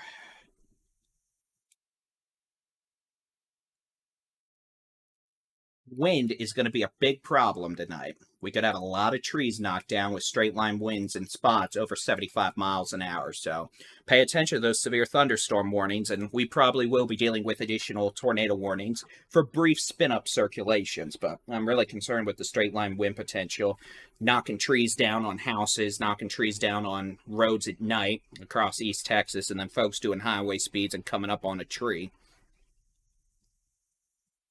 And hitting a tree at highway speeds. That's how we end up with folks being injured or killed in these events. So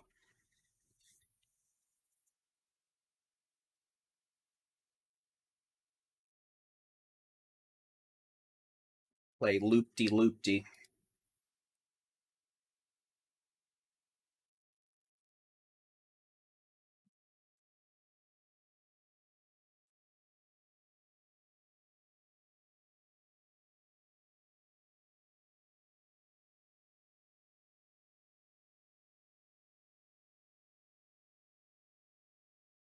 Looks like Dallas-Fort Worth International Airport measured a 56-mile-an-hour wind gust and is reporting hail. Pea-sized hail at the moment. That's at DFW, and we're getting a lot of flooding reports out of Collin County now via DFW scanner. So southern Collin County, it sounds like we've got problems in the flood department.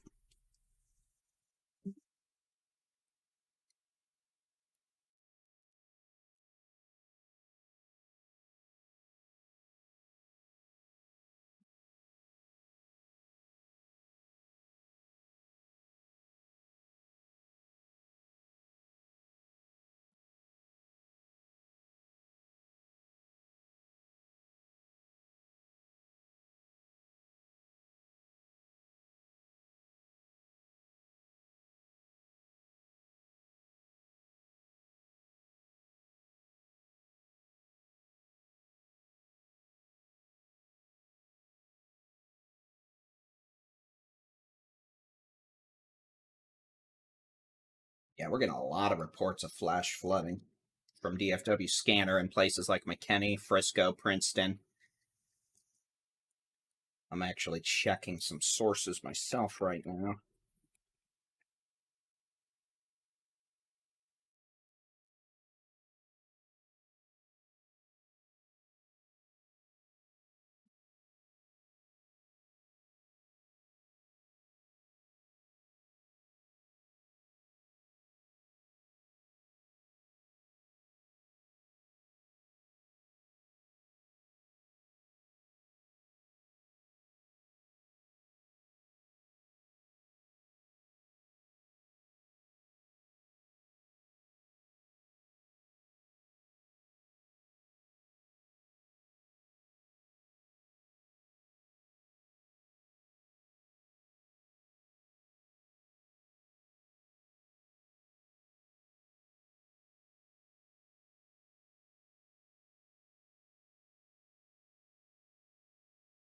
So from DFW scanner, Parkview Avenue and Jerry R. Lane in McKinney, the 5,000 block of McKinney Ranch Parkway, some in Princeton, Hillcrest, and Huntington in Frisco, a lot of flash flooding reports. So that's a problem.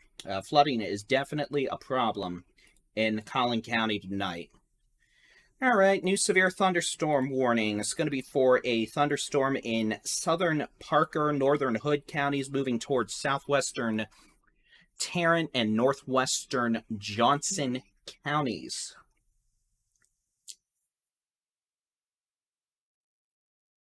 It's going to be for quarter-size hail, wind gust up to 60 miles an hour.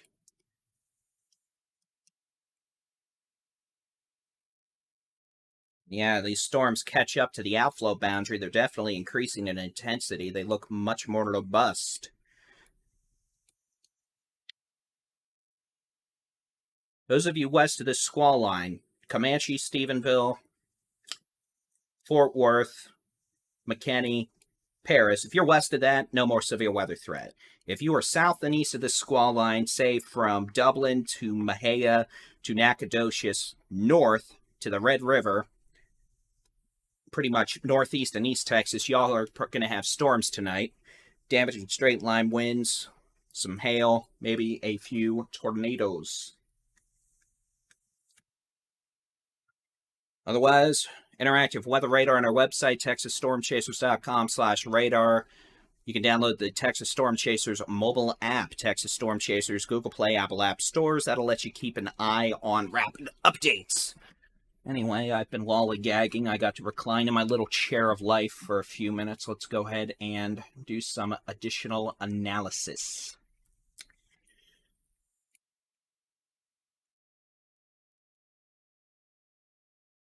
What I'm just doing is taking a look at various parameters. I'll tell you this storm up here in northern Ellis County is starting to take on more of a supercellular appearance. Pretty good hail core.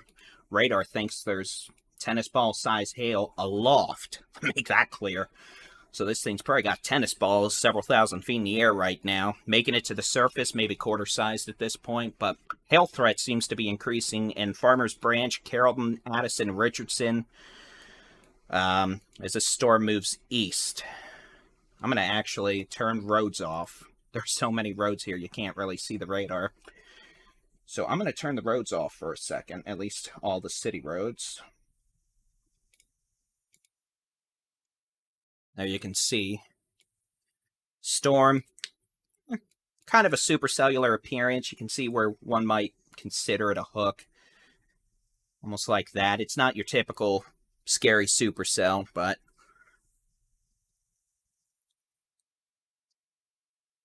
moving east at about 20 to 25 miles an hour. Could have some quarter to maybe larger size hail over Farmers Branch, Carrollton to Richardson over the next 20 to 30 minutes. That's 1 to 1.5 inches in diameter. Hail threat is increasing in that area. I would like to stop telestrating now and be able to move the radar. Thank you, magical radar. We've got a severe storm coming up on Commerce to Ladonia. Notice how it's bowing out. Cooper, Tira, Sulphur Springs could have winds 65, 70 miles an hour in spots. You see how this thunderstorm is bowing, indicating an increasing damaging straight-lined wind risk. Honestly, I probably should have just kept Facebook on. So hold on, I'll turn the Texas Storm Chasers Facebook back on. I probably just got a copyright strike for singing that in a live stream. Sad.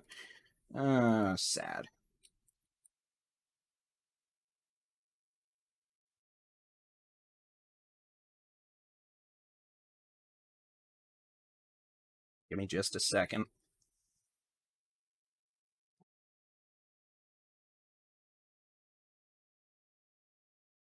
For what it's worth, we're going to have a tornado watch in northeast Texas by 11 o'clock. So Paris to Texarkana, probably down to I-20, Marshall, Tyler. There'll probably be a tornado watch issued by 9 or 11 o'clock. Tornado watch means conditions are favorable. Tornado warning means grab the kids and get to shelter.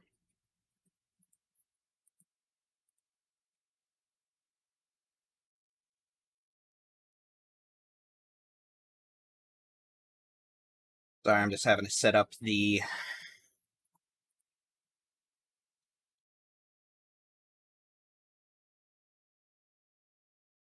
Facebook feed.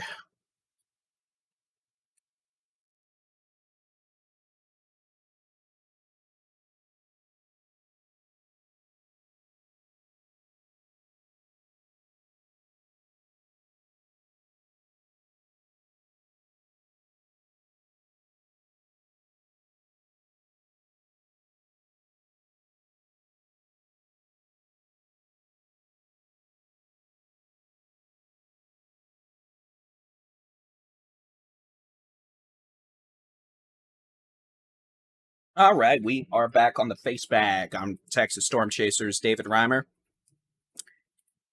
10:22 p.m. Pretty good hail indications now in northwest Dallas. I am going to see if Jason's live stream is running. I just have to press a couple buttons real quick.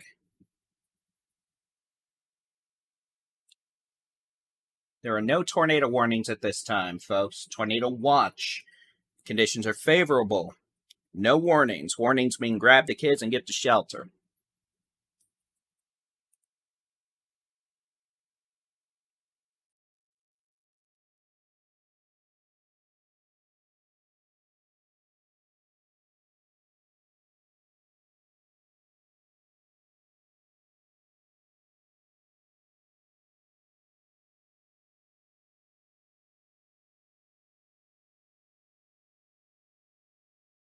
We're going to head over to Jason's stream in just a second. I'm going to set it up.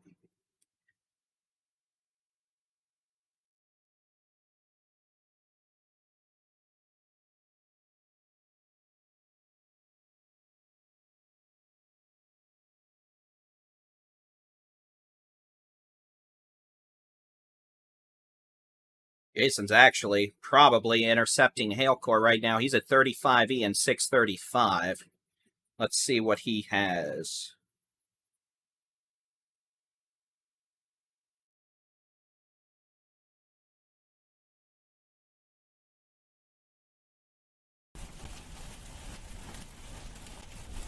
So the hail's not huge, but visibility is extremely poor. That's enough cause for concern there. Jason's on I-35 and Farmers Branch coming up to 635, where there's a major cloud-to-ground lightning barrage and a indication of some pretty impressive hail sizes. Jason's got dime-sized hail right now, and you can watch his live stream on our YouTube channel, Texas Storm Chasers, or just watch him on the Texas Storm Chasers website. Let me get rid of Steven and Trey's live video. They have completed their chasing for the night. Well, you found me. Happy birthday to me. We'll put Jason's stream down here.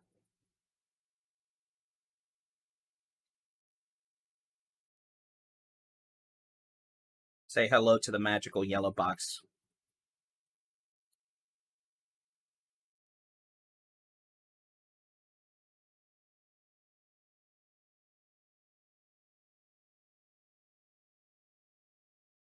This is why you shouldn't try and edit things while multitasking.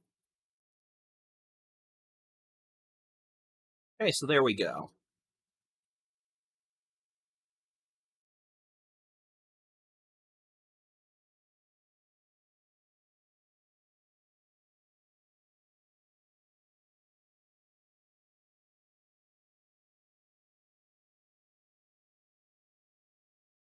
Jason is in Farmers Branch, intercepting what looks like a pretty good sized hail core. In fact, I think I can see him on the road. Let's go back to his stream full screen.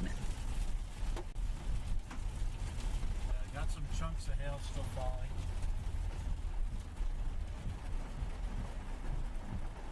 Okay, I'm gonna.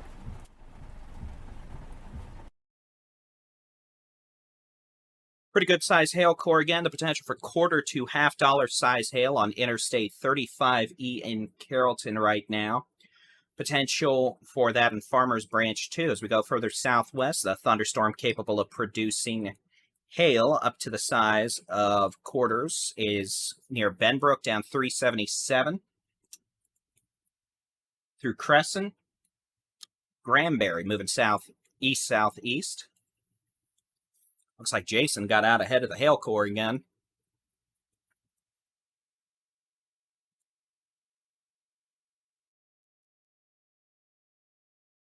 Switch over to the which way the wind's blowing mode.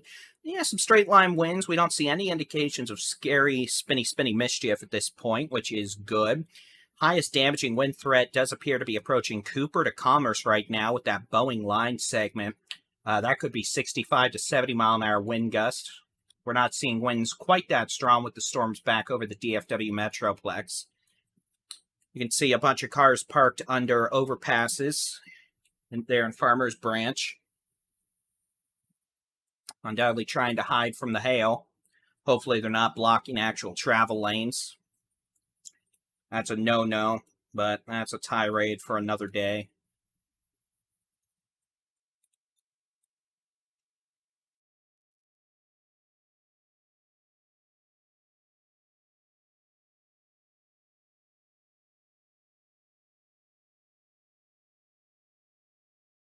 So again, storms in northern DFW, northern Farmers Branch, Carrollton, over to Richardson. We could have localized winds, 40, 50, maybe even 60 miles an hour.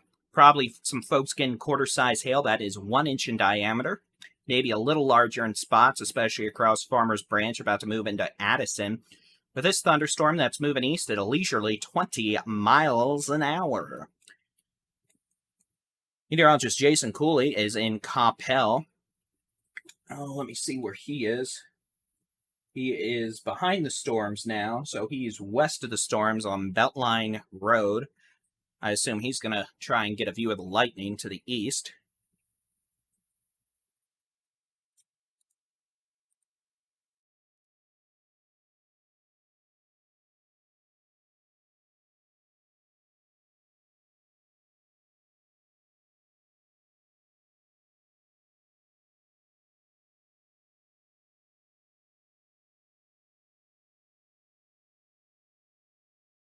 And again, we've still got some pretty serious flash flooding ongoing across southeastern Denton County, Louisville up to Corinth, Little Elm, Prosper, Frisco, Plano, Allen, Fairview, McKinney, Lucas, St. Paul, Wiley, Farmersville, Nevada. And yeah, Beltline is everywhere. I'm talking about the Beltline up here in Coppell, west 35E. So, again, one severe, well, let's just go from southwest to northeast. Line of storms, some strong winds, maybe 40 miles an hour. Pea-size hail. Papa Echo Alpha, not Papa Echo Echo. Don't do that. I did that I reported it like that once just because of dyslexia/dysgraphia. Funny at the time, or funny after the fact, not at the time.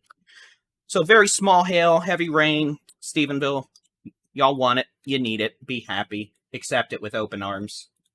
It'll be like 95 degrees by Tuesday next week. Trust me, you'll be happy you had a little rain at least. I broke the radar. Otherwise, we've got some heavy rain, storms, maybe some small hail. Granbury, especially out towards Lake Granbury, east of town.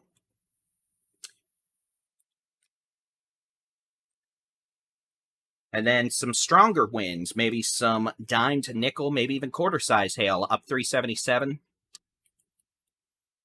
From Crescent up to Benbrook on the Granbury Highway, otherwise known as 377. And some heavy rain, maybe a little bit of hail over Fort Worth up to Irving. Quarter-size hail, maybe a bit larger now on 635 around 35E. That'll be moving east on 635. Hopefully we don't break out windows of any mid-rise buildings this time around. I say this time, I think last time was years and years and years ago. But I'm old, I'm baldy in chief, what do you expect? This will be crossing over the Dallas North Tollway, Preston Road, 75. Relative, pretty much just ran along 635. Probably faster than most traffic normally gets to go. And then we've got storms capable of producing winds of 40 to 55 miles an hour. Heavy rain that could cause flooding. Up through Collin County, Wiley, Lucas, Nevada, Farmersville, Cattle Mills, Greenville, up through Celeste. And then we have an area of damaging straight line winds moving towards Cooper. I'll tell you what, that thing's got a Bowie McBow shape. Check that out. Very strong straight line winds. We could have winds over 70 miles an hour in Cooper over the next 10 to 15 minutes. I'd get away from west-facing windows and be mindful of falling trees. We'll switch over the Shreveport radar. We'll take a look. We've got some storms out ahead of the main little Bowie Echo capable of producing maybe some dime to nickel size hail.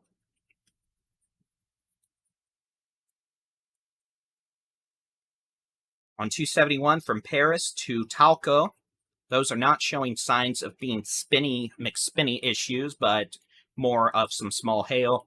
And again, this Boeing line segment near Cooper, which is the wind indication you're seeing here on radar. This is a straight line wind indication with a rear inflow jet, resulting in probably 70-mile-an-hour winds at the surface. That's definitely a damaging straight line wind concern. And based on the amount of reflectivity returns, it could be wind-driven hail. Quarter-size hail being driven sideways at 70 miles an hour. Not a fun experience. Been there, done that, lost windows, was unpleasant. Okay, we're going to switch to the radar out in the big country, Dias Air Force Base near Moran. I'm doing that because the radar in Burleson's about to get hit by this storm southwest of Benbrook, and I want to see just what these storms look like in the mid-levels. So you can definitely see pretty good line segment, some hail, probably east of Granbury up 377 to near Benbrook. Little break in the line, maybe a little hail core developing just east of downtown Fort Worth. Then you can see the hail core of quite unpleasantness on 635 near 35E. That should hopefully stay northwest of Love Field. I'm going to switch to a different product for hail sizes. This is actually a product that combines all the surrounding radars and puts all that data together and allows us to see hail data compiled. So it generally results in a more accurate representation. I don't know why I turned the telestrator on when I wanted to use the probing tool. So again, could have dime to nickel size hail southeast of Granbury near Lake Granbury. Maybe some nickel to quarter size hail on 377 from Crescent to Benbrook. Maybe some penny size hail just east of downtown Fort Worth. And then we could have quarter size hail, maybe a bit larger with this thunderstorm, which honestly is more supercellular than not. Northwest Dallas, Southern Farmers Branch, Southeast Carrollton, down to North Irving, where Texas Stadium used to be before it went boom boom. I was there for that. That was fun. Long night, but fun. And then potential for some wind-driven quarter-size hail just east of Commerce. This is going to be moving east towards Cooper, Tira, and Sulphur Springs. That has the potential to be a big problem in the wind department. Y'all need to take that storm seriously. All right, back to the magical high-resolution super duper McGooper radar. Yeah, I'm making up words at this point. Like I've said during our outbreak 2 weeks ago, I'm serious when I need to be serious, but I can also be jovial when we're not dealing with life and death situations. So I'll save this. And make no mistake, these are strong storms, and severe storms in some cases. These things are shooting lightning out the wazoo. I had to turn the lightning off because there was that much lightning. In fact, I'll turn it back on. Let's see what it looks like. I'm going to have to let it update. It may not because it seems to hate me, but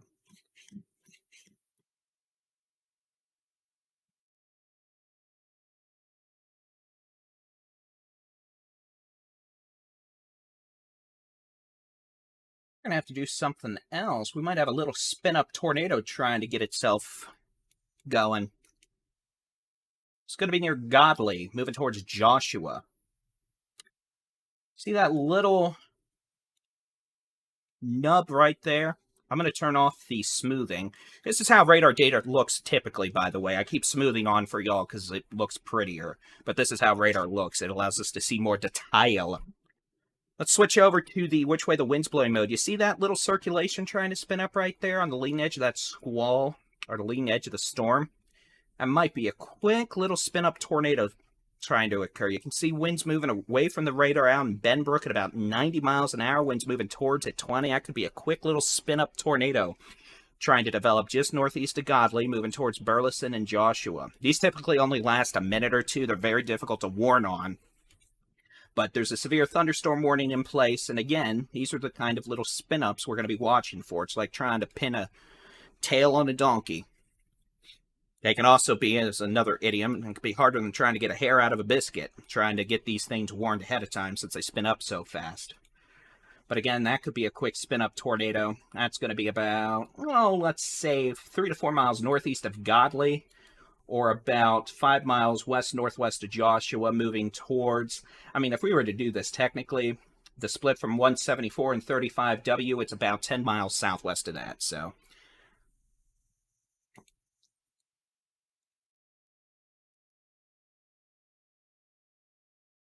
Oh, that was an interesting. I broke the radar. Oh, by the way, those of you on our live stream chats, yes, the listening's going to get you banned faster than a biscuit at Chicken Express being consumed. We're not going to be doing that.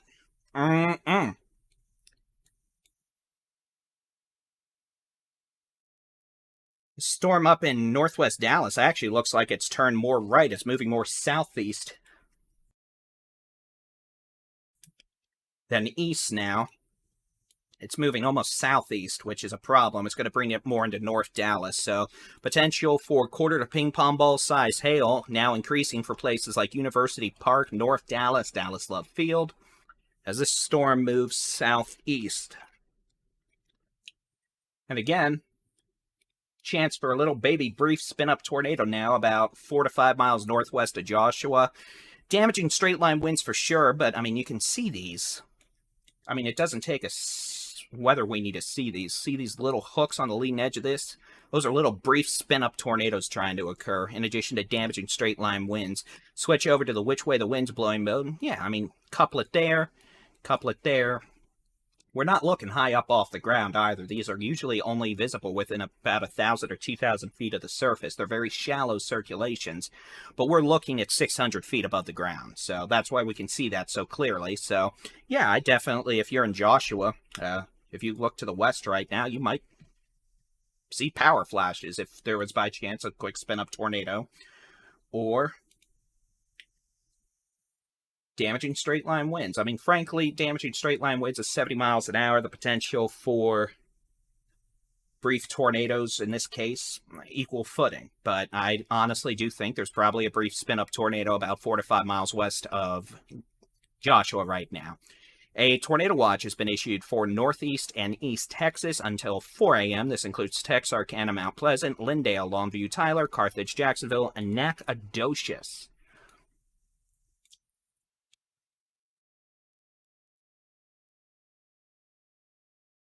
I don't know why we're ignoring the little rotation signature northwest of Joshua, but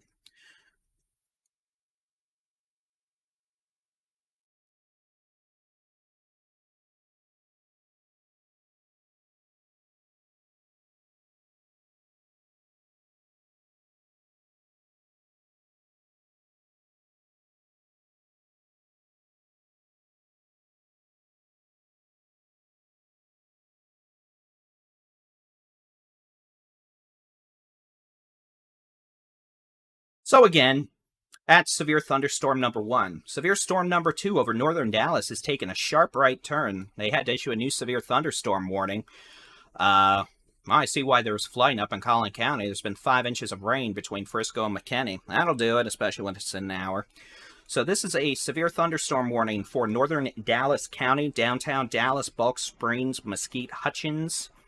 It's for a storm capable of producing half-dollar size hail. That is 1.25 inches in diameter. Let me turn off the streets. I know there's way too many there. And this storm is now moving more southeast than east, which is going to place it closer to Dallas Mesquite, Interstate 30 and 635 on the east side of town over the next 30 to 40 minutes.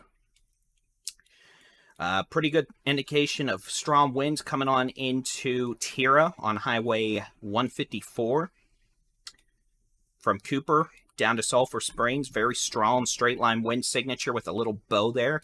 Unfortunately, we're looking several thousand feet above the ground, but that's still a very clear and evident area of damaging straight line wind potential, perhaps over 70 miles per hour. That's definitely something where I'd want to be in shelter and away from west-facing windows. Storm over Dallas, northern Dallas County continues to move more southeast. It appears to have become more deviant and turned right, which can be problematic at times. And we still see indications of what might be a quick spin-up tornado about 3 miles west of Joshua. Kind of moving towards Joshua. At least the potential for damaging straight-line winds of 60-plus miles an hour, maybe a quick spin-up tornado. And I'm going to switch back to the Dias radar because these storms are so close to the Fort Worth radar. We can get some attenuation sometimes. I want to not get the whole picture. This storm is strengthening over southern Tarrant, northern Johnson counties, definitely strengthening. Hail core loft has come up quite a bit, so this storm's becoming more problematic. And you can see the storm over northern Dallas County. Pretty good hail core with that, too. So when you switch radars, here's the radar again from Dias. Switch back to Fort Worth. Completely different look. Looks a lot less intense, right? Well, that's because it's right next to the radar. These storms are generally moving east at about 30 miles an hour. Storm northern Dallas County is moving southeast now at about 25 miles an hour. The storm out north of Sulphur Springs is moving east at about 40 miles an hour. I have broken the radar. I'm going to have to reload.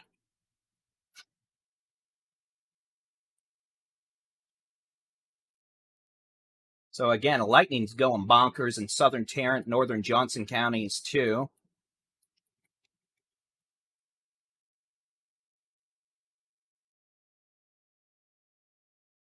But those storms in northern Johnson County are interacting with a boundary which might help locally enhance, at least briefly, the threat for a spin-up tornado. And again, I want you to understand, we're not talking about tornadoes like we had 2 weeks ago that were down for 50 miles, high-end strong tornadoes. These would likely be your EF0s, EF1s down for a minute. And likely, we're going to be dealing with damaging straight-line winds in the vicinity of them. That's why we kind of say they are interchangeable. I mean, I can pinpoint there's multiple rotations along here. That's going to help increase the damaging wind potential. Maybe a brief tornado, too. So again, storm in northern Dallas County is quarter, $half size hail, generally moving more southeast now.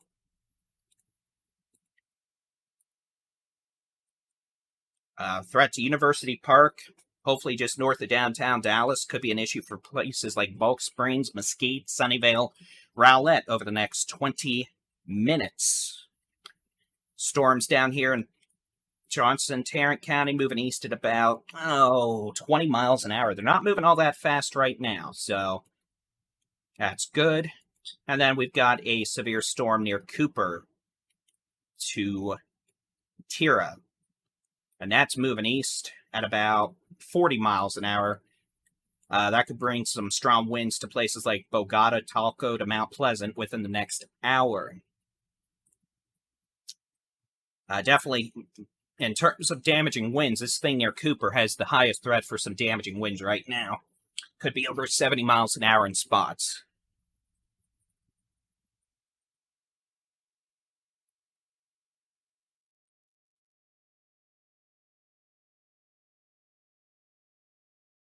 Switch back to our Johnson County.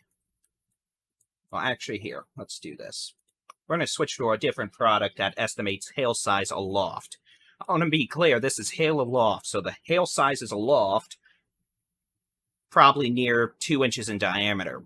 Right now, we just know that it's making it down to the ground is quarter size, 1 inch, so you can usually cut this down in half. Potential for quarter to $half size hail on the Dallas North Tollway near Loop 12. And anybody who might be a fire buff or familiar with the area, kind of coming up on Dallas Fire Station 27, there at Loop 12, just east of the Dallas North Tollway. Honestly, not all that far from Station 41, which got leveled by the October 2019 tornado. I think it was 2019. Yeah, I think it was 2019. Yeah, it was 2019. Dates go together in my head, sorry. So again, potential for some quarter-size hail, maybe a little larger. The storm is moving southeast now towards Mesquite and Sunnyvale. Switch back to the how hard it's raining mode.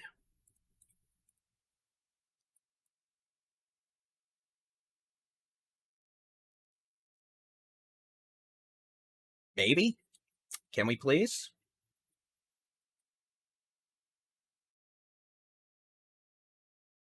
Storms, much lighter in intensity compared to the one over northern Dallas and then northern Johnson County. Extend through Irving, Grand Prairie, Arlington, Pantego, Haltom City. Some heavy rain, lightning, gusty winds.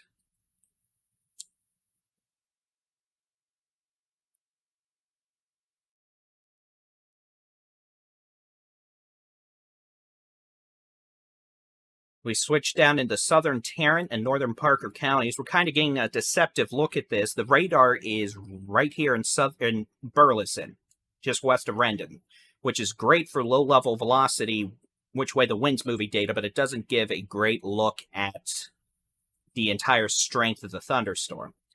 I'm going to switch to a radar north near Moran, Texas. It's a good probably 90 miles, 100 miles west. You can see, when you look at all levels of this thunderstorm, this thing's probably got golf ball to tennis ball size hail way aloft. By the time that reaches the surface and melts, it's probably $quarter to $half, like the storm up here in northern Dallas County. Now, let's go back to the radar out here. We'll switch down to low-level velocity data.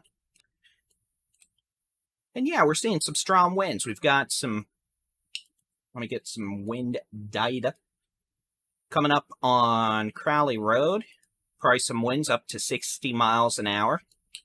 Head down further south, could have winds near 70 miles an hour, just east of downtown Joshua on Conveyor Drive. Just northwest of King, near County Road 701, coming up on County Road 805, could have winds 65, 70 miles an hour. And honestly, it's not out of the realm of possibility. These are little brief tornadoes trying to spin up too. I say brief tornadoes because, frankly, the threat for some damaging straight-line winds is just as high, if not higher, than the threat for a quick, brief tornado spin-up. But, nevertheless, we'll see what's going on. I mean, it's concerning enough. We might see a tornado warning issued. We've got a severe thunderstorm warning for southern Tarrant, southern Dallas, most of Johnson and western Ellis counties. Pretty much goes all the way east of 35 from Italy up to Waxahachie to South Dallas, DeSoto, Glen Heights, Red Oak.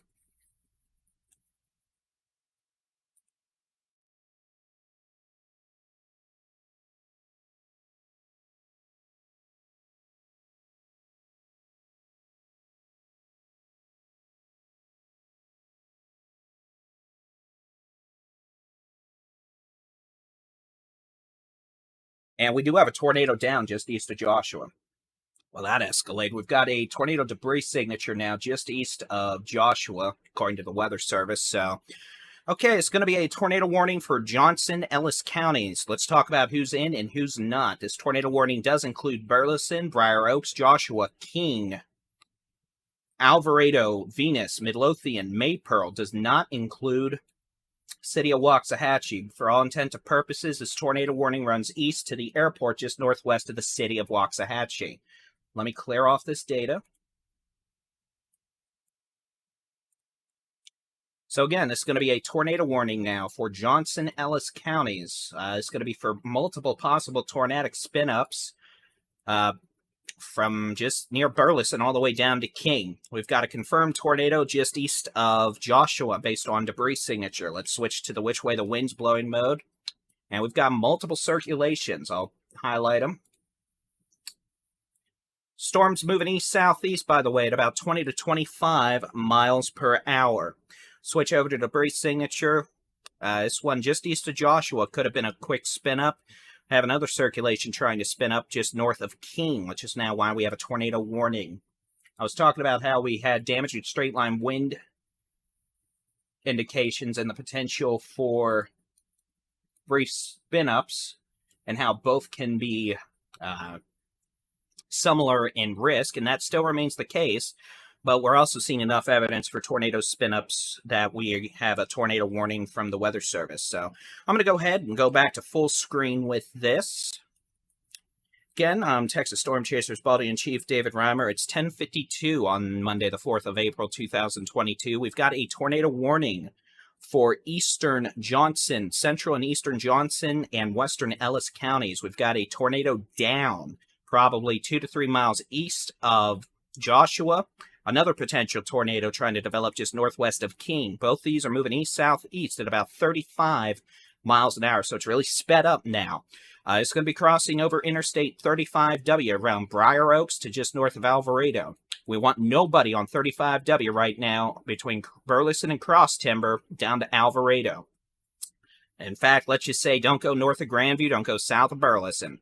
We don't want anybody on 67 from Cleburne to Midlothian, and we don't want anybody going on 287 between Mansfield and Waxahachie, the potential for a tornado.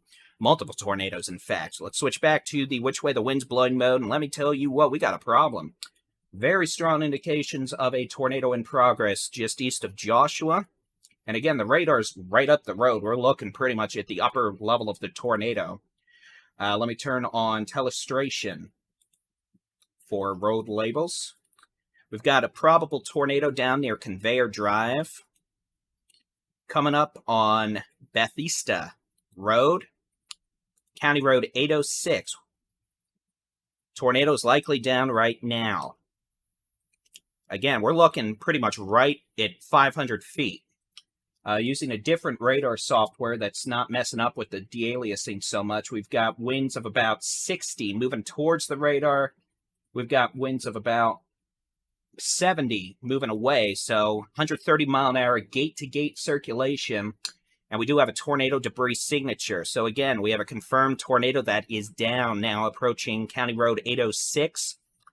Conveyor Drive, coming up on Interstate 35W. It's going to be crossing over 35W between Bethesda Road and probably near Valley Street. This is going to be a tornado that is down on the ground. We've got a tornado debris signature. That's the blue donut. I'm going to highlight it. Reflectivity, notice how it's riding the hook, coinciding with the velocity couplet. That's a tornado debris signature. That is debris that is being lofted by a tornado that is confirmed.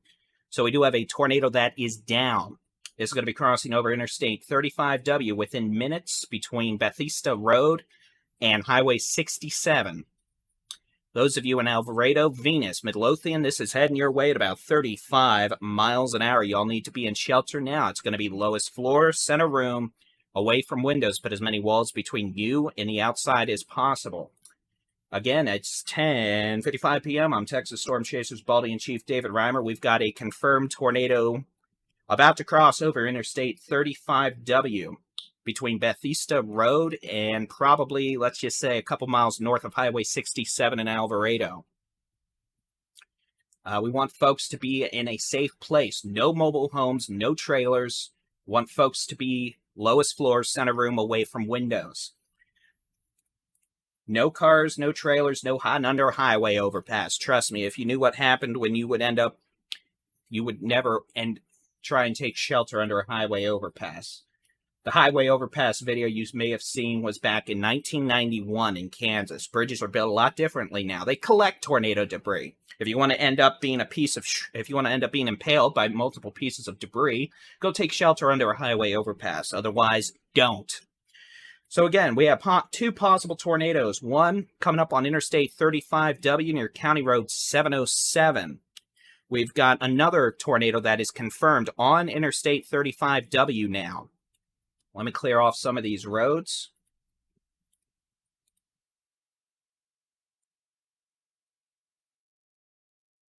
Okay, so one tornado confirmed near Pica Drive, Interstate 35W. Have another circulation on Pecan Circle Drive. This one's going to be passing very near Alvarado. We've got a tornado debris signature with this northern circulation. And to be honest, we might have one with the southern circulation.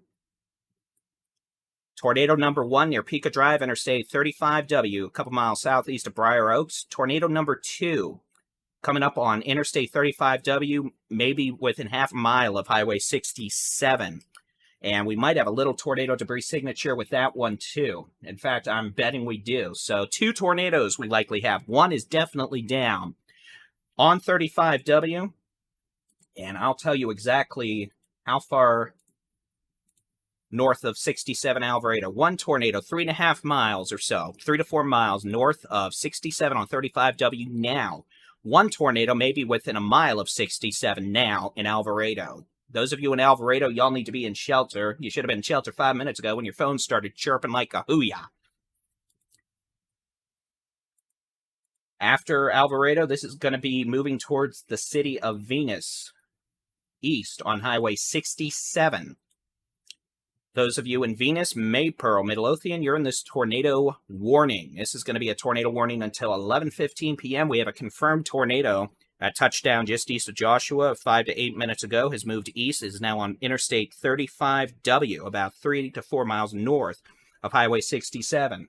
We have a second possible tornado very near Highway 67 and 35W in Alvarado. Both of these are moving east-southeast at about 35 to 45 miles an hour. Storm over northern Ellis County. It's raining, it's pouring, there's probably some hail, but you don't have a tornado. Be happy, be thankful. Y'all want to track it? Texas Storm Chasers Interactive Weather Radar on our website, texasstormchasers.com/radar.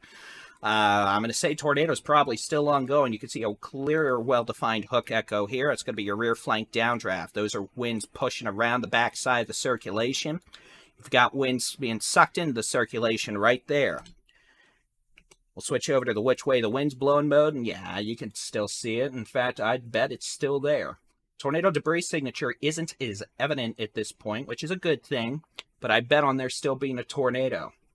In fact, we have two signatures. One, right over the city of Alvarado. Two, about 3 to 4 miles north of the city of Alvarado. May still have a tornado down with circulation number 1. May have a tornado down in the city of Alvarado with circulation number 2. Both moving east-southeast at about 45 miles an hour. Switching back over to the how hard it's raining mode.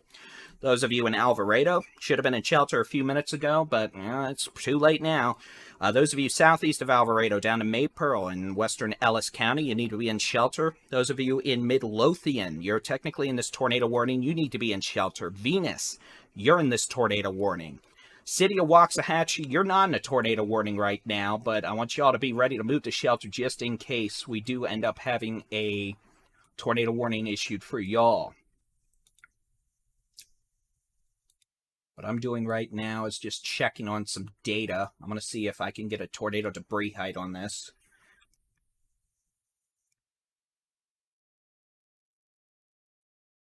Kind of able to guesstimate occasionally using radar's able to tell what's a hydrometeor, a raindrop, a hailstone, whatever, versus a piece of tornado debris, a leaf, a shingle, because raindrops, hailstones over a small area are generally the same shape and size.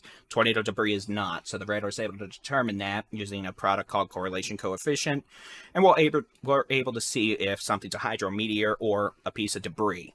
So using that methodology, we're able to see occasionally how high up debris is being lofted, and in that instance, we can sometimes guesstimate roughly a tornado's intensity, or potential intensity. So again, this is a dangerous situation. Those of you in Lillian, you need to be in shelter as well. This tornado, which is still likely in progress, is now about 3 miles southwest of the city of Lillian, or now northeast of Alvarado. Those of you in Venus, this is coming your way. Y'all need to be in shelter. Again, this is a dangerous situation. Frankly, this is behaving much more like a supercellular tornado than a squall line tornado. You can kind of tell that. This is much more of a supercellular look. Impressive hook echo wrapping around. That's your tornado right there. If there's a tornado, it'd be right there. Again, not a clear-cut tornado debris signature, but one that nevertheless indicates a high likelihood of either a tornado or damaging straight line winds in progress. Either way, y'all need to be in a safe place. Lowest room, center floor, away from windows. Put as many walls between you and the outside as possible. King, you're clear. Briar Oaks, you're clear. Burleson, you're clear. Alvarado, give it another 5 minutes, you'll be clear. Those of you in Venus, clear call to action for Venus. We need folks in Venus to be in shelter immediately.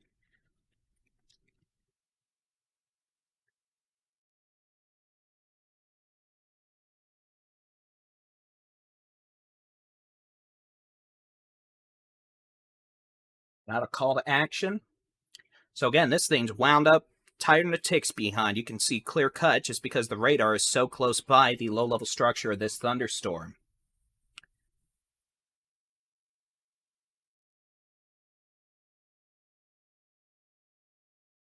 And again, this is likely a tornado that is down. It's been down at least some over the last 10 to 15 minutes, probably from near Joshua east across the interstate.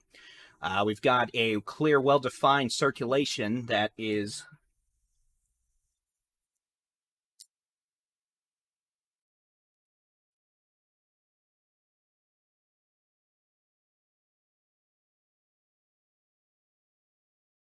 Thank you, John. Our DFW scanner posted about a major pallet fire northeast of Alvarado. I'm afraid this thing's already there in that case, so hopefully firefighters took shelter, but if there's a tornado down this, it may have just hit a major pallet yard fire northeast of Alvarado. Okay, those of you in the city of Venus, you need to be in a safe place. That's going to be the lowest floor, center room, away from windows. Put as many walls between you and the outside as possible. Last check, this tornado, if it's down, and I'm willing to bet it is going to be near County Road 607, and this was 2 minutes ago. Let's make that clear.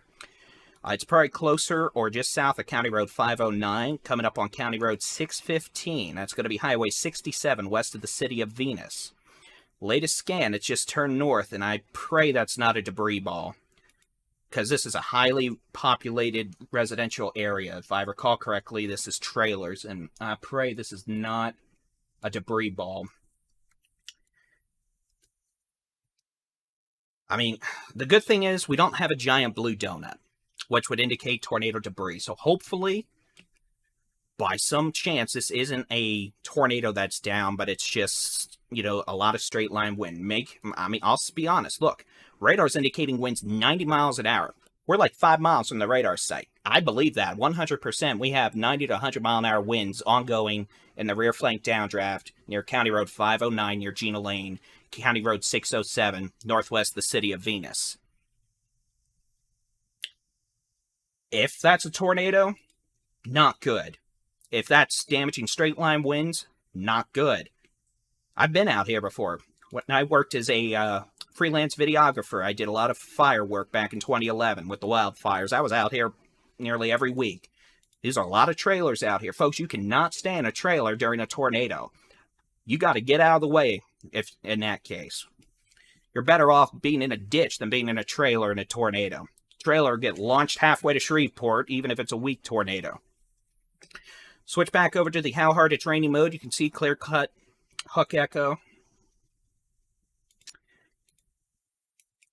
And again, this is moving more east right now, it looks like. Those of you in the city of Midlothian, y'all need to be in a shelter.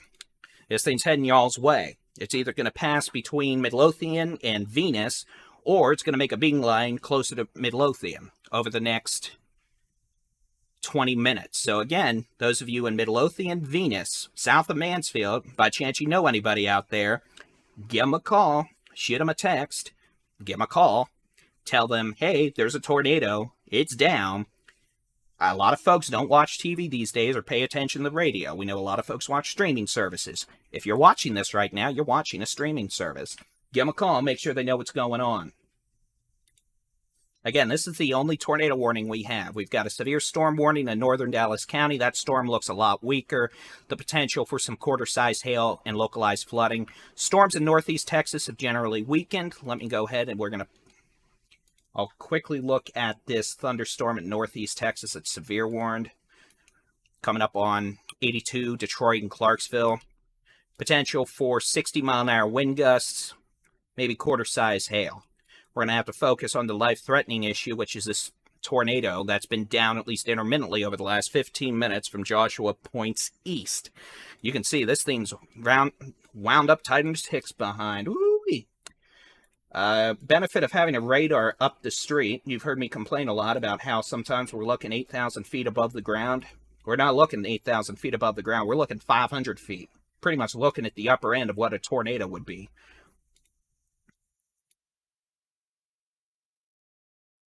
So again, this is an area very highly populated with trailers and mobile homes. You cannot be in those during a tornado.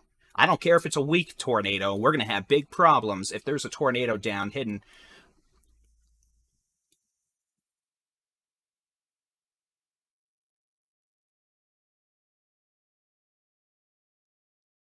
but it's not good. Again, this is a life-threatening situation for those of you north of the city of Venus. If we don't have a tornado down, it doesn't matter. We've got straight-line winds probably approaching 100 miles an hour. That is enough to loft mobile homes halfway to Shreveport. It doesn't matter if the winds are spinning or if they're just blowing sideways. Y'all got to be in a safe place, and that is not a trailer. That is not a mobile home. Those of you in the city of Midlothian, this is heading your way. This is moving more east than southeast, so this increases the danger to the city of Midlothian, where a tornado warning's in effect. So, you want to know what to do? Okay, no worries. Lowest floor, center room, away from windows. Put as many walls between you and the outside as possible. If this tornado remains on track, it'll be approaching the city of Midlothian in 10 minutes. That's 11:18 p.m. or sooner. You can't be in a trailer. You can't be in a mobile home.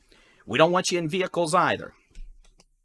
I tell you not to hide under a highway overpass, but I think there's only one overpass you can hide on in 67 between 287 and Venus.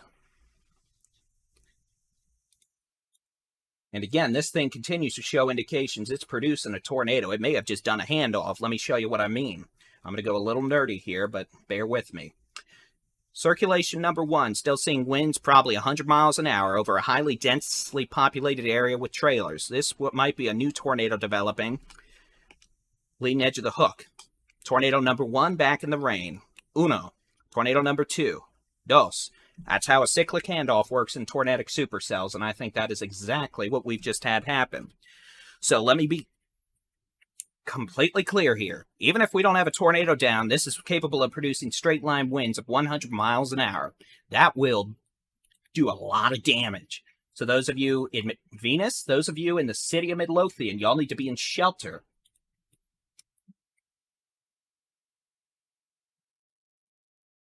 I'm still on the tornadoes slide. My apologies. I have too many buttons. So again, I'm Texas Storm Chasers Baldy-in-Chief David-Reimer. It's 11:09 p.m. on the 4th of April, 2022. A danger situation ongoing in northeastern Johnson County with a storm that has produced at least one tornado over the last 20 minutes. Looks like a pretty strong indication we've got another one forming now just north of Venus. And this would be making a beeline towards the city of Midlothian in northwestern Ellis County. Those of you in Midlothian, I call to action. If you know anyone in the city of Midlothian, call them, tell them to get to shelter. Tornadoes less than 10 minutes away. A lot of folks watch streaming services these days, don't necessarily know what's going on, which is fine. You're watching a streaming service right now. Okay, we're going to have a new tornado warning. This tornado warning is going to include the cities of Midlothian, Venus, Waxahachie, Red Oak, Pecan Hill. Does not include Ennis. So again, it's 11:10 now on the 4th of April. A new tornado warning. This is going to run until 11:45 p.m. Tornado likely down about 2 miles northeast of the city of Venus, moving east-southeast at about 50 miles an hour. This thing's flying now. This thing's accelerated considerably. I'm going to turn off that and that. So again, if we have a tornado down, probably about 2 to 3 miles down northeast, the city of Venus, moving towards the city of Midlothian. This new tornado warning that runs until 11:15 p.m. does include the city of Waxahachie. It includes everyone on 287 between the south side of Mansfield, where 360 hits 287, all the way down to 287 just west of the city of Ennis. If you are in Pecan Hill, Red Oak, Waxahachie, 287 between Waxahachie and Midlothian, down to Maypearl, you're in this tornado warning. Lowest floor, center room, away from windows. Put as many walls between you and the outside as possible. Switch back over to the which way the wind's blowing mode. And this thing's definitely still spinning like a top. Circulation right there. We should begin a new radar scan in just a moment.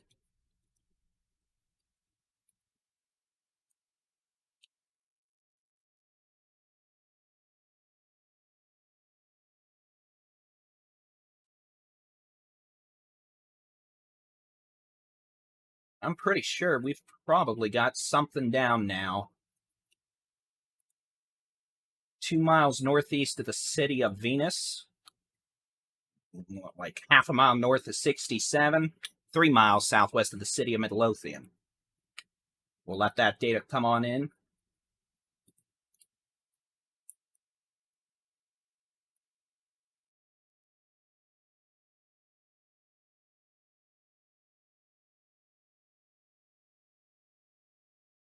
Here I have the latest data here. There we go. So again, this is a dangerous situation for the city of Midlothian. If we don't have a tornado, it doesn't matter. We're going to have straight line winds over 75 miles an hour. That can still cause damage, break windows. This, likely a tornado. 5 to 6 minutes away from the city of Midlothian. This is an urgent call to action. If you know anybody who lives in Midlothian, around Midlothian, y'all know anybody who is in that area, give them a call. Make sure they are in shelter.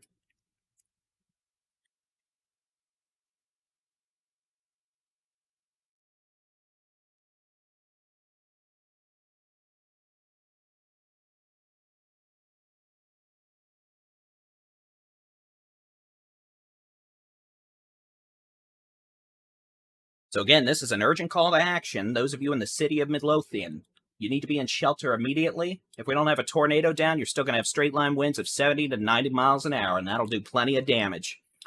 Radar indicating winds, again, now over 100 miles an hour. That is rear flank downdraft winds. If we don't have a tornado, you still got winds at the surface over 100 miles an hour. Midlothian, y'all need to be in shelter. Lowest floor, center room, away from windows.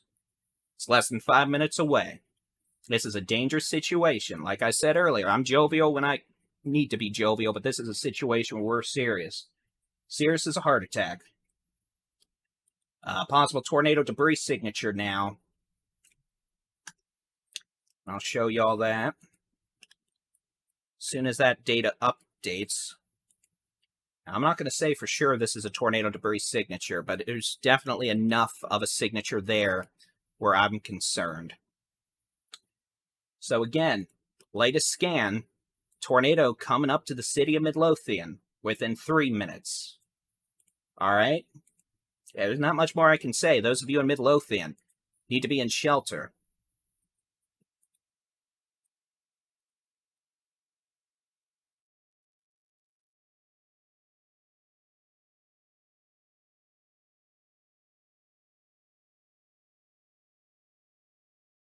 Okay, Cement Valley, Old Fort Worth Road. You've got 287, 67. You got the Love's Travel Plaza. Right off the old 67. Spur 73 right into town. This is really close to town, folks. I'm pretty much out of time. If you're a Midlothian, y'all need to be in shelter. I've said it like 20 times now. I'm going to keep saying it. Midlothian, you're out of time. Radar's indicating winds approaching 100 miles an hour, rear flank downdraft. And by the way, if there's a tornado, it is wrapped in rain. You're not going to see it. It's going to look like rain to you until you hear it, or you have a tree flying through your roof. We note no other tornado warnings in effect at this time. We've got damaging winds approaching Clarksville, Bogota, Taco to Mount Pleasant. Winds of 70 miles an hour are possible, especially with the storm near Clarksville. Storm in eastern Dallas County is weakening. Maybe some quarter-size hail if that. Tornado approaching the city of Midlothian. This data you're looking at is now 2 minutes old. So if there's a tornado, it's probably coming into the city of Midlothian now. Like I said earlier, damaging winds and hail are going to be the main issues, but a few tornadoes are possible.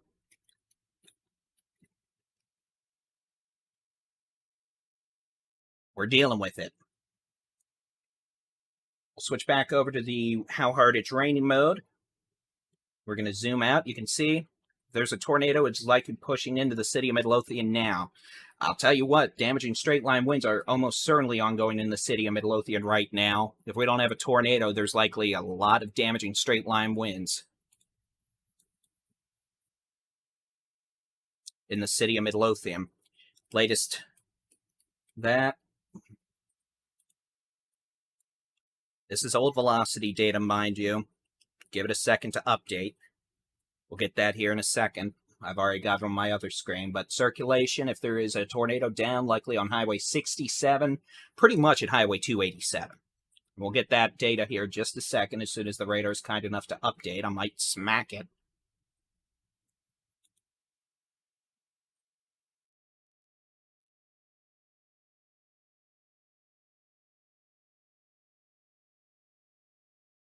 Here we go, latest velocity data.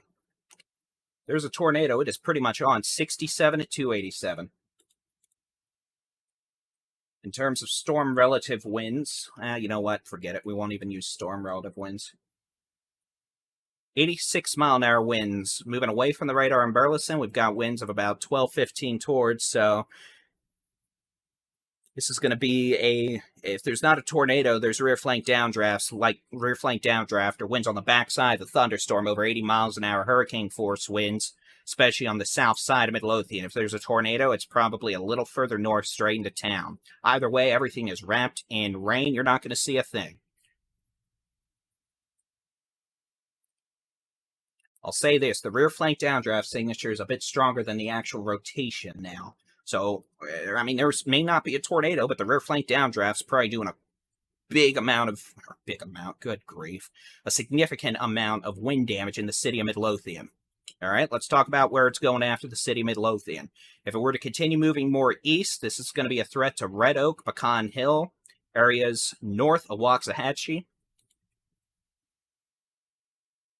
You've got the Midway Regional Airport, where the December 26, 2015 Ovilla EF3 began forming. They're on the north side of Midway Airport and then moved northeast into Ovilla and Glen Heights. Okay, new radar scan coming in again. If anything's down, it is rain-wrapped. You're not going to see it. That might be a tornado debris signature in the city of Midlothian. We need to correlate that with velocity data. Again, you have to be careful. You can't say every little discrepancy is debris signature.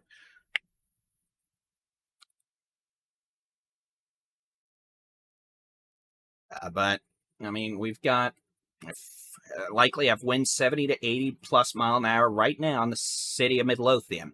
If there's a tornado, it might just be on the north side of town, kind of where all the industrial stuff is, along the bypass loop.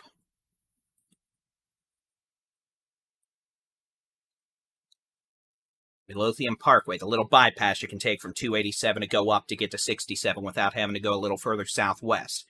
It might be where it is.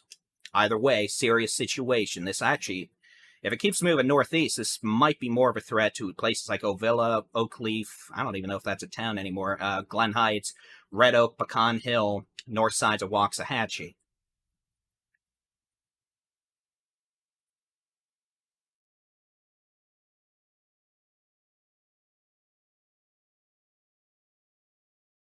FM 663 up there. Bryson Lane. You've got Westmoreland.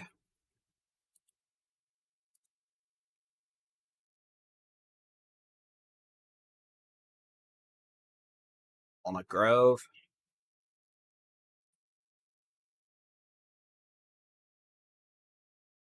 Mockingbird Lane. So again, that's what's going on. I'll say this, the tornadic, we've got power flashes in Midlothian, which would be transformers exploding or power lines being impacted with debris. So again, that's not, unfortunately, a surprise. We either have a very strong rear flank downdraft or a tornado near the city of Midlothian. It should be exiting Midlothian off to the east shortly. So Midlothian, give it another 5 minutes at least. It'll be east of town. After that, we're going to have to deal with areas around Midway Airport, which is near just north of 287, pretty much right around there.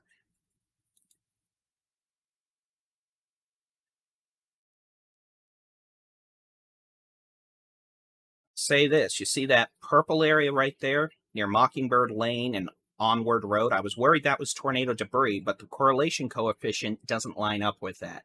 So that's likely a lot of rain, maybe some hail, being driven by a strong rear flank downdraft. I'm not saying having 80-mile-an-hour winds from a rear flank downdraft is any better than having 80-mile-an-hour winds from a tornado, but good news, if there is any, is we're starting to see a weakening of the circulation. What we just likely had happen is an occlusion process where the circulation's starting to weaken. There's still a lot of wind, but we're starting to lose the tight circulation we had. Damaging straight line winds from a rear flank downdraft, you bet. Could we see another tornado try and spin up with a new circulation down the road? Oh yeah, we're going to be watching this thing like a hawk for a while after what it just did. Got 18-wheeler at Love's flipped over.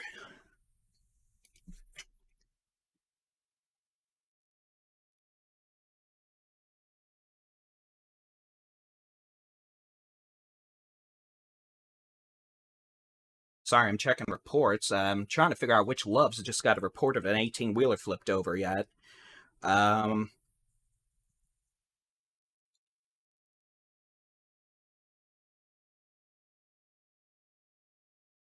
Okay, so an 18-wheeler's flipped over to Loves somewhere. I don't know if that's the one in Midlothian or the one that's down by Alvarado, but I don't even know if Alvarado has a Loves.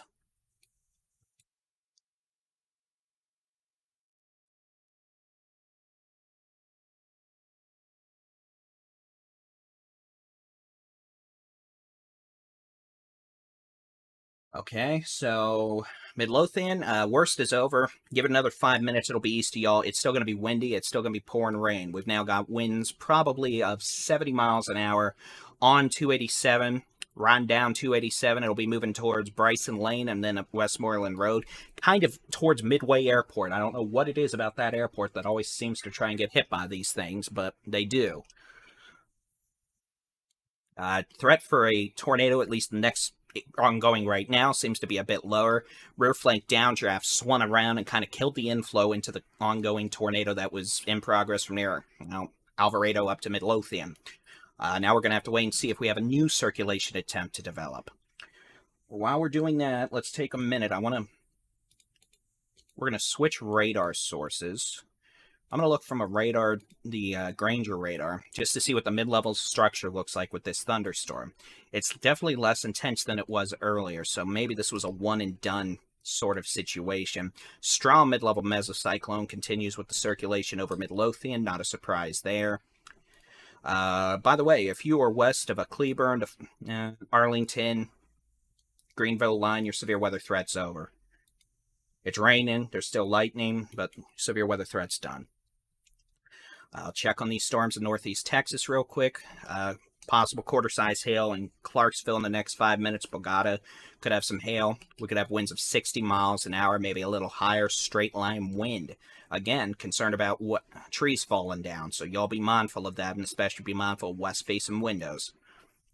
Those storms are moving east at 50 miles an hour. Storms in Dallas County. It's raining, it's pouring, there's probably going to be some flooding. We're not seeing indications of hail with the storm near Mesquite. It has weakened considerably. That is good news. I have no doubt that severe warning will be allowed to expire. Tornado warning. If you're in the city of Midlothian, this tornado warning, you're clear. It's east of you now. It's still...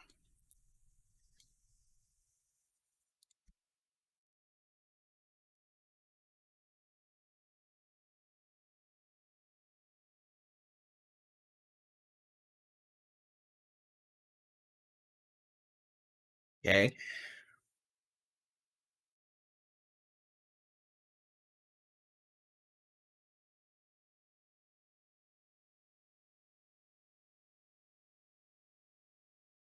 Thank you, Ryan. So we've got at least one report that an 18-wheeler's flipped over near 287 and 67. That makes sense. Good news is the rear flank downdraft has come down considerably, so I don't see signs of a tornado right now. The tornado warning's still here, mind you, and we're going to respect that. So if you're in Waxahachie to Red Oak, I want y'all to be in shelter. If y'all out by Midway Airport, y'all need to be in shelter too. But the threat for damage and straight-line winds now pretty much moving east from the city of Midlothian and are definitely coming down in intensity. Now, does that mean we couldn't see another tornado develop? No, we could see another circulation spin up, and we're going to be watching for that possibility closely, but this situation is certainly de-escalating over the last 5 minutes versus what we dealt with for the last 30.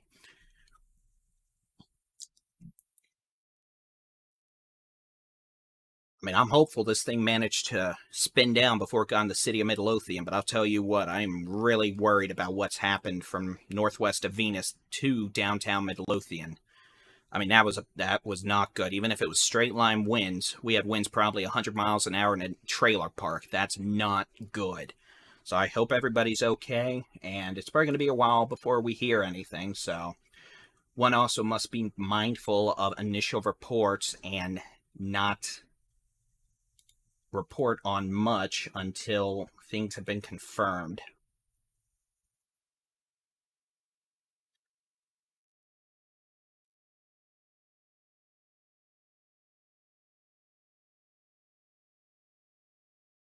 I'm just checking a few sources here. So again, tornado warning continues until 11:45 p.m.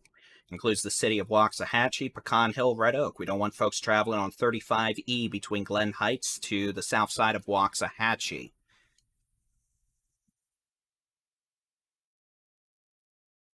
If you're in Midlothian, you are clear. If you're east of Midlothian, go ahead and stay in shelter for another 5 minutes.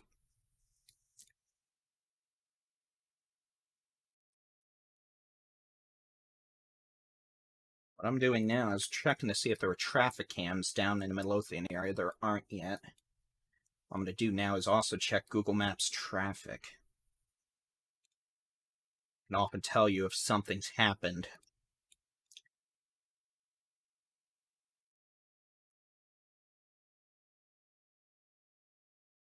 See anything yet? So no reports other than a single 18-wheeler that was supposedly flipped or rolled at Love's in Midlothian, and that is unconfirmed via online scanner traffic. But potential for winds of 60 plus miles an hour entering the city of Waxahachie. Those things are really gusted out. The rear flank downdraft swung around and cut off the inflow into the circulation. There is still evidence of some inflow up here near our villa, but we're not really seeing that intense rear flank downdraft anymore like we were seeing 10 minutes ago. You can see the bright colors are gone. So for now, I'm confident we've got some very strong west winds moving into the city of Waxahachie up to Red Oak, but it doesn't look like we have a tornado at least down this second. And we're going to be watching carefully for indications that anything tries to spin back up. We've got heavy rain falling across Dallas County,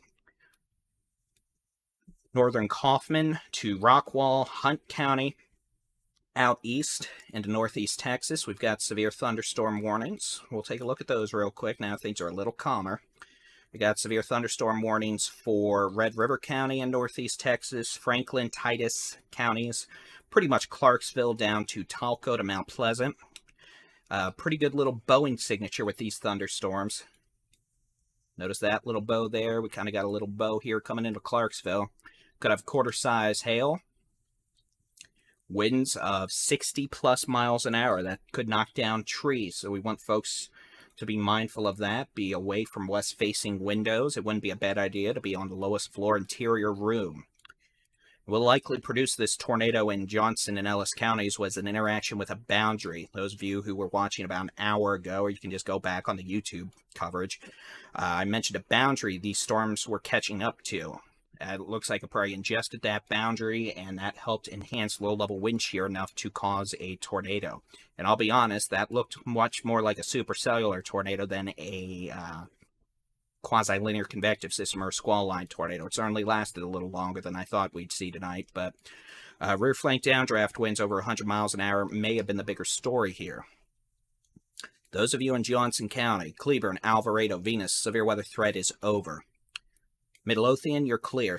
Severe weather threats to your east. We could have some dime to quarter-size hail. Glen Heights to Ovilla moving into Red Oak. Straight line winds, perhaps 60, 65 miles an hour, entering the city of Waxahachie up to Pecan Hill, south side of Red Oak. Could it still have some gusting winds still ongoing back towards Midway Regional Airport up 287?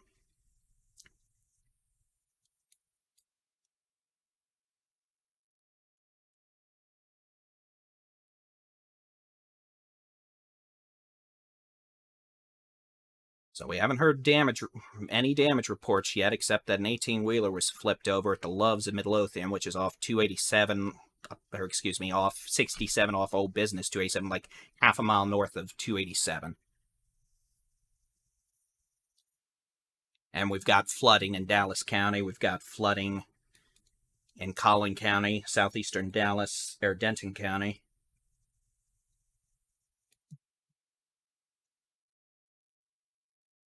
Thank you, John.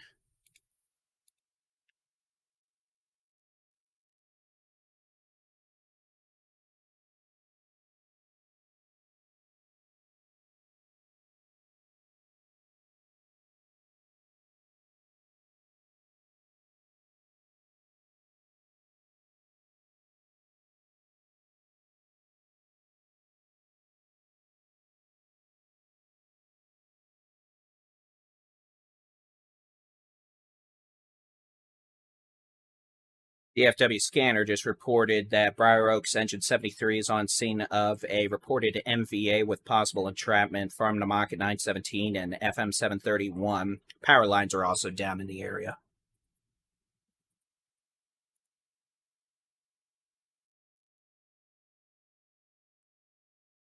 So I do not expect this tornado warning is going to be extended based on the current radar signature. There's not really any low-level rotation. This is straight line wind versus tornado.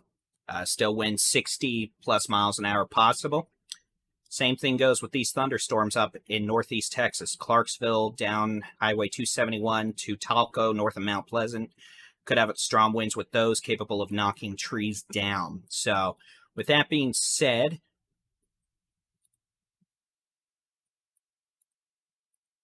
we're going to go ahead and let our audience at DFW Scanner continue on with their evening. We'll continue live severe weather coverage on the Texas Storm Chasers Facebook, YouTube, Twitch, Twitter, website, and mobile app. But hope everyone is safe. If you want to keep watching, you can watch us on the Texas Storm Chasers website, Facebook, or YouTube's.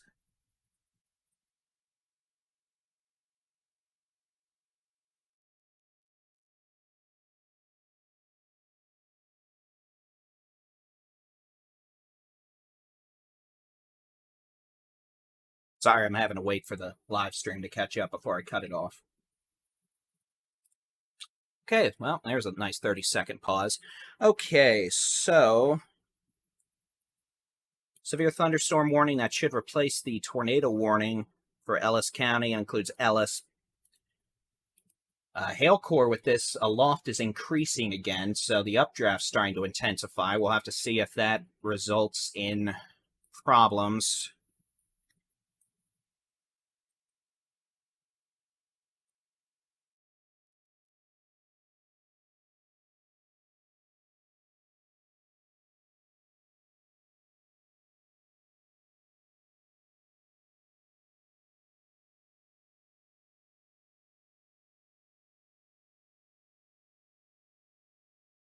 And folks, I guarantee you, there's damage north of Venus.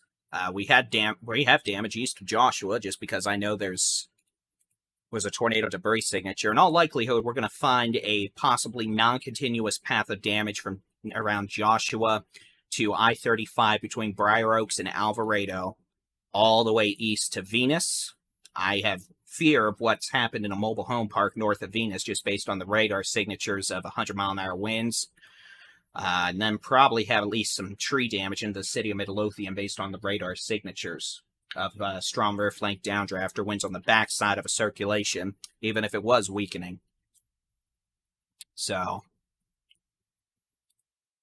and to be honest, we're probably not going to know about a lot of that until first light tomorrow. First responders obviously have a lot more to do than try to report on what's happened right now. So again, right now we've got a tornado warning that will expire shortly. Damaging straight line winds from near Pecan Hill, east side of Waxahachie, where 287 splits off with Business 287. That'll be running down 287 where the movie theater and the little shopping center is. Then moving towards Ennis. We note the hail core aloft with this storm is intensifying again, so it's possible the threat for damaging straight line winds, maybe some wind-driven hail, will also increase over the next 20 minutes. Couple notes. Radar on our website, texasstormchasers.com/radar. Same thing with our mobile app. We also have a rapid update feed in the mobile app. You can keep an eye on what's going on there. We have to focus on the most life-threatening storms.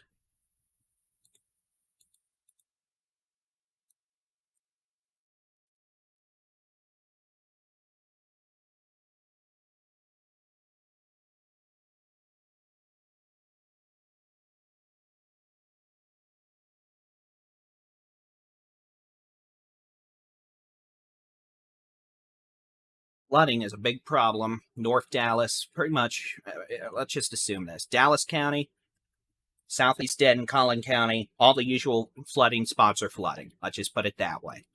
Let's take a look at the storm near Gilmer. I see it's out by itself. It's shooting off lightning. We are not seeing any sort of low-level rotation with this thunderstorm. That is good. Tornado warning for Ellis County has been canceled. The tornado warning for Ellis County is bye-bye. So, severe thunderstorm threat will continue. Let me first turn off the lightning because that is once again become obnoxious. 4,275 lightning strikes. That's excessive. Let me tell you what we're going to be dealing with. Boop, boop, boop, boop.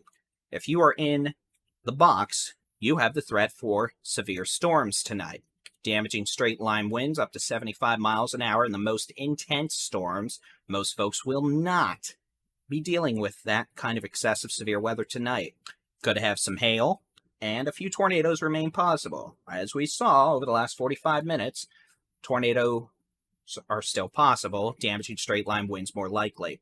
I'll tell you this thing's ramping up again in the angry hail wind department. You see how we've, one, got a hail marker right there, that's what that is. Two, we're starting to bow out. So this could enhance the damaging wind potential back over 70 miles an hour across eastern Ellis County. And we're going to have to watch this area in case we have a spin up try to occur again. But for now, we don't. So what we're going to do, really quick, I'm going to refill my caffeine. Oh, nope, I have caffeine.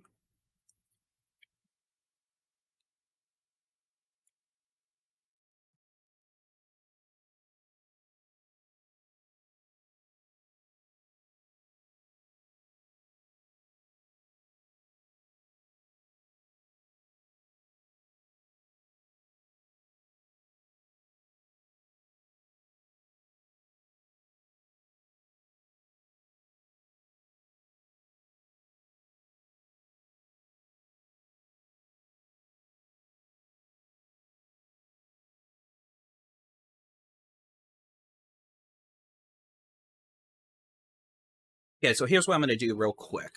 I'm going to refill my water bottle. I'm going to do all the necessities one must do after drinking copious amounts of water. And I'll be back in 2 to 4 minutes. Live stream will stay up. There'll just be no audio for a few minutes. BRB.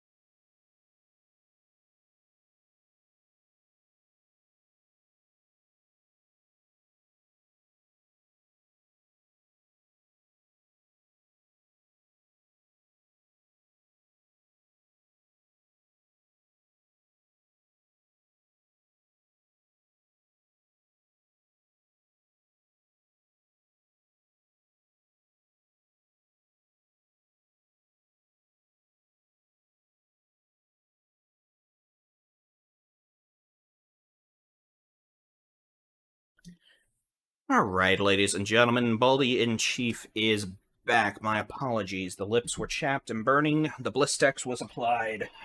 Caffeine has been rejuvenated.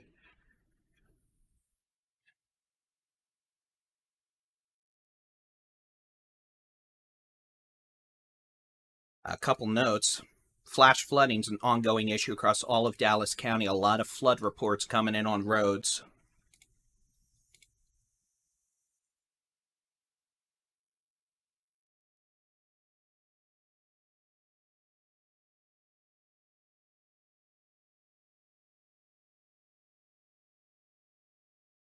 What we've got going on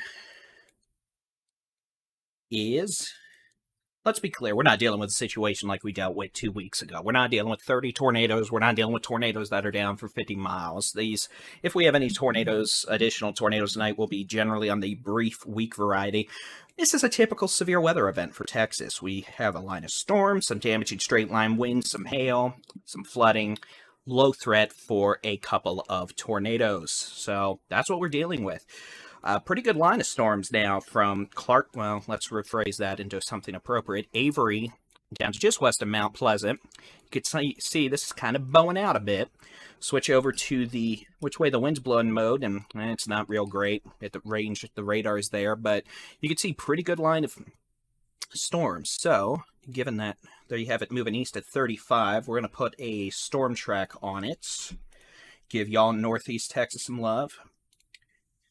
Give me just a second. We'll press some magical buttons here. About 35. We'll do 37 just for a good measure. You can see storm should be making to Avery, 11:54. Mount Pleasant, 11:56. DeKalb, and about 12:09. Omaha, 12:14. Naples, 12:18. Foreman, 12:27. New Boston at 12:29.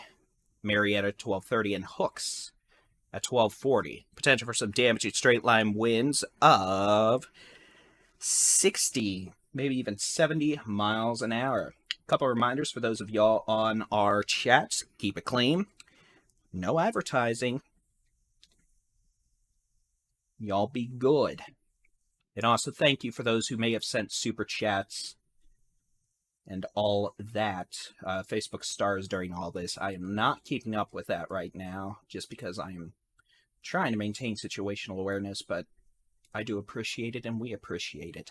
Thank you. We have no tornado warnings at 12:48, so that is line of storms number 1. We are keeping an eye on these kind of discrete storms here in East Texas. They're not doing anything right now besides raining and pouring. Thank you, Mama of 6, for that super chat.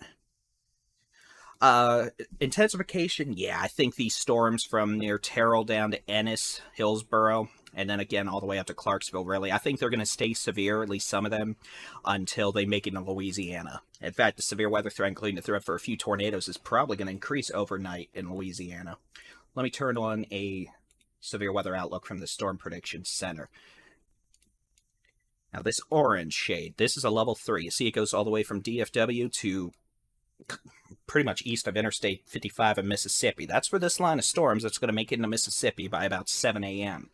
Now, I'm going to switch to a tornado probability. Highest tornado threat, you can't really see the colors well, but Louisiana, Mississippi. So the threat for tornadoes, brief tornadoes, and the squalling will increase overnight, especially as the storms get into Louisiana and Mississippi. But not all the storms are going to be severe. Damaging winds, main issue. Can't rule out a few brief tornadoes.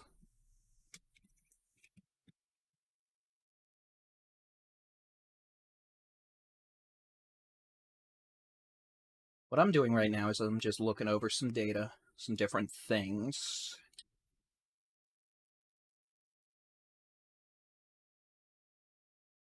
I'm going to actually look at some model data and some short-term data just to see what we might be dealing with for the remainder of the evening. I think the threat for large hail will decrease with these storms as they keep moving south and east. The threat for damaging winds will probably increase.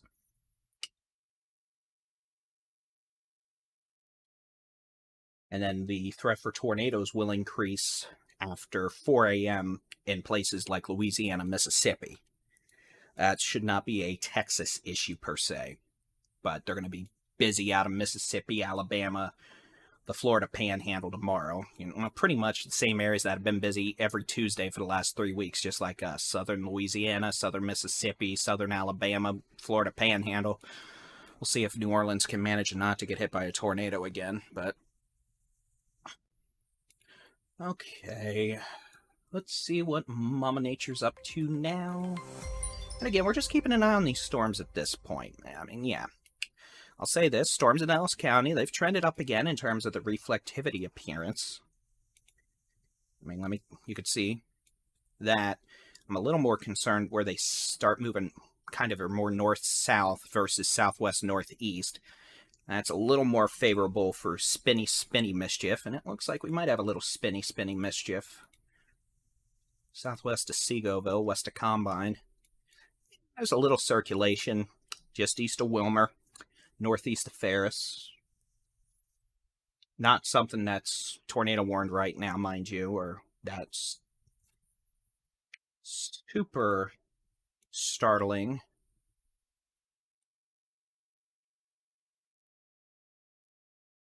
Little circulation might have the potential for some damaging straight line winds. Can't rule out a brief tornado, but again, it's not something that requires a tornado warning right now. This is east of Interstate 45. Looking from the radar in Burleson, winds moving away at about, 30, 40? I saw 40, there we go, 40 miles an hour. About 20 towards, so about 60 miles an hour of wind shear in that general area. You can see the latest scan. It's kind of trended south of Combine and south of Seagoville. East of Ferris, you can see winds about 35 away, about 30 towards, so about 65 miles an hour now of shear. Okay, we're going to keep an eye on this, if this might be a new circulation trying to spin up. And again, we're going to see many of these tonight. It's just most of them are not going to become tornadic, and if by chance they do, they should not last particularly long.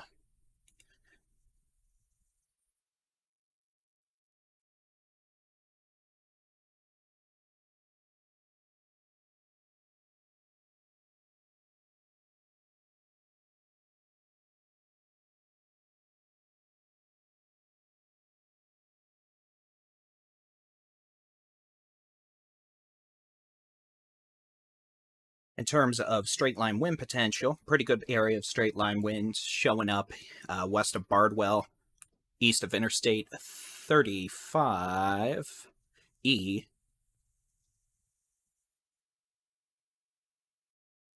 Winds of about 65 to 70 showing up there. That's heading towards Bardwell and Ennis. Winds closer to 60 probably in spots up this leading edge of the squall line, Bow Echo, whatever, and then a little area of rotation northeast of Ferris. That's generally moving more east-southeast towards 34, should pass south. Well, I should stay south of Kaufman unless something weird happens, and let's not taunt Mother Nature. Switch back over to the which way the wind's blowing mode with storm motion calculated. There's actually two different modes here. One, this space velocity, it doesn't take into account storm motion. It's good for straight line winds. Switch it to storm relative velocity. This takes into account the wind or the storm movement and adjusts the color table appropriately, and that's how you can see an area of some rotation right there.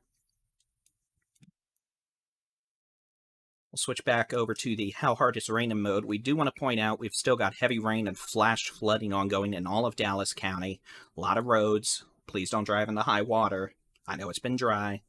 Not great. Same thing goes Collin County. End of the precip from near Art Mansfield, Arlington, DFW Airport, all the way up Tioga 377. Thank you, Julianne. And again, moderate rain continues. Severe weather threat is over west of the squall line. Those of you asking what radar program I'm using, it's called WSV3, Whiskey Sierra Victor 3.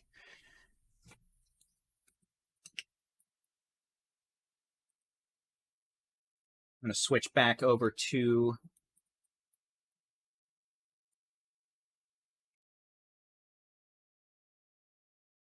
the Shreveport radar. I want to take, well, first off, let's turn off the roads thing. See what this storm is doing with wind. There is no tornado warning, folks, mind you. No tornado warning, severe storm warnings, a tornado watch. Watch means keep an eye out. Warning means grab the kids, run to shelter.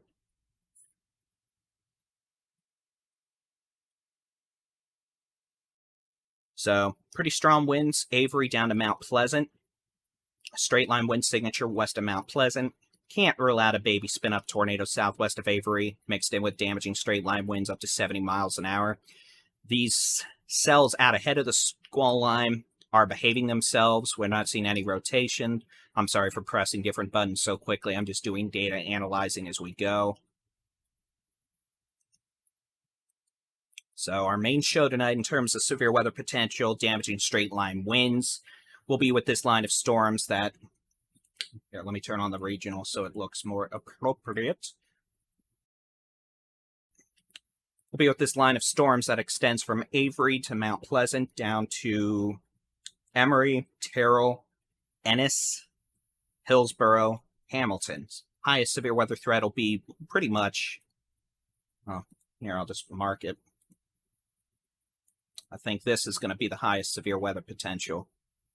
We'll see if I drew it correctly with the Storm Prediction Center outlook. I didn't, but oh well. At least for now, that's the highest potential.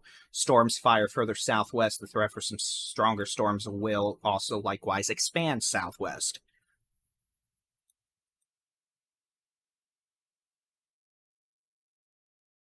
So, again, damaging straight line winds over 70 miles an hour possible with the strongest storms. Most storms will not produce winds that strong. In terms of hail, probably quarter size at the most in most spots. The hail threats really come down. And again, a few brief tornadoes are also possible.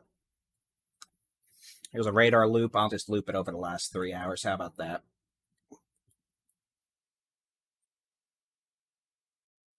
This is just a radar loop over the last 3 hours. You can see showers in East Texas. Those have moved into Louisiana, mostly evolved into stormies.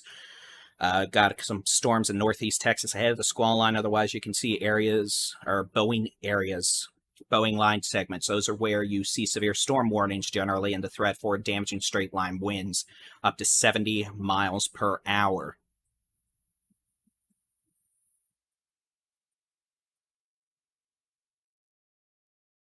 And storms themselves, they're generally moving east now. East-southeast at about 25 to 45 miles an hour. We'll likely see some acceleration occur over the next hour or two. So hopefully they'll be out of the state by, I was saying 4 a.m. earlier. To be honest, I haven't looked recently at data. Let me take a look real quick. There. I'm going to turn everything off. We're going to clear some cities off. We're going to look at timing data together because we're friends. I have to press a couple different buttons here.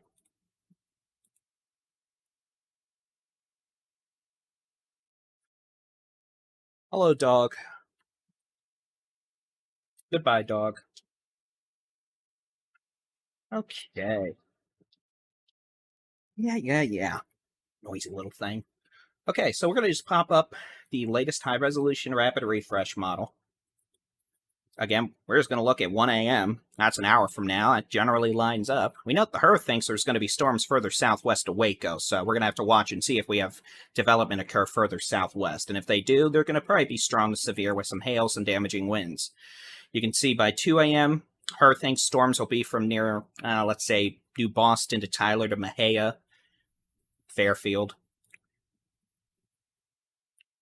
3 a.m., generally, what is that, Marshall to Jacksonville to Hewitt. I'm going to skip to 5 a.m. and generally, strongest, well, here's 4 a.m. Strongest storms coming up on Highway 59 to 84 from, essentially Palestine, Rusk, south of Carthage. You can see kind of weakening. Stronger storms out in Louisiana by this point.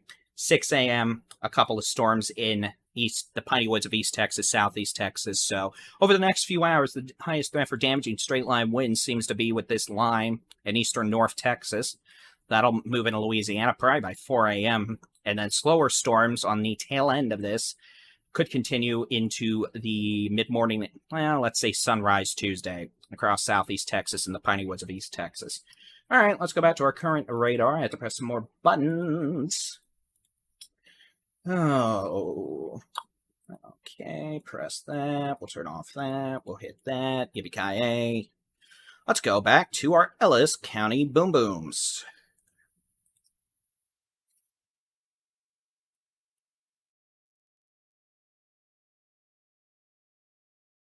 That's interesting. This little cell, M house to Rice.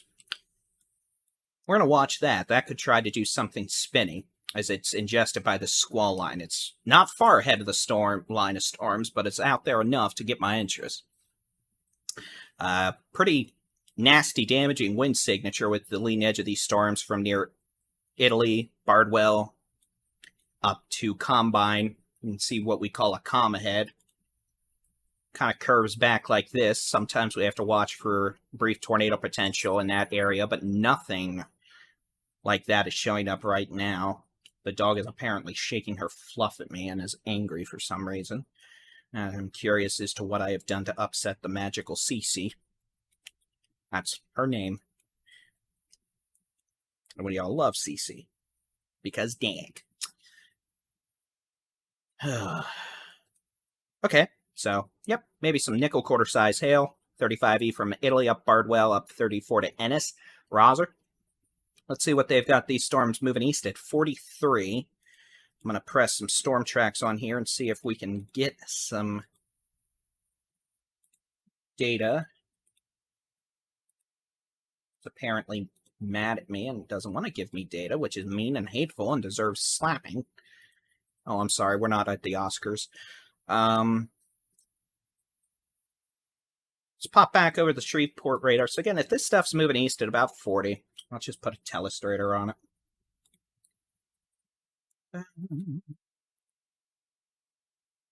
That's not what I wanted.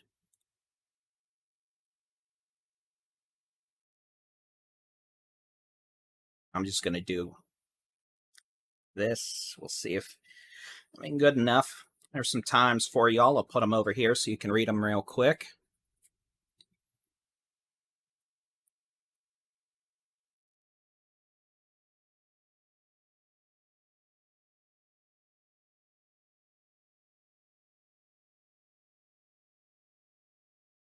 That's what that section of the squall line.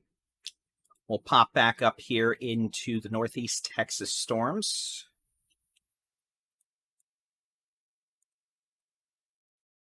I got it moving at about 35 to the east.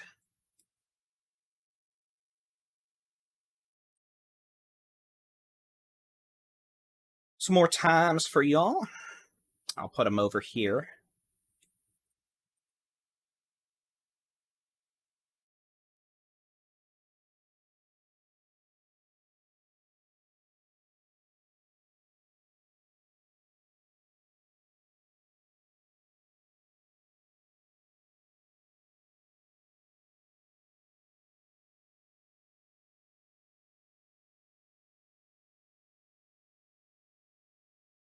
All right.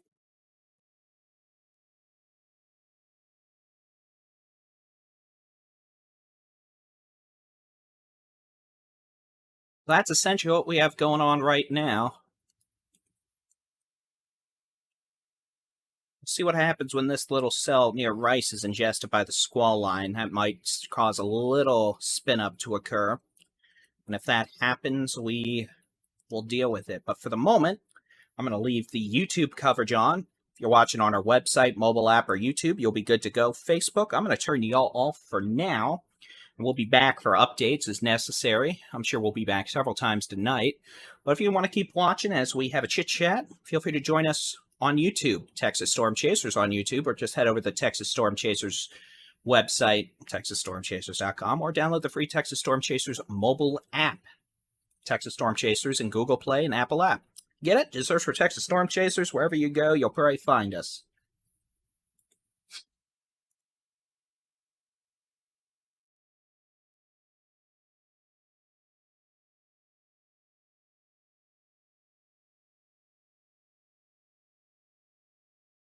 Okie dokie, we've turned off the Facebook.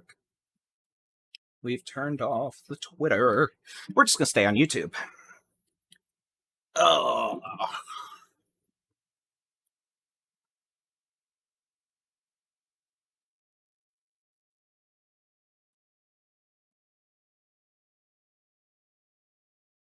Yeah, my nose keeps itching.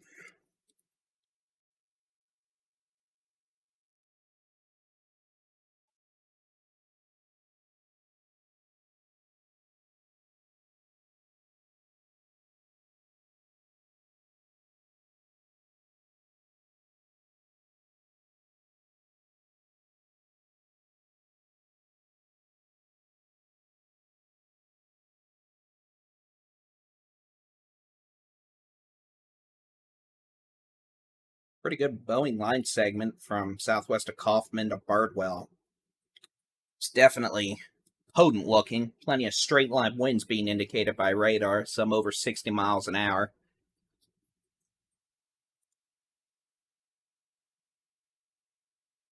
Oh. Now another severe thunderstorm warning. This thing's moving even further southeast than I thought it was. So they've got this moving all the way from near Hubbard to Corsicana to Currens, Gun Barrel City. Winds of 60 up to quarter size hail.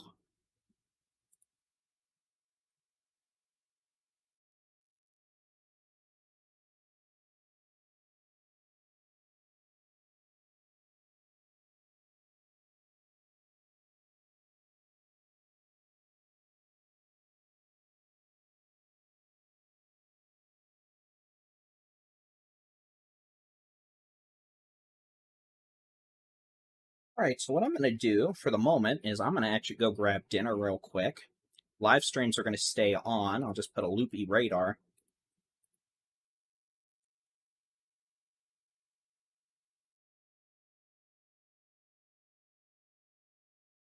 And I'll probably be back in, what time is it? 12:07. I might be a 20-minute break or so, but radar is going to stay on, and I will definitely be back. So we shall return.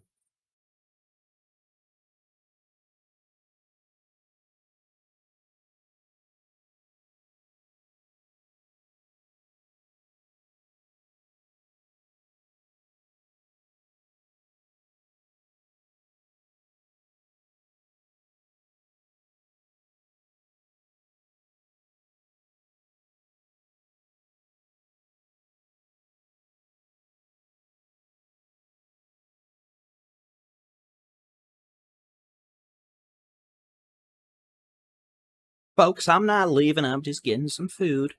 Again, strongest storms producing severe winds up to 70 miles an hour. Maybe some dime to nickel size hail. There are no tornado warnings. And if for some reason one spins up real quick, we'll be back. But stream's going to be staying on. I'm just not going to be talking for a few minutes.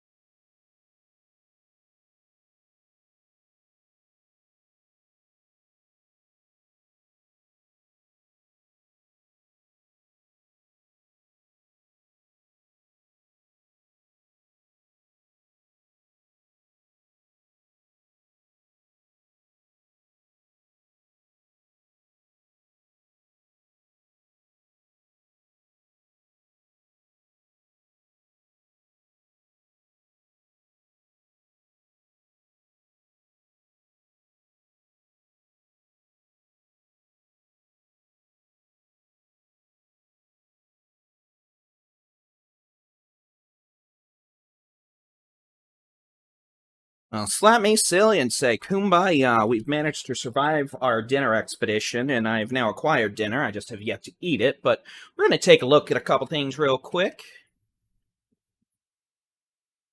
before I stuff down my dinner, which I might add is Del Taco, but that's okie dokie. Let's go ahead. We're going to turn off the regional radar and switch back over to the high-res radar. First off, we do have a severe thunderstorm warning. We'll go from east to west. We've got a severe thunderstorm warning. This is going to include everyone from Avery to New Boston to Texarkana down to Douglasville and Naples. This is going to be a damaging wind threat.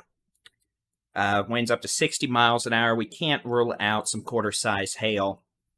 And again, these storms are moving east at 40 miles an hour. So, over the next hour, make it Texarkana. Southwest, some strong storms, maybe gusty winds, Mount Pleasant to Emory, and then we get back to the other severe storms, one of which is near Kemp. I'll tell you, this thing's trying to be a little spinny McSpinner nugget east of Kemp here. We're going to have to keep an eye on that. Some damaging straight line winds, definitely a possibility. Could see winds up to 70 miles an hour, moving towards the city of Canton. Again, this is north of Maybank now, just east of Kemp, moving towards Ken, up 198. We have other thunderstorms. Kemp down to Gun Barrel City could have some winds up over 60 miles an hour. Radar is indicating that with this little Bowie line segment all the way down west to M House. Coming towards the city of Corsicana, it'll be waiting in Corsicana soon. I just say it'll be wetting in Corsicana. It'll be raining in Corsicana soon. How about that?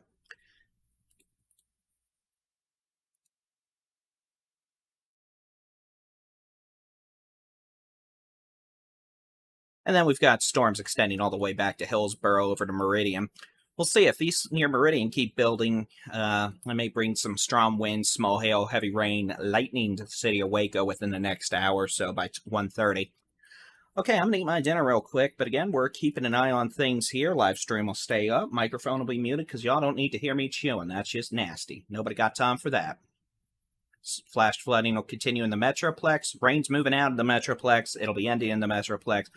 Floodwaters are going to take a couple hours to retreat. So with that being said, live stream will stay up. I'll just mute it for a little while. Back to our little intermission chat thingy.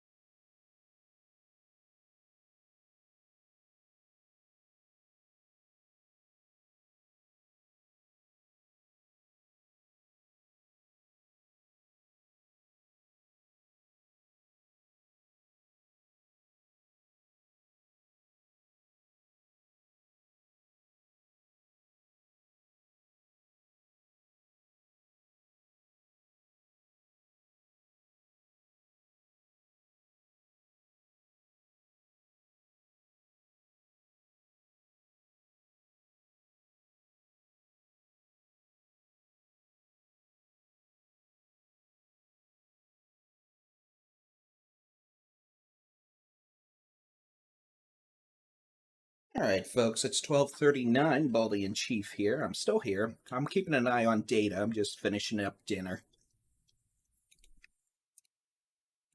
Damaging winds up to 70 miles an hour possible in the city of Texarkana and Boston over the next 20 minutes. We're also keeping an eye on the very electrical thunderstorms approaching the city of Canton down to Gun Barrel City. That storm, or that line segment, is looking pretty potent in the wind, lightning, heavy rain, small hail department. Also got a pretty electrical storm near Clifton to Laguna Park to Lake Whitney. Otherwise, we're just watching data. No tornado warnings.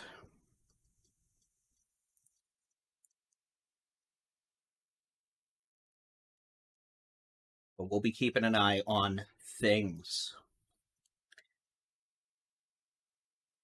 Thank you to Violent Lotus on the YouTube channel, being a great moderator tonight. Really appreciate it, helping to answer questions. For folks wondering about what's going on, we've got radar, texasstormchasers.com/radar. You can track the storms, view ETAs for your area,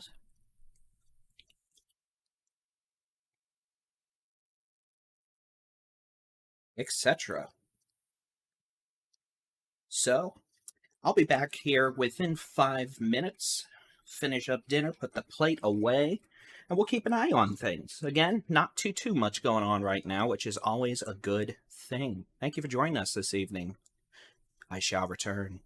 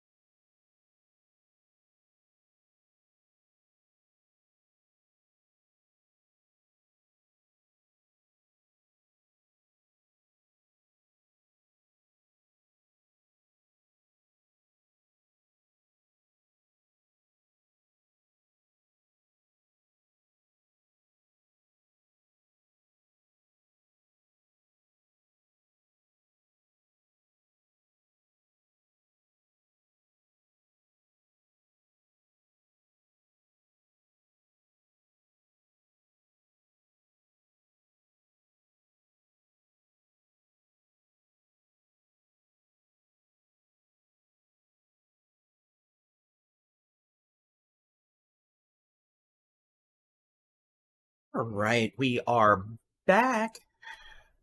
By we, I mean me.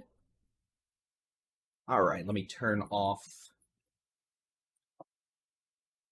this. Let's take a look at a couple different things. We'll start off in the northeast.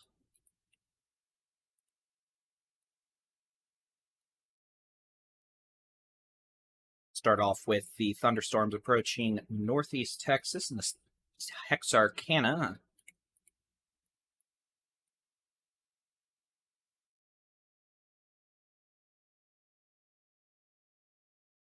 Doc, and you're difficult, aren't you? You know.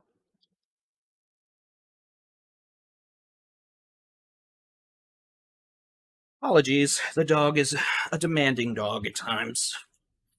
I'm sure she'll be back in 2 minutes. Okay, let's switch over to the which way the wind's blowing mode. This is going to be a straight line wind threat. The potential for localized wind gusts of 50 to 60 miles an hour. Maybe some nickel-size hail.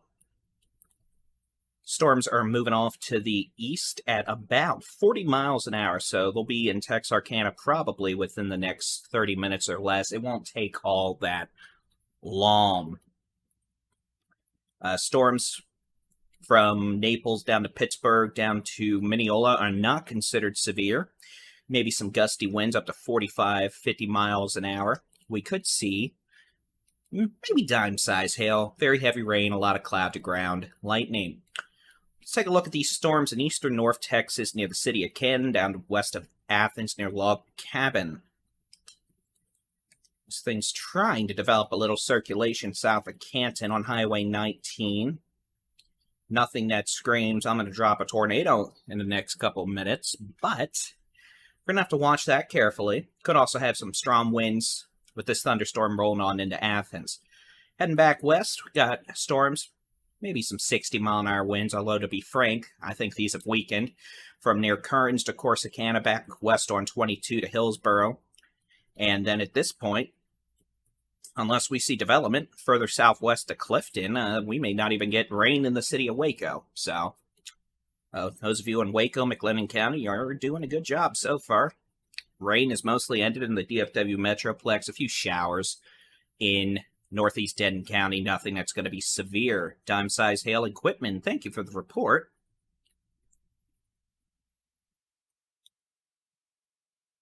And we have a severe thunderstorm warning now for this thunderstorm. Moving on into Athens, Murchison, Brownsboro, Chandler, Moore Station, Coffee City, Berryville, Malakoff. Moving east at 45 miles an hour. So it'll be near the city of Tyler in about 15 minutes. If not that, well, this storm up here, less than 35. So we'll keep an eye on it again.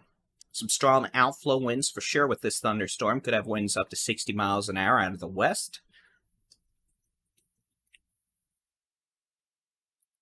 Maybe some quarter-size hail in spots. Otherwise, it'll remain pocket change size, dime to nickels.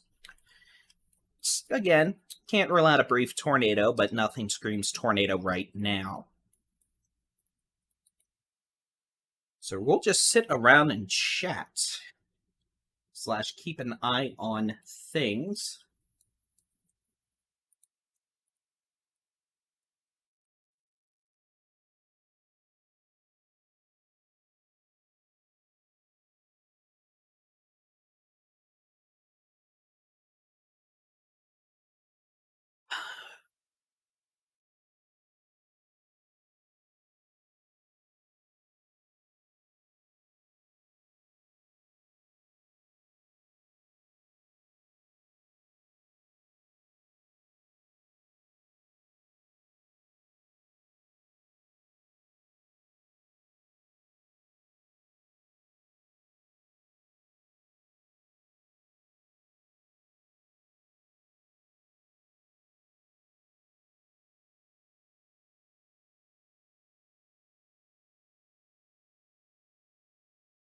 So again, this isn't anything like we saw 2 weeks ago. First, we're not dealing with discrete storms, long track tornadoes, the strong tornadoes.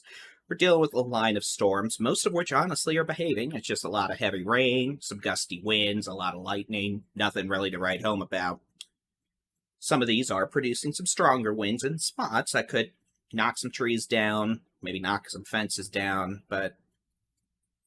And then hail-wise, I don't think we're even having hail over the size of quarters, and most of that folks are going to see smaller than that, so...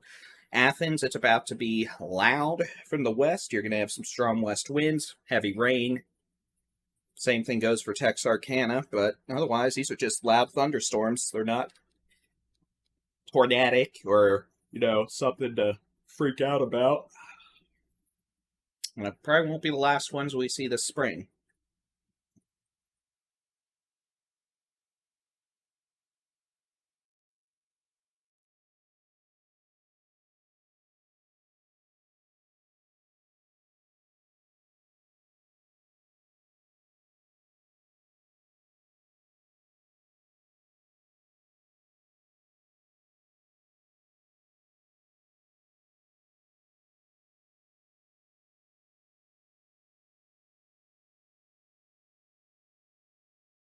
And yes, it does look like the severe weather pattern will get active next week.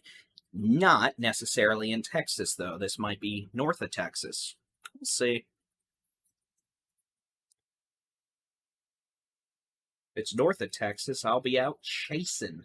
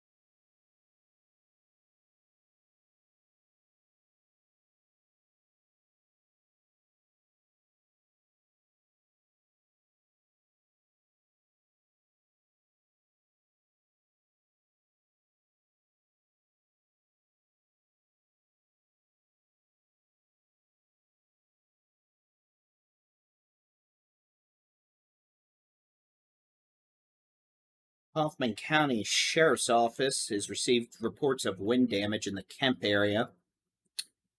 County Road 4024, Highway 175. Several reports off 175 of trees down on the road and on houses and barns, and it's not great. So that's what this storm moving towards Athens. So we know it's producing some gusty west winds, enough to knock some trees down.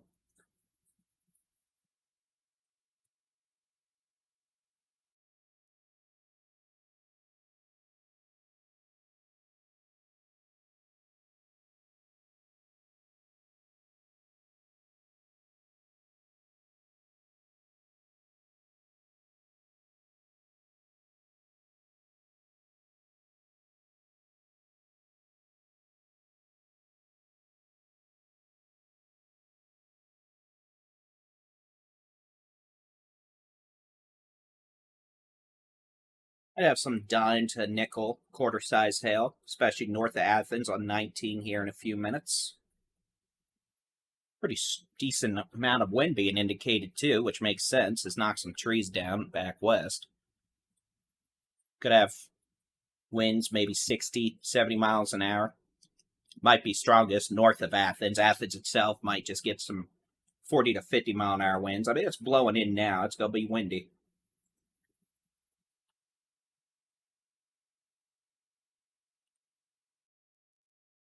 Severe storm warning now for eastern Van Zandt County, essentially running from Canton over to Van.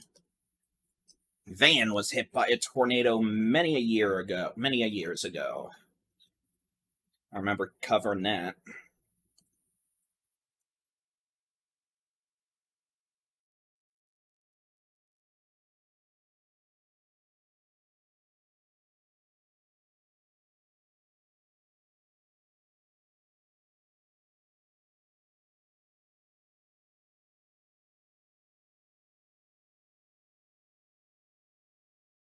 And yeah, there's no tornado warnings. This is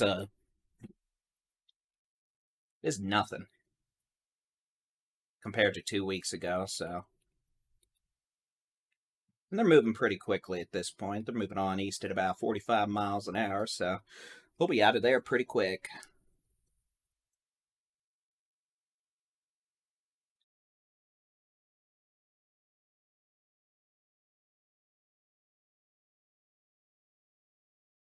These fans in my computer is making noise.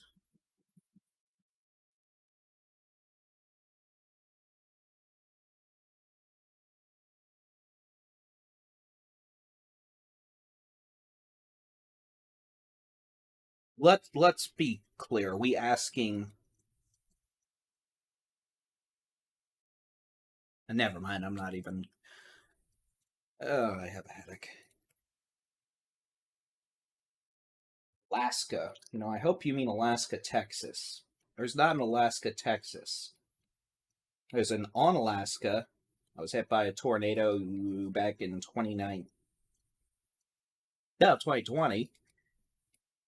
But that is down northwest of Livingston, and no, that's not going to be a problem right now.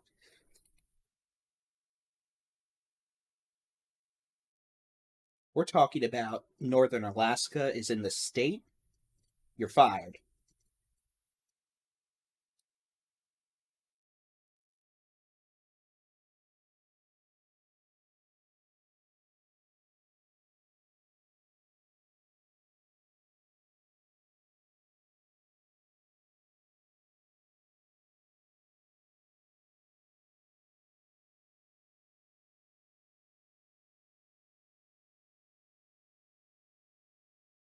I wish it was Alaska in here. Trust me, it gets kind of warm in this office with all this computer equipment on. I mean, it's bad when you have I literally have an AC unit in this room just for this room when these are all on.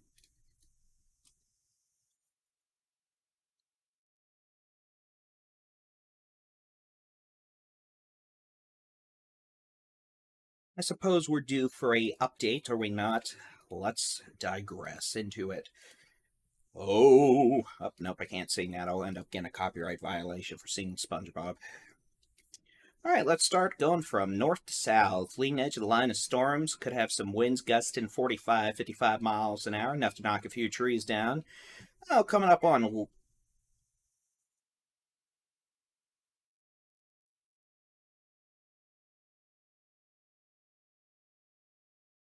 Okay. Leary down to Redwater, down to Douglasville, to Lone Star. Storm's moving east at about 45 miles an hour. Could have some winds gusting up to 60 miles an hour in a few spots, capable of knocking some trees down. Same story goes for these storms from Lone Star to north of Gilmer, west of Gilmer, down to Mineola. Could have some localized winds over 60 miles an hour, most less. And then with these thunderstorms that extend from Canton and Van, mainly Van, down to Athens, especially just northwest of Murchison and west of Edom. Excuse me, could have some quarter-size hail, maybe some winds closer to 70 miles an hour in spots. Keeping an eye on an area of weak rotation southwest of Van. This isn't anything to write home about or freak about, but we'll keep an eye on it just in case it intensifies and we end up having to have a spinning warning issue. I have a severe thunderstorm warning issued for Smith, Russ, Gregg, and Cherokee counties in East Texas. This will include the cities of Lindale, Winona, Liberty City, Kilgore, Tyler, White House, Bullard, Troop, Arp, Overton, Noonday, down to just north of Jacksonville.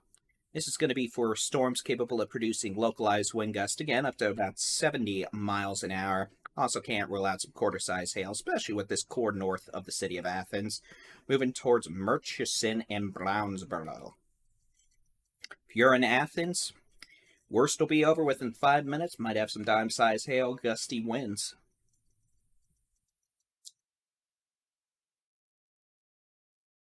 More time goes on, the more I realize I'm going to be taking this computer case off tomorrow and figuring out which fan is making a squeaky noise.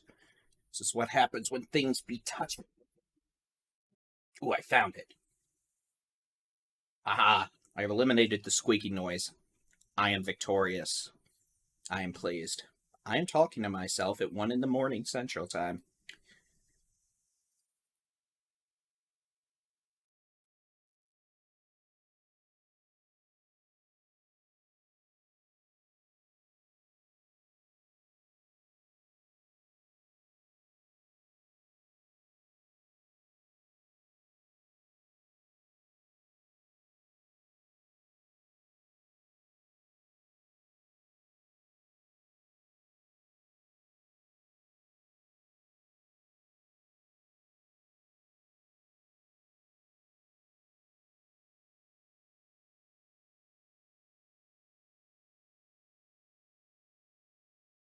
So again, at this point, we're just dealing with a line of rowdy thunderstorms. These aren't really high-end severe.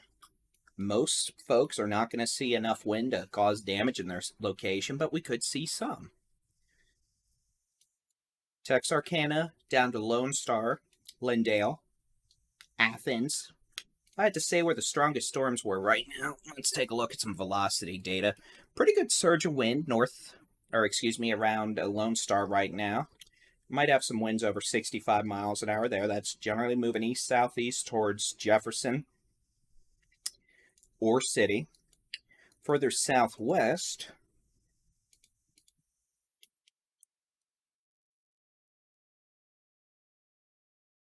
watching some stronger storms from Van down to Murchison. Maybe a bit of a hail core approaching Highway 31. That might be heading on into Tyler over the next 20 minutes, so we're just here to keep an eye on things. You want me to draw a box of who's in the severe weather threat? Yeah, okay. La, la, la, la, la. Yeah, let me zoom out. 1 moment, please. I wanted to zoom out. That was not letting me zoom out. That's sad. Unless we see storms fire further southwest. That is the area, at least in East Texas, where we will be watching for some localized damaging winds and maybe a low threat for a brief tornado. And that is through about 3 to 4 a.m.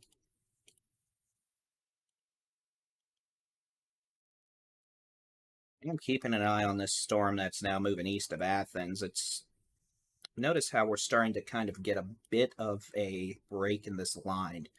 It goes like that, and then we just go southwest. I'm a little worried this cell is going to try to spin up a little, whether that means some larger hail, better chance for damaging winds, or if it tries to spin up into a spinny. We'll see. I'm just chatting out loud here with a few hundred people, and heavens knows how many after the fact. I mean, I'll give folks credit. If someone in the future is watching this part of this live stream, I have no idea why you're watching this specific portion. But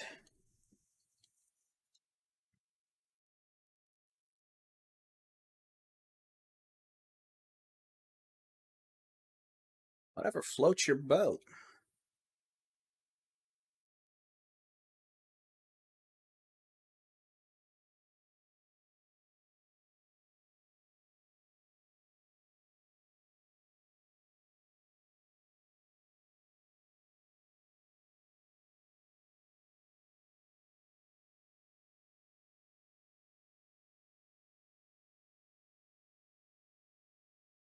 Yeah, there was at least we know of a tornado just east of Joshua. It might have started in town, honestly, and then hopscotched. That's not a meteorological term, but so be it. all the way east to near Midlothian. I suspect we'll find out the full extent of the damage by the time we get, or after sunrise, but I suspect there's quite a bit. I know there's some damage around Aubrey in northeast Denton County.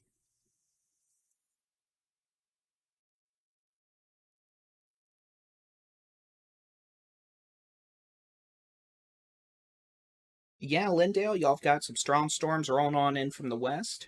Highest wind may stay to your southwest. I'm watching that section just northeast of Athens. That seems to be doing a happy lightning dance, too. Let me see if I can get the lightning data to turn on.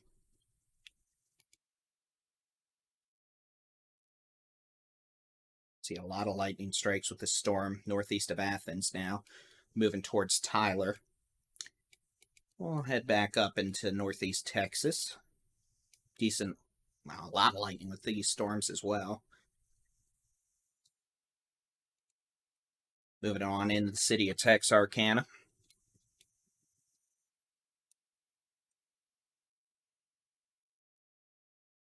A lot of wind around Lone Star. We're going to be watching this storm west of Tyler near Athens as it moves towards Tyler. I'm almost going to treat it like tail end Charlie. It seems to be more organized than some of these other storms. The least could be producing decent west winds up to 70 miles an hour in a few spots. Rotation signature, at least with this, is less organized than it did early. Looks less organized than it did earlier. There we go. See, I can make words.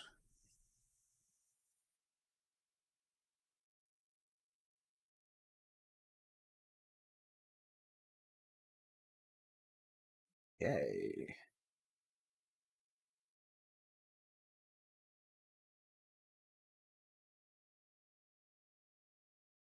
We're getting all reports of a lot of wind damage around Kemp, back in Kaufman County. Apparently, there's sheet metal all up and down Highway 175.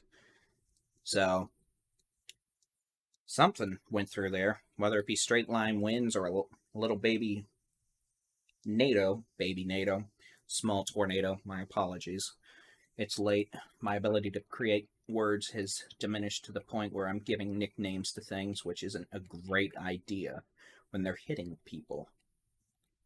If I'm in the middle of Kansas storm chasing the field, I'll call it a baby NATO. I'm not going to call these baby NATOs. Yeah, there is a little baby cell popping north of Dallas. That's just showers, no severe weather threat, no worries. A little more rain add on to the day. I'll tell you this thing's trying to ramp up. Got a bit more of a hail core, moving towards the city of Tyler. Interesting little, starting to almost take a bit of a supercellular approach.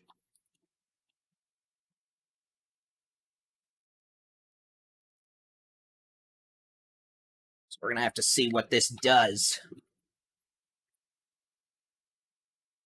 I will sit up and put my chair in its full upright position. Now, those of you in Tyler, yeah, I'd be getting ready for some rowdy weather. At least you could be dealing with some wind-driven hail. By, I don't know, what is this, 30 minutes? So by, what, 1:40?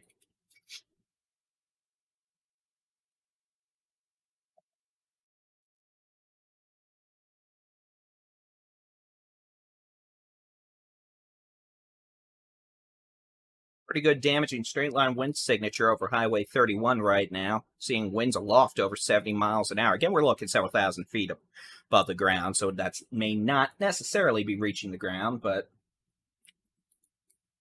I'm a little worried that what you're seeing here, I'm worried that is going to try and wrap up. And if that happens, that might spin up a circulation.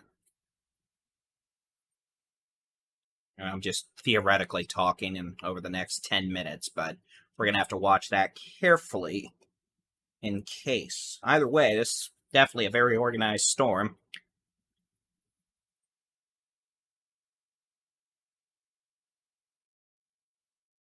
My nose won't stop itching, but oh well.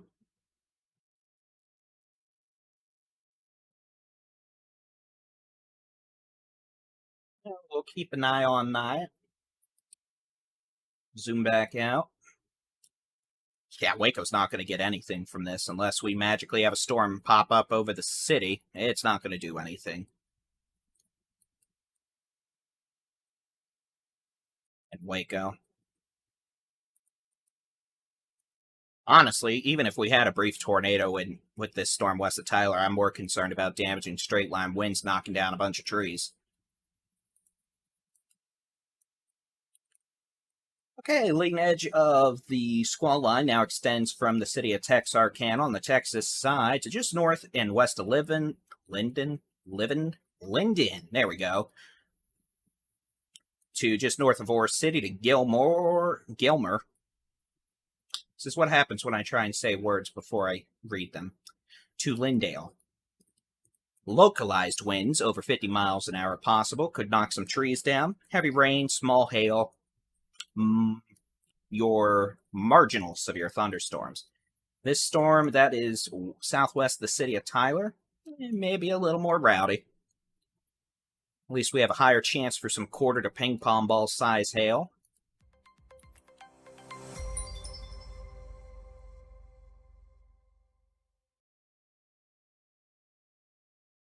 Thank you, Kathy.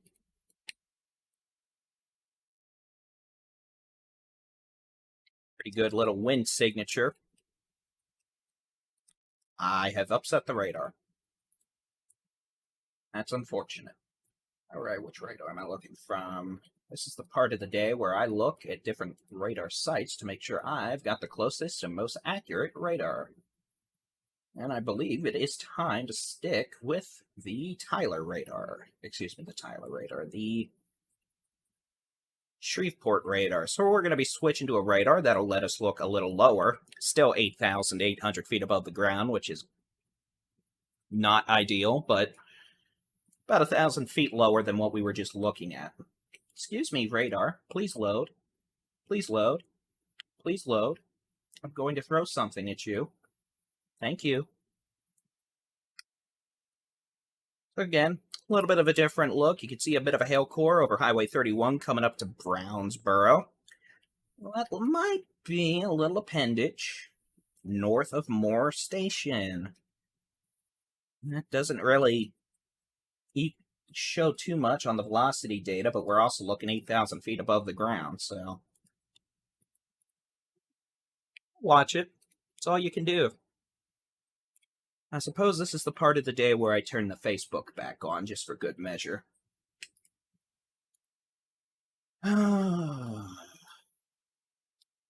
So we shall.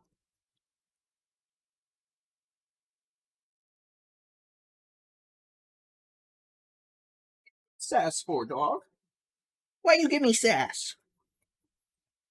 What's the sassy for? I'm only supposed to get sass from the YouTube people, not you. Yeah, go to bed. Or just go out of the room again after sassing me, jerk.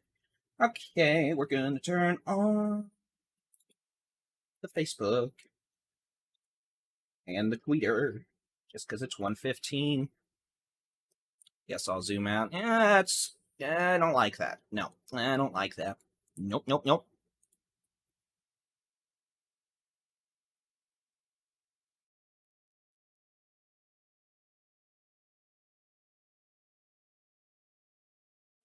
Button.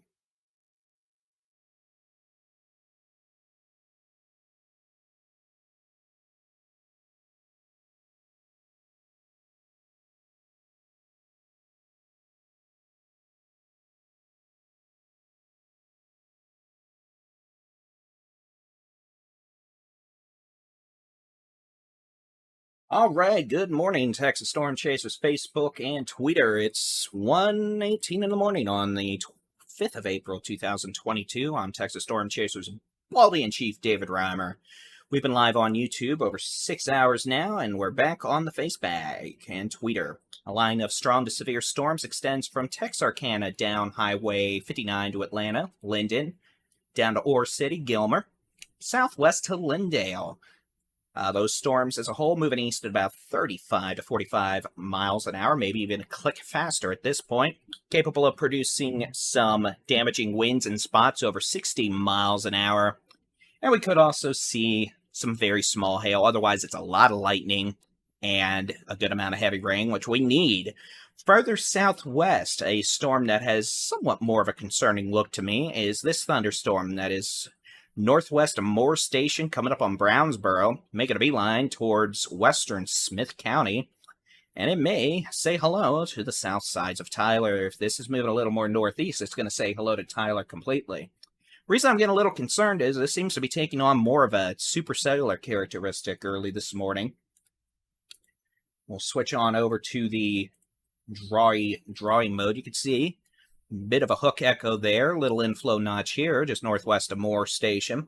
Switch over to the which way the wind's blowing mode, and unfortunately we're looking at about 9,000 feet above the surface, but there is a mid-level mesocyclone being detected, and the hail core itself is actually pretty impressive. Radar is indicating the potential for quarter to perhaps ping-pong ball size hail with this thunderstorm. And it's making a beeline towards White House, noonday, Tyler. This thunderstorm also could be producing damaging straight-line winds of 65 to 70 miles an hour. Moore Station up to Chandler and Highway 31. Eventually, if this continues, it could move more towards Tyler. And then noonday on 155. So, again, this storm itself moving east at about 60 miles an hour. It's flying, it's booking, it's cooking. It doesn't have to stop at stop signs.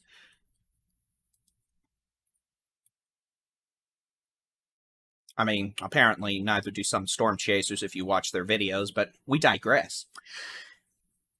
So again, we're going to keep a very close eye on this storm near Chandler. Could have some wind-driven hail as it moves into southern Smith County. And then these storms that extend from Lindale to Gilmer to Linden to Atlanta up to Texarkana have the potential for maybe pea to dime size hail of that. A lot of heavy rain over a short period of time. Gusty winds. Could see winds over 45, 55 miles an hour in spots. And we got lightning out the wazoo. These things are shining up the sky this morning. Those of you out east of this, if it was clear, which it's not, you'd be seeing a beautiful light show.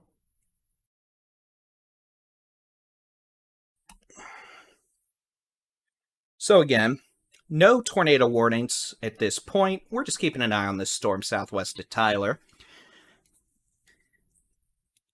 And I will admit, I don't like the look of that so much. But even if we don't have a spinny issue, this thing's definitely capable of putting a lot of damaging straight-line winds down. Let me turn off the telestrator and we'll take a look. By the way, for those of you wanting to keep an eye on storms in your neck of the woods or across the country, TexasStormChasers.com/radar, or download the free Texas Storm Chasers mobile app. Interactive weather radar, it's free. You can keep up with our latest updates and watch this live video. So, again, we're seeing some pretty strong winds aloft. Again, we're looking 7,000, 8,000 feet up, so, but we're still seeing winds over 80 miles an hour indicated with this thunderstorm. And frankly, the reflectivity signature, or the how hard it's raining mode signature, has me concerned. That's a pretty good little rear flank downdraft. At the least, that could enhance the damaging straight line wind potential known as a rear flank downdraft. That's probably what got into Midlothian earlier. We could have had winds over 100 miles an hour in parts of Midlothian. Nevertheless, warm, unstable air going in that. Inflow notch, you see a bit of a circulation there. And then, if I clear the telestration, you can see what is the hail core up here, closer to Highway 31 in Brownsboro. So, it's definitely got a suspicious-looking signature as it moves into moves towards southern Smith County, currently from near Brownsboro to Chandler to Moore Station. Generally, moving like this. So, we'll have to see what this does over the next 30 minutes or so.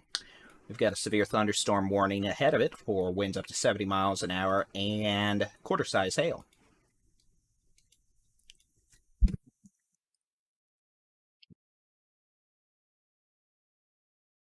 Storms in Lindale, potential for some high west winds. We've got storms all the way up through Gilmer, Ore City, Linden, Atlanta, Texarkana. Any one of these could have winds 40, 50, even 60 miles an hour in spots, enough to down some trees, which we are concerned about because we don't want folks driving on roads at night and hitting a tree while going highway speed.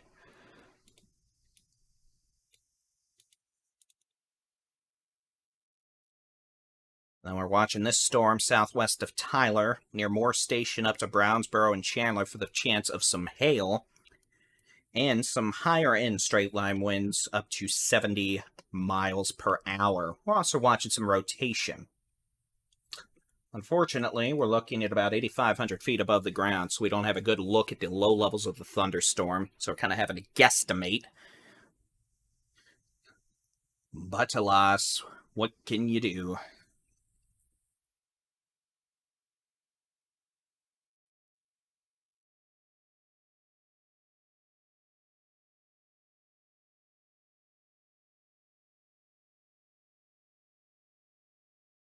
Anyway, these are moving east at about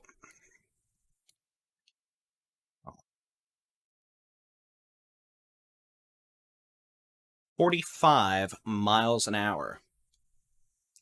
So again, we're going to see if this little shower near Coffee City is ingesting this storm. Either way, definitely a potential for some very nasty winds moving on into southern Smith County. Winds over 70 miles an hour possible. Noonday, Bullard, White House, Troop, ARP, over to New London over the next 30 minutes. And that could definitely down a lot of trees and cause power outages. These storms from Lindale, Gilmer up to Lindale, Hawkins, Gilmer, Ore City, Linden, Atlanta to Texarkana, Arkansas, moving east at a 45 to 55 mile an hour clip. Could have some high winds, enough to knock some trees down in spots, cause some power outages, enough rain to cause a little bit of street flooding for an hour or two after it rains. A lot of cloud to ground lightning, too. I'm sure that's waking a lot of folks up. So, good news is those storms are moving pretty quickly. They won't last in any one spot all that long.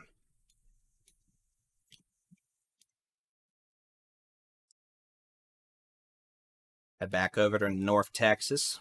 A little bit of a shower, I believe, in northwest Collin County. Northern Collin County near Melissa. Maybe a cloud to ground lightning strike or two. That's not going to be severe. The threat of severe weather is ended behind this squall line. Mainly expecting a severe weather threat over the next few hours from Mahia to Lufkin to Hemphill, and then north to Atlanta, where the line is now. Although we may see storms a little further west develop later. Those would be mainly more of an isolated hail threat. Speaking of hail, you can see this thunderstorm does seem to be intensifying, at least based on this radar data, aloft. That's looking from Fort Worth. Switch over to the wind data. Pretty good little area of rear inflow coming on into that storm. We'll switch back to the Shreveport radar. It's got a better look. It's about 1,000 to 1,500 feet lower in altitude over Tyler. You can see definitely a lot of wind being kicked up with this thunderstorm. Could have a lot of damaging winds, enough to knock a lot of trees down.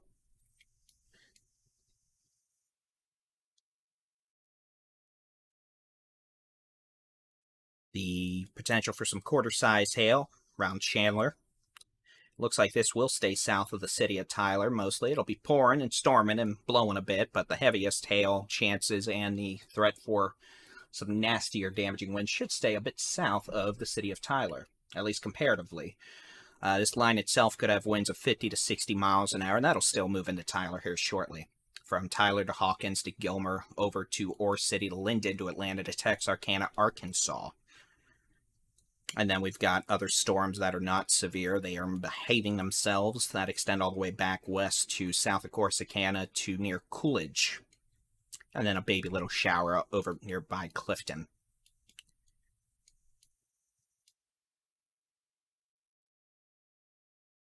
Thank you, Marilyn. I may not know how to say many towns correctly, given the amount of feedback I get, but I do know how to say Mahia correctly. I didn't used to know how to say it correctly, mind you, and oh, the comments that came in. But no, I have memorized the Mahia. I used to call it Mexia. It is Mahia. I am quite aware. We'll see what happens. Pretty good winds near Moore Station, moving towards Noonday Bullard. A 64-mile-an-hour wind gust at 5 miles southeast of Texarkana. And that was recorded at 12:04. Why do I care about something that was an hour and a half ago? That can't be right. Garbage. It might have been from one of those baby storms earlier. No, there is no Tyler radar, at least one that's publicly accessible. The closest radars we can use out here, one's in Burleson, south of Fort Worth, the other's in Shreveport. Lowest we see over Tyler's about 8,000 feet above the ground. Bullard, thank you. Bullard, with an E. If I mispronounce it, please don't take it personally. I've grew up with speech impediment issues, so it's not me trying to be a butt-headed or a non-Texan, but I just said I'm a butthead on a live stream. It's 2 in the morning. So, good news is, once these storms make it into Louisiana and Arkansas, we'll be mostly done with the severe weather threat. So northeast Texas, you're going to be done here sooner rather than later. These storms, pretty much north of I-20, will be in Louisiana by 3 a.m., if not sooner. And then we've got this thunderstorm that is near Moore Station. Should be passing over Noonday, White House, Troop, Arp, New London, and eventually maybe saying hello to Henderson around 2:55 in the morning. Potential for some quarter to ping pong ball size hail. Wind gusts over 65 miles an hour. Thank you, Misty.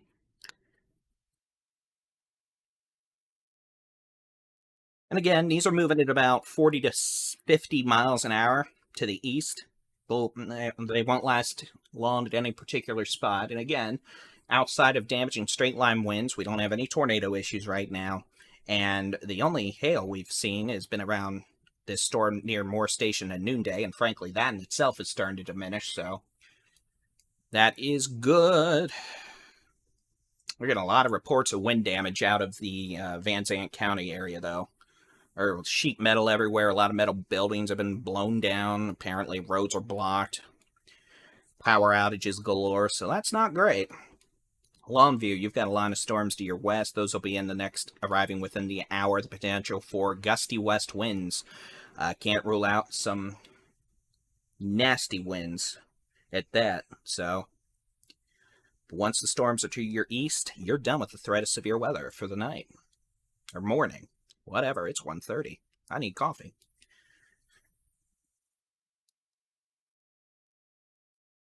Coffee, coffee, coffee. Coffee.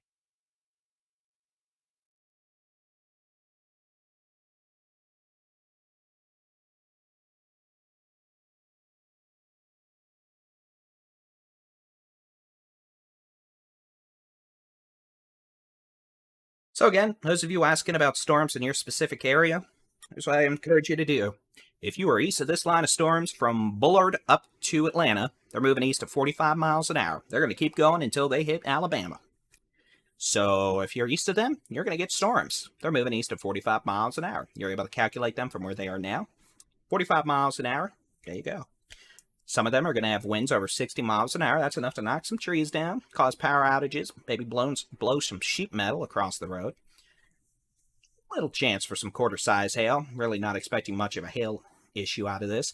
Low chance of a brief tornado, otherwise known as spinny mischief. Or spinny, bang bang, as I referred to them earlier.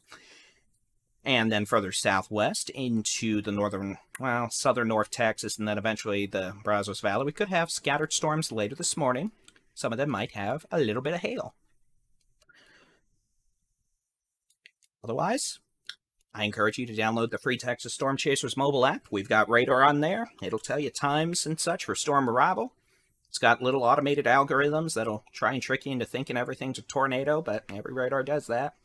And, well, we also have a rapid update feed in our mobile app. That'll let you keep up with the latest warnings and all that fun.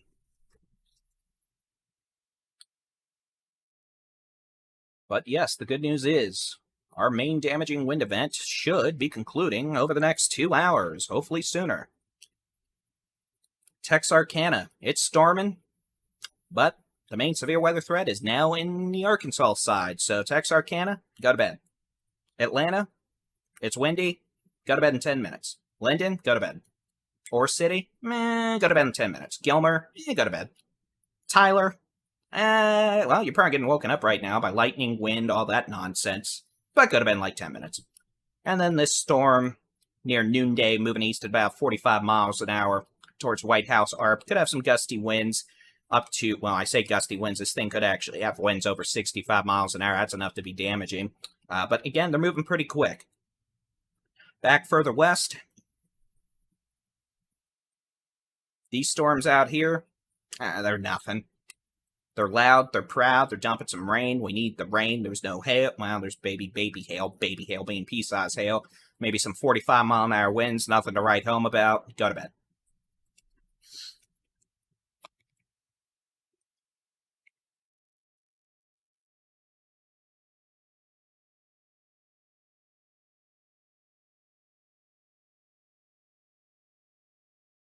Yeah, if you're in Tyler, especially east sides of Tyler, it's about to blow.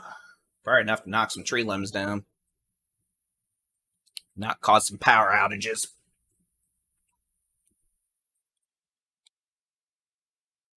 Radar velocity slashing like purple colors. Well, that's more of a different...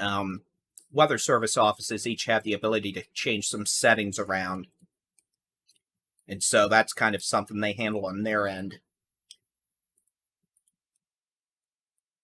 Like this, yeah, that's annoying, but I mean, I'll switch to the Fort Worth radar and you'll be able to see just fine. If there's actually something usually going on in that area where they need very good velocity data without any of the purple haze, that's what I call purple haze, they're able to change that around really easily. An exception would have been the tornado up here in northwest Grayson County back 2 weeks ago. Well, 15 days ago at this point. That was in this purple haze, and that was missed. And that killed someone, and that was very unfortunate.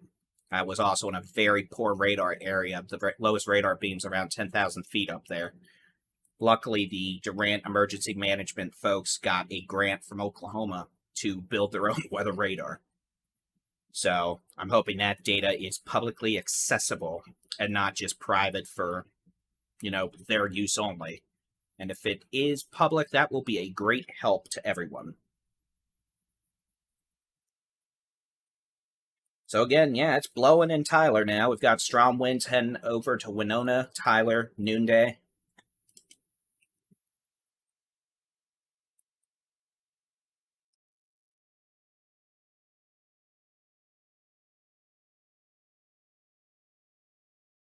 Just had a report from the Smith County Sky Warren of dime-size hail in noonday. That makes sense. The government trying to fund weather radars, honestly, that's been a problem. I've been wishing for that for over 10 years. I just don't see it happening at this point, unfortunately. It'd be great, but yeah. I mean, there are some other solutions. For example, an organization called CASA Radar, which I'm going to open up their website, stands for the Collaborative Adaptive Sensing of the Atmosphere. So CASA, they actually built, I think we're up to 7 radars around the DFW Metroplex.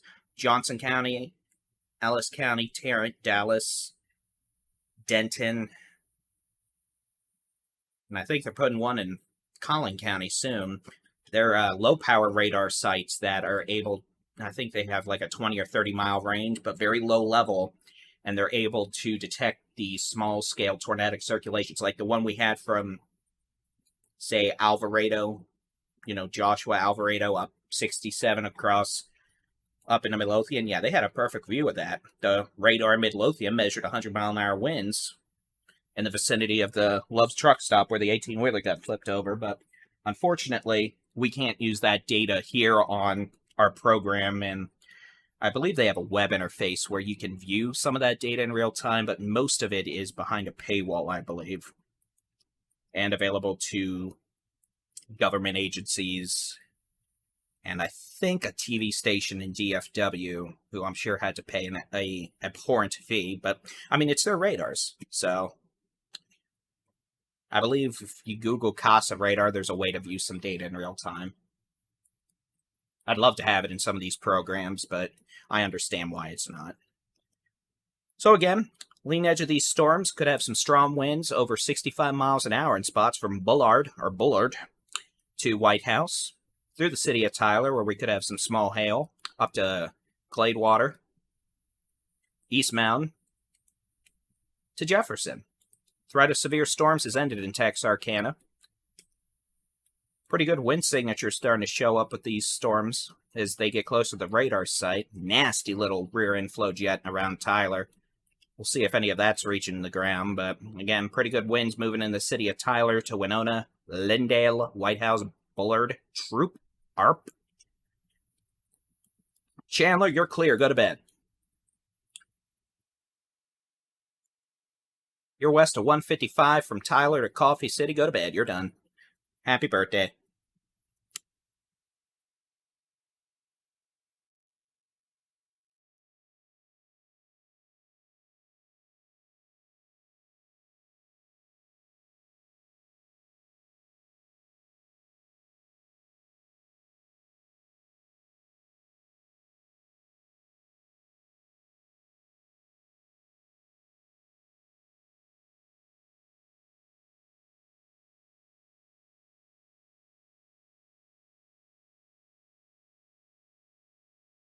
Tyler, you can go to bed in like 10 minutes.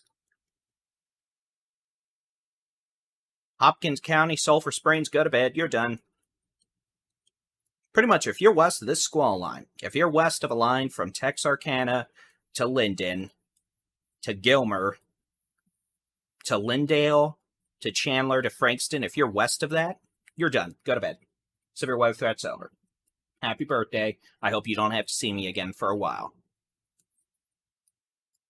To be frank, I hope next week's storm system, which will likely produce multiple days of severe weather in the plains, ends up being a north of Texas issue, Oklahoma, Kansas, etc. So instead of seeing me here in my chair doing coverage, I can go storm chasing and do coverage from the vehicle while visually describing what's going on. That's far more enjoyable. Especially when we're not having to hit stuff in Texas, but not planning on streaming. If Z-Bar, if you're talking about the stuff out here, I don't think we're going to have anybody out chasing Dixie. So I don't think we're going to be streaming. I believe we're all going to be getting ready for next week. Monday through at least Thursday, multiple days next week. The classic plane setup. Gilmer, yep, you're clear. Go to bed.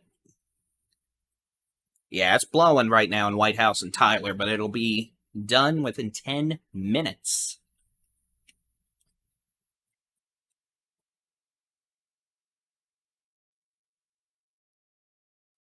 You just had a tree branch blow through your window. I'm very sorry.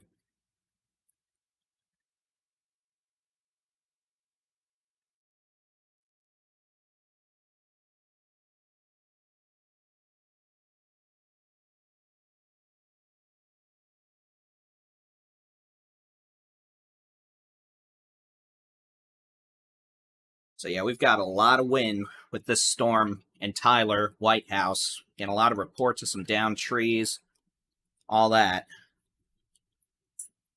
Y'all in White House, hey, don't you try to go outside and see how windy it is. If y'all want to see if you have tree damage, etc., wait till it stops blowing. You don't want to get hit in the head with a tree branch. Trust me, not fun. I ended up having a tree branch once while I was out mowing. I got under it and then it cut my throat like this. Lucky I didn't decapitate myself. Corsicana, you're done. Corsicana, you're done. Go to bed.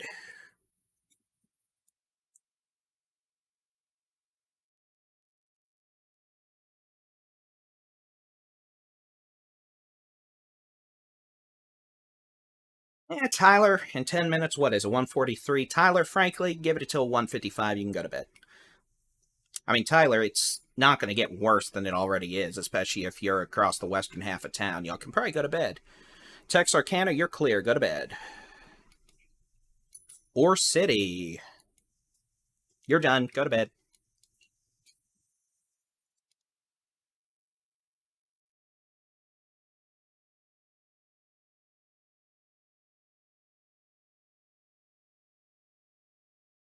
Well, classic plane setup just means dry line west of I-35. A pretty sharp dry line at that, especially on Monday. But we'll see if it amounts to anything. I mean,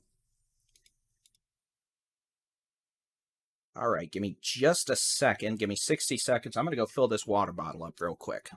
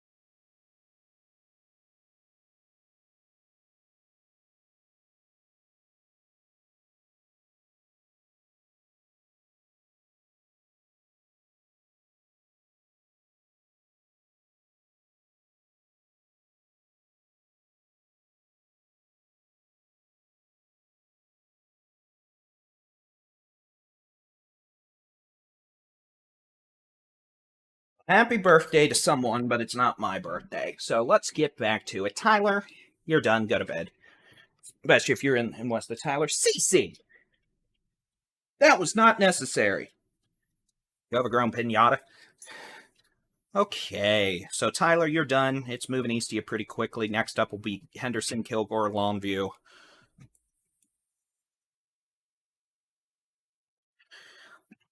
A lot of wind, I know, and blurred. It'll be still raining, a lot of lightning in Tyler for a while now, but the threat of severe weather, at least super damaging winds, should be to your east. Oh, Quitman. Quitman, go to bed.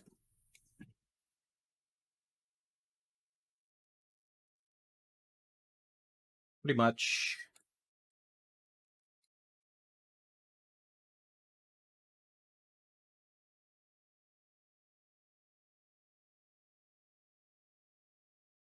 You're west of Highway 155, all the way from Linden to Tyler. You're done. Go to bed.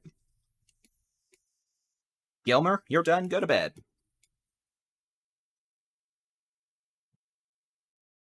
Longview, you're going to probably get some good wind here in a little bit. Could be west winds up to 60 miles an hour in a few spots. In fact, there's a new severe thunderstorm warning.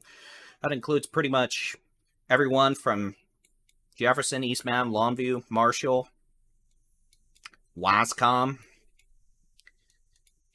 Atlanta, you're done. Go to bed. I mean, it's still storming, but the threat of severe weather's ended for y'all. So that is the good news.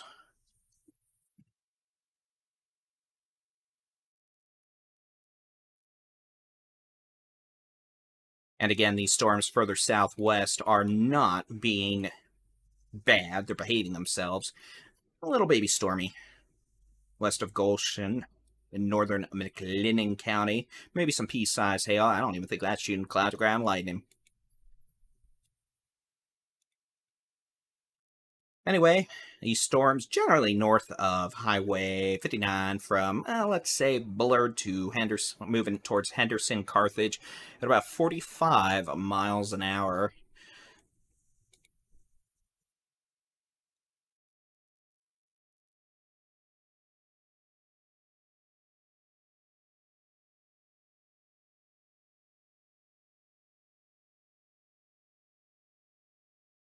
Keep an eye on this little hooky McHook north of Jacksonville in case we have some wind. I say 59 instead of 69. My apologies. More coffee is required. But yeah, pretty much we're watching for now north of a corridor from Jacksonville to center. And then south of Atlanta at this point. So our corridor is becoming less widespread. And I mean, at this point, again, localized damaging winds. Not really even much of a hail issue. A lot of cloud ground lightning. I'll give you that. But these are moving pretty quickly. Moving east at... I mean, Shreveport Weather Service says they're moving east at 60 miles an hour. So if that's the case, we're going to be done in an hour. Texarkana is done. If you're west of the squall line, you are donezies. You're done. You're over. You're complete. You're adios, au revoir, auf Wiedersehen. I've been live too long. What can you expect?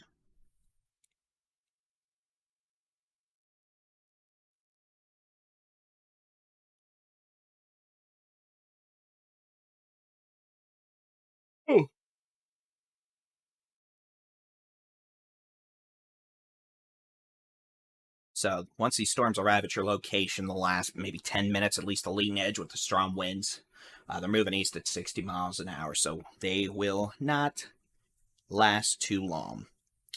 If it's already hailed and done all that where you are, you're probably good to go. Go to bed. CASA, Charlie Alpha, Sierra Alpha, CASA, Charlie Alpha, Sierra Alpha, radar.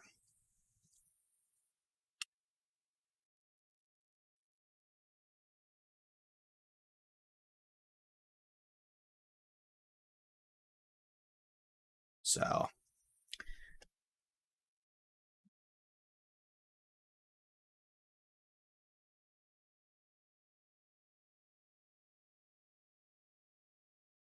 no, we don't have tornado warnings right now. I mean, there's a low chance for a brief tornado, but we haven't had that be an issue in well over an hour. Yes, pilot. I do have a bit of an aviation background as well, so I'm familiar with the terminology. It helps to clarify things. White House, you're getting a lot of heavy rain, some strong west winds, but give it 5 minutes and you can go to bed. Honestly, you can go to bed now, probably. The leading edge of the damaging wind should be to your east. Yes. To Joe. You're done. Go to bed. It's going to be rain and storm and some lightning. Got a lot of trees down on houses in Smith County, apparently. White House, trees down on at least 4 houses, according to emergency management. Power outages widespread, so, yeah, like I said, we were expecting a lot of trees to get knocked down, and that apparently has.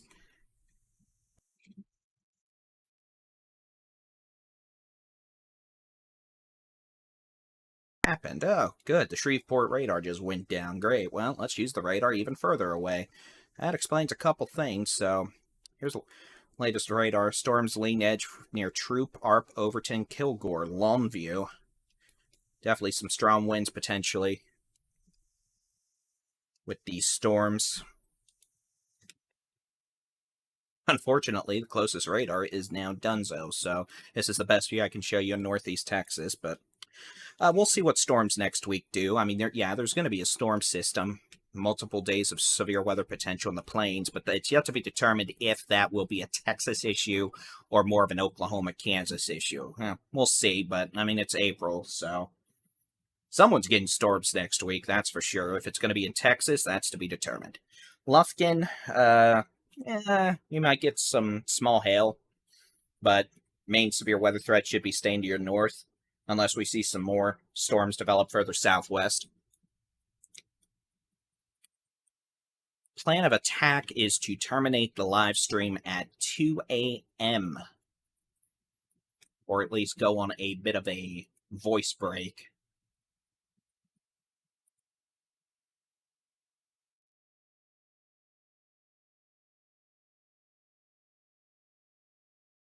widespread damaging winds continue to be an issue. That's for sure.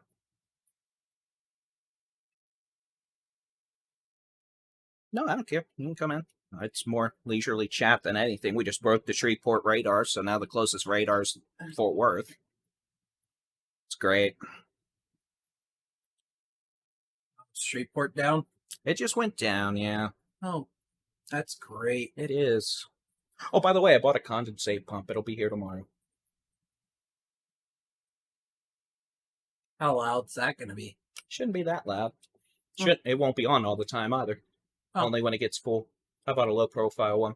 Problem is, we're gonna have to buy some planks of wood to lift this desk up a couple inches, like 2, if that. Okay. Yeah. It was making gurgling sounds earlier, and it angered me. Well, I mean, it's only, dense fog outside with 100% humidity pumping in here, so why wouldn't it condensate?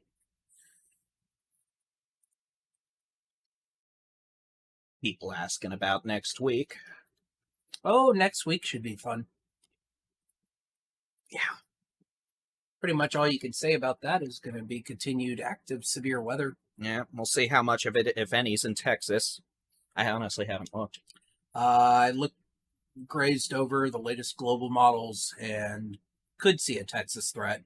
Yeah, It's not nice. locked in, but could see a Texas threat. Here, I'll unzoom and let you join the fray. You don't need to show my ugly mug. Well, that's good, because all it does is show a microphone. That's fine. Steven. Hello, everyone. Does that say 80? Why does that say 80? Well, a lot of y'all's phones are about to go off. Apparently, this issued a severe weather warning for all this. Where did we have an 80-mile-an-hour wind gust? Anyway, those of you in Kilgore, Troop, Henderson, Tatum, Lakeport, Carthage, your phones are going booyah, booyah. That's because the Weather Service just issued a severe thunderstorm warning with winds up to 80 miles an hour. And that sets off the wireless emergency alerts. Where did we get an 80-mile-an-hour wind gust? They say observed. Someone had an 80-mile-an-hour wind gust.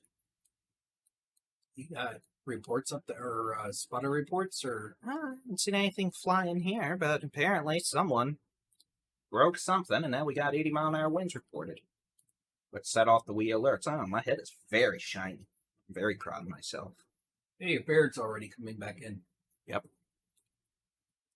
Okay, so this is going to be a severe thunderstorm warning for Smith, Harrison, Panola, Rusk, Gray, Cherokee counties, and East Texas. Reason all your phone just went nutso was because winds are up to 80 miles an hour with this line of storms and spots, and that sets off the wireless emergency alert system, aka the thing that goes off for tornado warnings on your phone. They can do that for really bad, severe thunderstorms too. So that is what's going on. We've got a line of storms, essentially Kilgore, Overton to Troop, moving east, and at 45 miles an hour. These storms could produce winds in spots up to 80 miles per hour. So, yeah, we got reports of power outages in Tyler, White House. We got trees down on houses. These storms are being nasty. Let's reports back up. Please, be nice. Please. Pretty. Maybe. Please, that is not helpful. Mean and hateful radar site. I hope you were hit by a tornado and thrown into a lake. I'm talking about a broken radar, not in anyone's house. Sad. Well, that just makes life difficult. Rude. Okay, so, good news. Closest radar is in Burleson, which is south of Fort Worth, so we're just going to have to use that. I guess I could try the one down in Leesville, Louisiana. I guess it gives a different look. Winds up to 80 miles an hour in spots. Just lost a shed in White House. I'm sorry, Tina. Yeah, we got reports in White House of multiple houses that have trees down on them. Not great. So if you're in Kilgore down to New London, Selman City,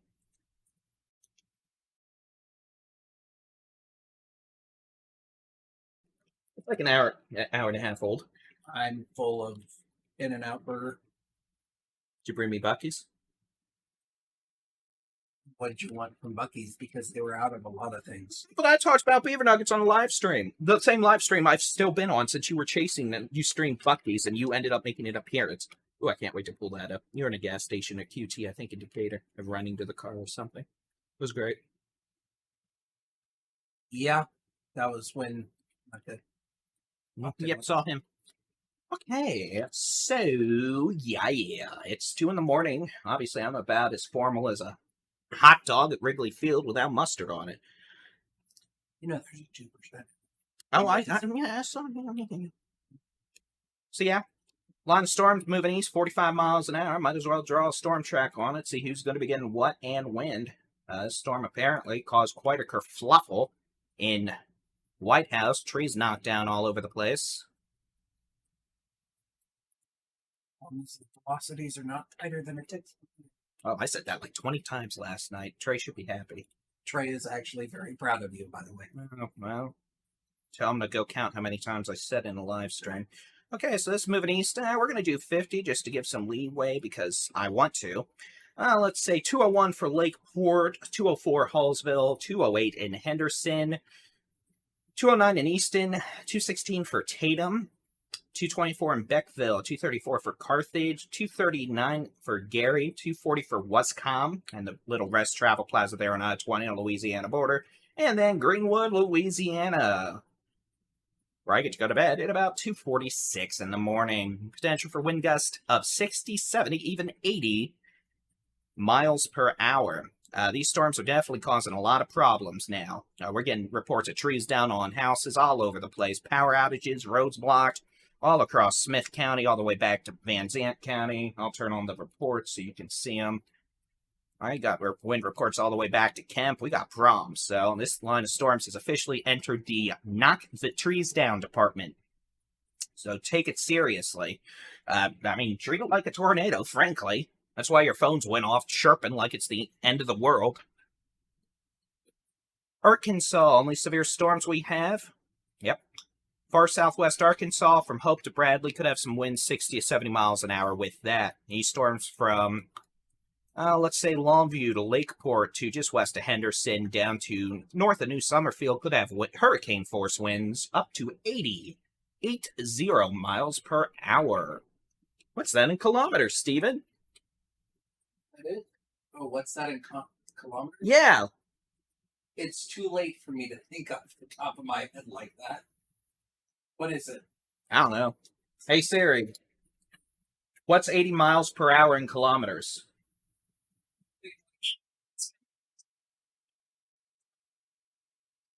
Oh, then that sounds scary.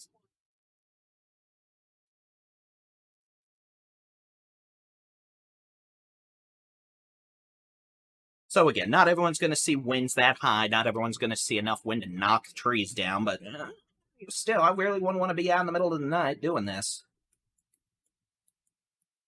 Being out driving, trying to avoid hitting a tree while going highway speed, that just doesn't sound pleasant. Sounds about as pleasant as going to get a root canal, to be honest. Shreveport radar, would you please be back up? Shreveport radar is still crashed. Oh, okay. I thought that was the dog. I was like, what is going on? There's about to be tornadic supercells in northeast Louisiana. Computer's affected computer. Oh, I know. Trust me. Like I said, I bought a condensate pump. Okay, so Clarksville, Texas. I'll be honest, I'm Googling some of these just to make sure I get the right locations. Clarksville, Texas, you're done. You're good. Go to bed. It's raining. It may be pouring. There may be some lightning. You are good to go. It's time to be snoring.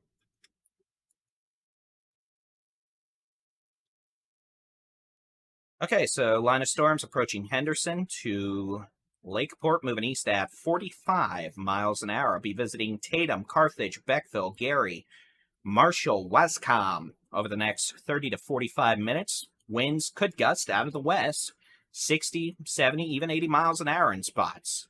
Also includes the city of Marshall. A lot of damaging winds, especially with this line of storms approaching Henderson. That's knocked a lot of trees down in southern Smith County. Rusk County. Yeah, you can go to bed. Bullard, you're done. Go to bed.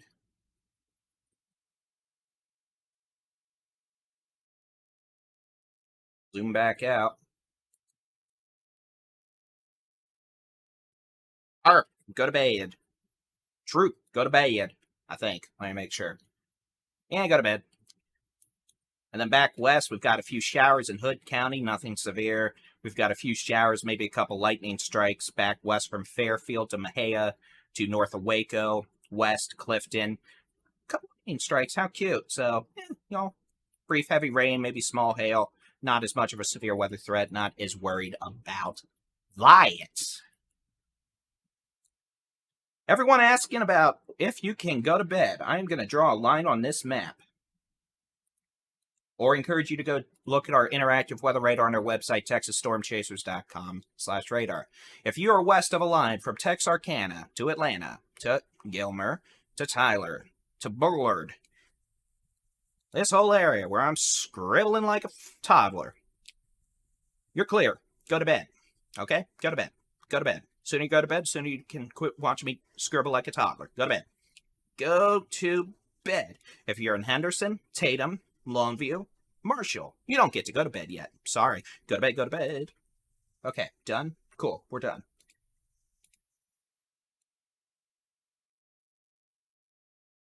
Y'all want to know about what's going on in your general neck of the woods? Please download the Texas Storm Chasers mobile app or just go to our website, texasstormchasers.com/radar. Y'all can see where the storms are, where they're going, answer questions about your immediate vicinity. I am hereby done answering specific questions about every town imaginable in East Texas, or else I'll be doing this for the next week and a half. Leading edge of the storms now extend from Bullard. Wrong radar. I'm looking at the wrong radar. I'm a dum-dum. Let's redo this. Leading edge of these storms now extend from New London to Longview to Jefferson. If you're west of that line, go to bed. If you're in Atlanta, Jefferson, East Mountain, Gladewater, Liberty City, ARP, Troop, you're done. Go to bed. West of that, go to bed.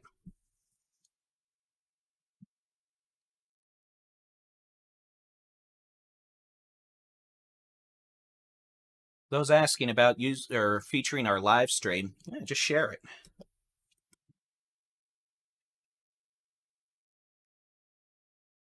You're welcome to share our live streams to your pages and groups.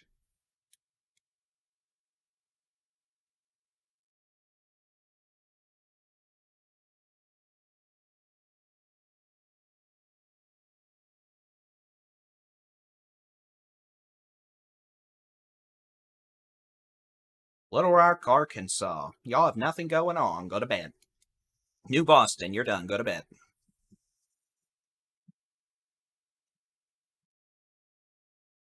Leading edge of the storm, making its way into Henderson to Lakeport. Won't be long till it moves into Marshall. Unfortunately, the radar site in Shreveport has taken a hit from something and is offline. So we're looking for my radar in Fort Worth. I might actually switch to the one in Leesville.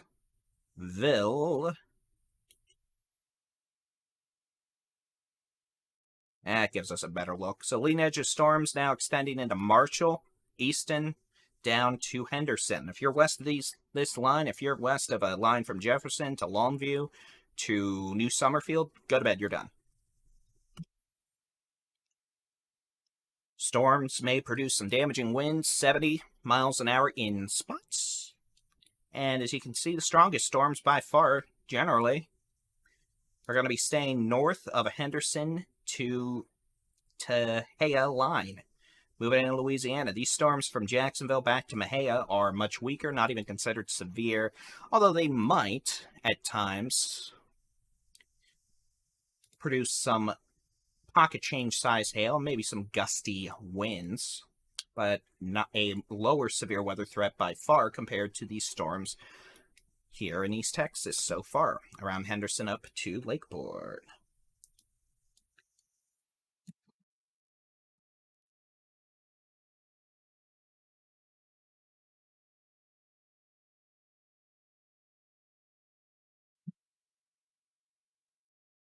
Yeah, Longview, you're done. Go to bed.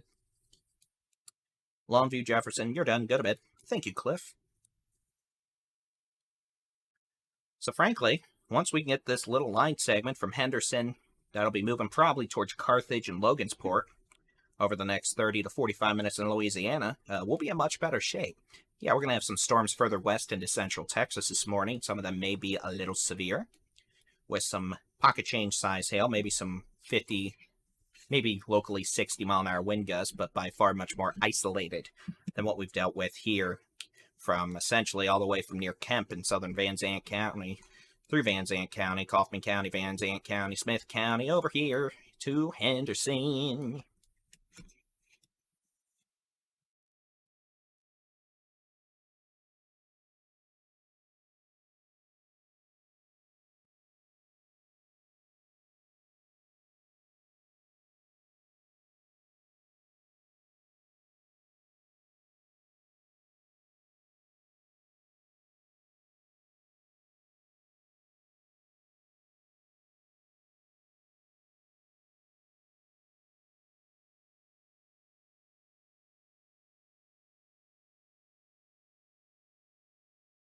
Toledo Bend, if it's raining there, y'all are good to go. Go to bed. Mainly concerned about areas ahead of this little line, pretty much from Henderson down to maybe center, if that, and then east of Louisiana.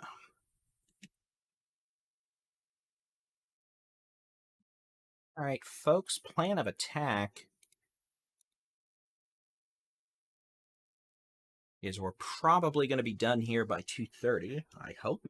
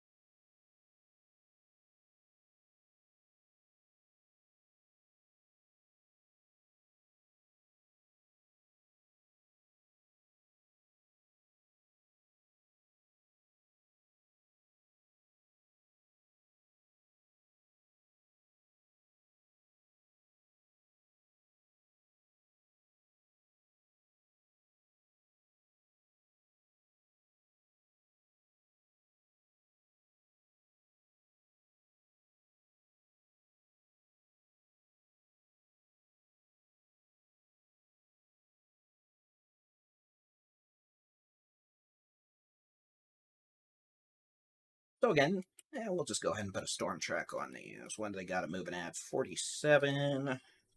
I'll just assume about 50.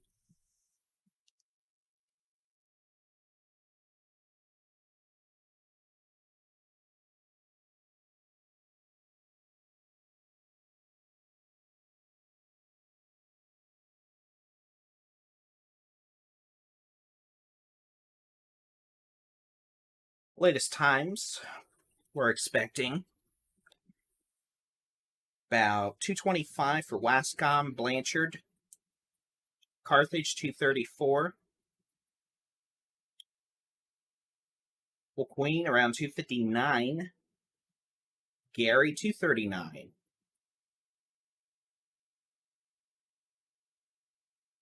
Mount Enterprise is cleared. Brandon, no more severe weather threat. Go to bed.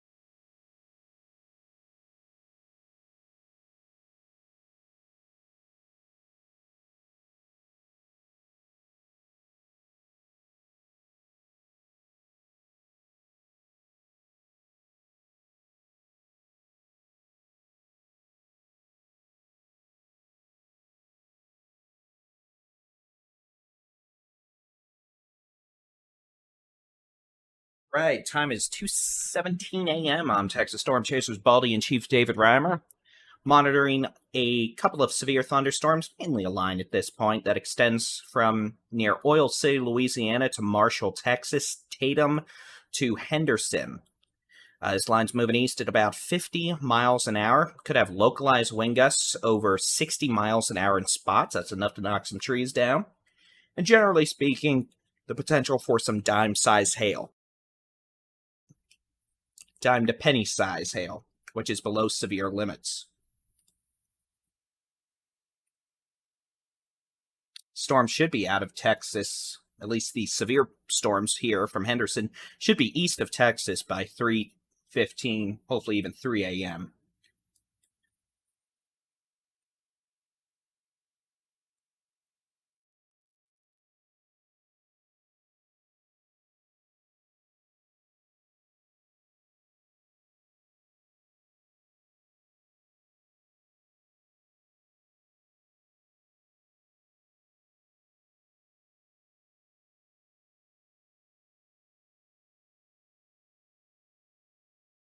All right, Shreveport radar's apparently been fixed. That would be nice. Looks like it is. Let's see.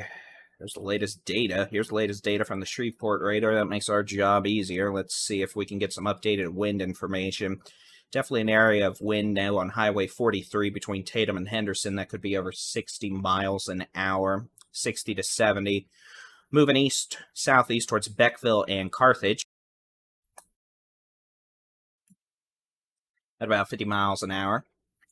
See that little appendage? That's probably just a surge of outflow winds at this point.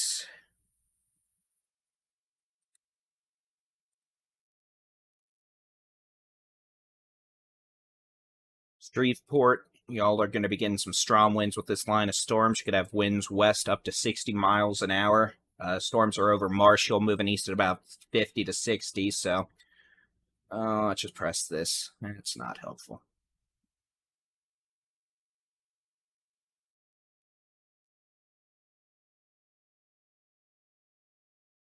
Probably about 30 minutes away from Shreveport, if that.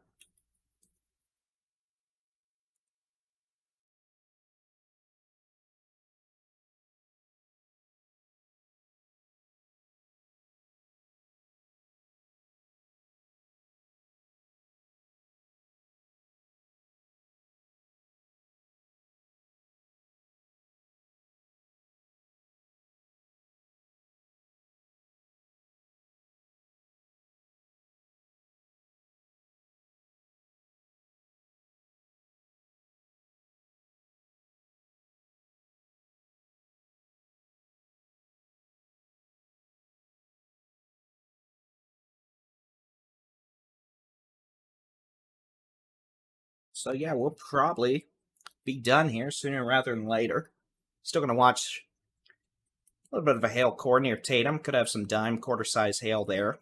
Strong winds from Tater down to east of Henderson on 79, generally moving towards Carthage and Gary.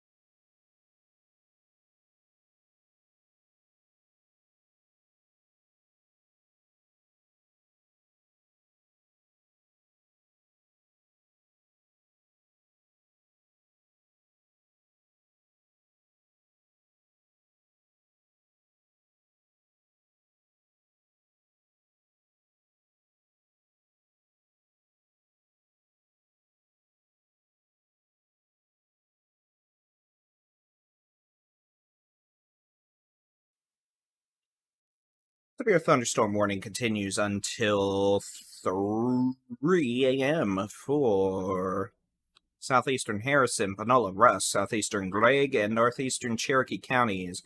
At 2:21 a.m., severe storms were located along a line extending from 8 miles southwest of Marshall to near Pine Hill, moving east at a brisk 60 miles an hour. So they're cooking and baking. They're baking and caking. They're cooking and whatever. It's 2:20 in the morning. So these storms, as they are moving east, Carthage. Well, let's do this. Tatum, 2:21, so like 2 minutes ago. Real helpful.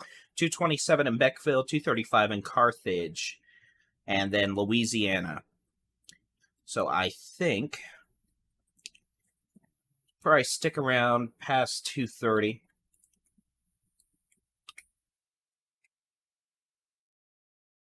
We might be able to be out of here not long after.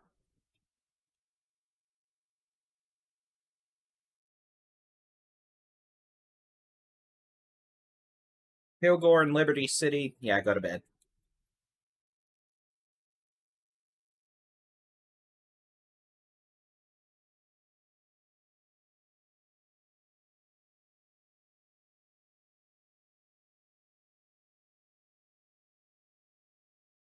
Gary, south of Carthage. Keep an eye on this storm to your west-northwest for a while. It'll be out of your area within 20 minutes, but it'll probably stay a bit north of you.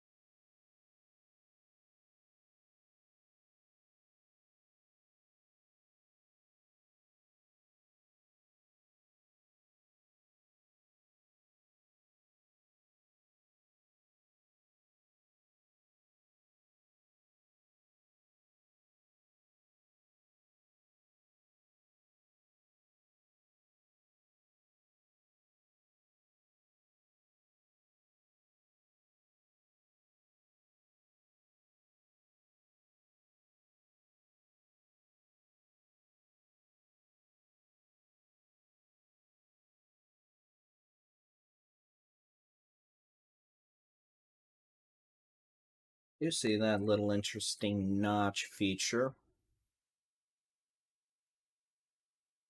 I don't believe that is a tornadic issue. Certainly looks interesting, though, doesn't it?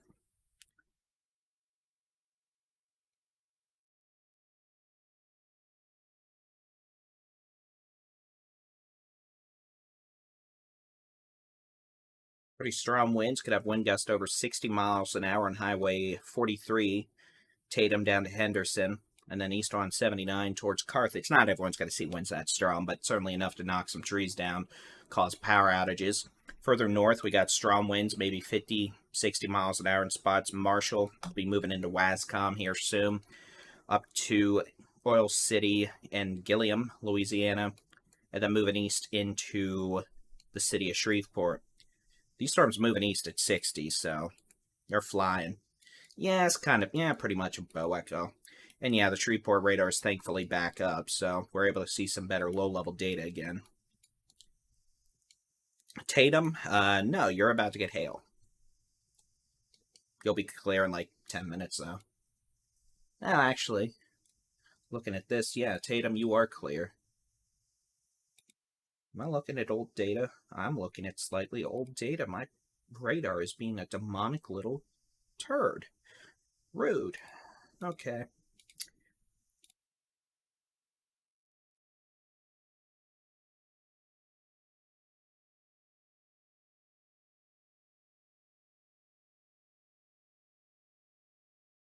Let me reset this.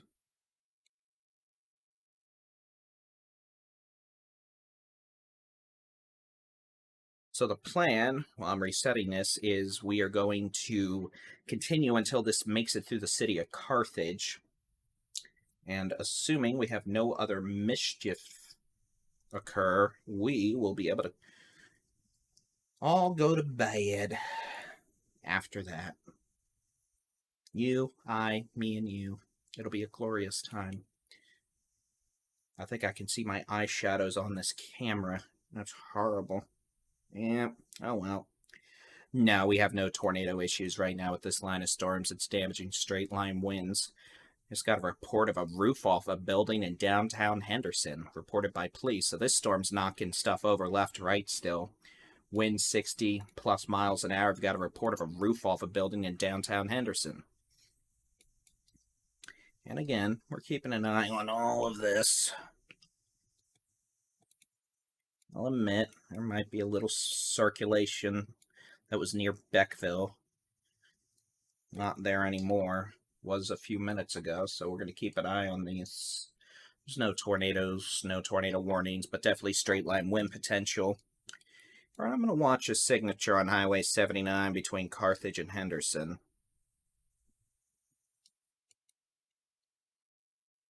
Center?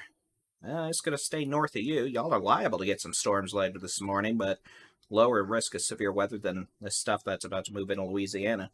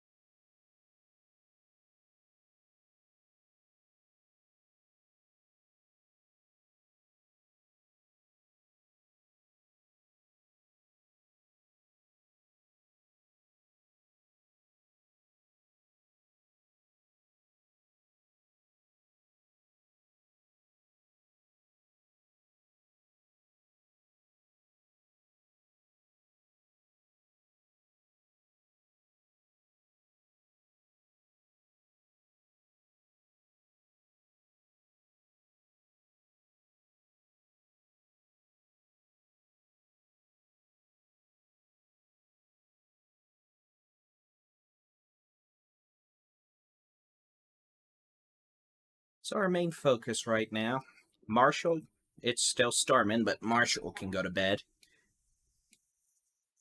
Main focus now is down to Carthage and Gary, essentially. This will hopefully stay just north of Gary. Tatum to Henderson. It's storming still, but y'all can go to bed.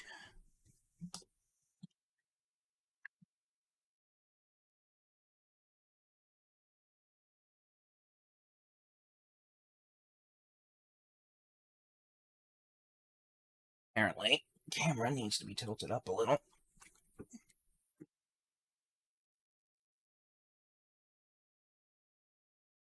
Yeah, it's about to storm in Shreveport. Y'all are going to get some strong west winds, a lot of lightning, heavy rain, but nothing that says tornado right now.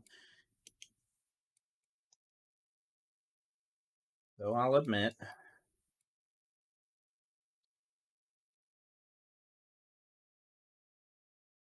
I'm keeping an eye on this little hook near Clayton.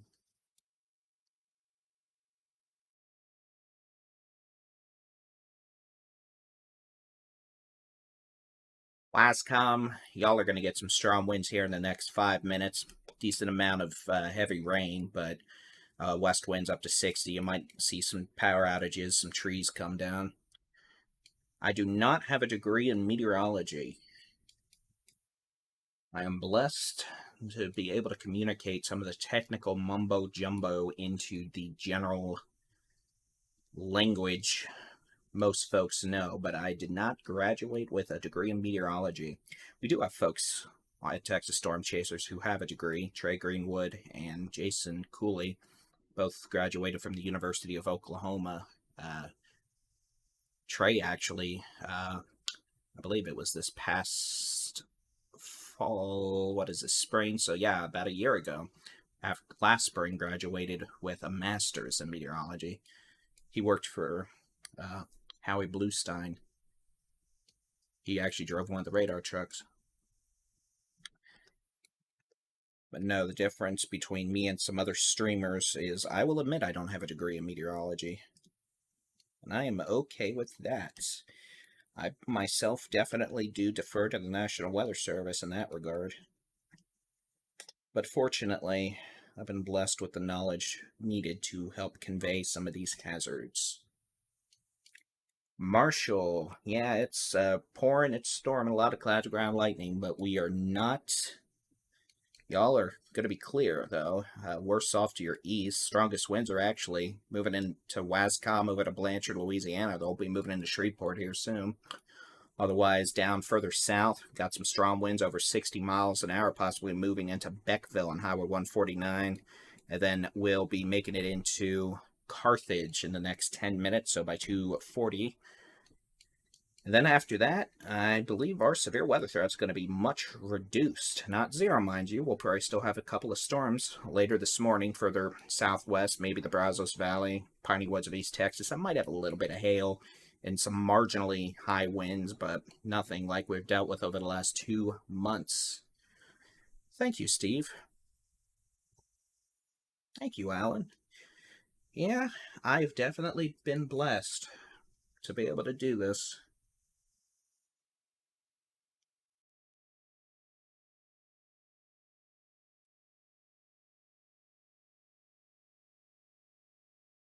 Just one small cog in a large integrated warning team.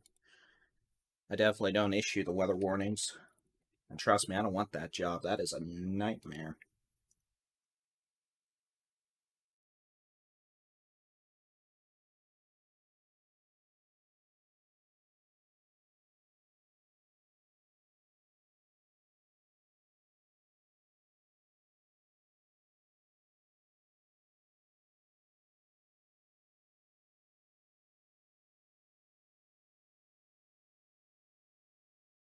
So yeah, those of you in Beckville, you're getting a lot of wind. Tatum, you're clear. Henderson, you're clear.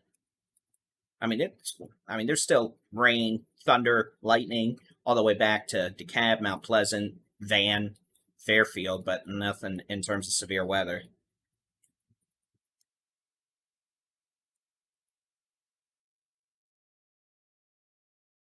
Brazos Valley, there's a low chance for a couple of storms later this morning. Much more isolated, and the hail threat, honestly, it's pretty small. I mean, and frankly, it would be probably east of Interstate 45, so not even really the Brazos Valley, I guess, by all definition.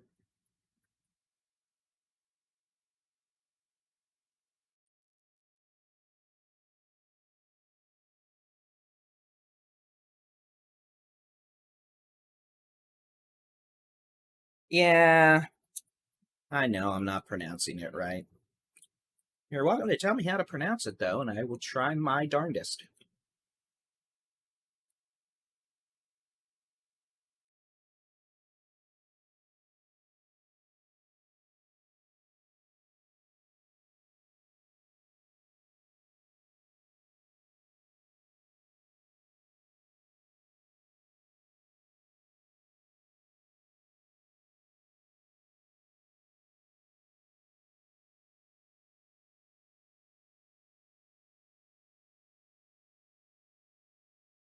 Wascom.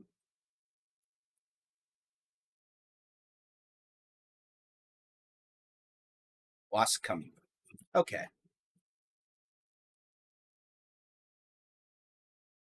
See, I'm okay with that. Usually people just call me an idiot and move on because I can't pronounce a town right, but that I can accept. Wascom. Wascom. Okay. Okay, so, yep, there you go. It'll be... Yeah, it's blowing and down Wascom. Give another 10 minutes. It'll be donesies. Y'all can go to bed. And then we'll be down to this little thing, currently over Beckville, moving into Carthage. And frankly, once this thing makes it over Carthage, I think we're going to be good to go for the night. At least that is my goal. I am going to get off here, and I am going to take what's called a nap. Honestly, I'm surprised I'm still live. I really didn't think I'd be.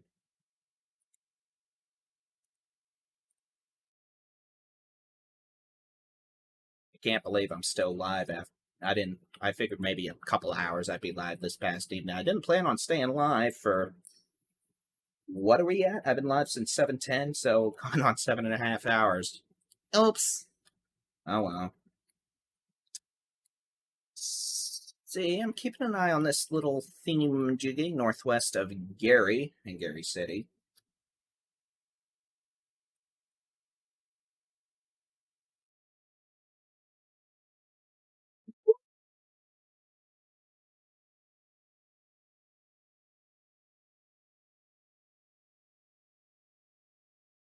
And Bullard's clear from the severe weather threat, damaging winds, all that. I mean, it's still raining, there's still lightning, but you're done with the threat for damaging winds, tornadoes, hail. All right. A little bit of an interesting signature with this. See how we're kind of curling around right there? A little bit of a circulation right near Gary. I don't think it's a tornado, but it's interesting nevertheless. Definitely could have some 60-mile-an-hour winds right there.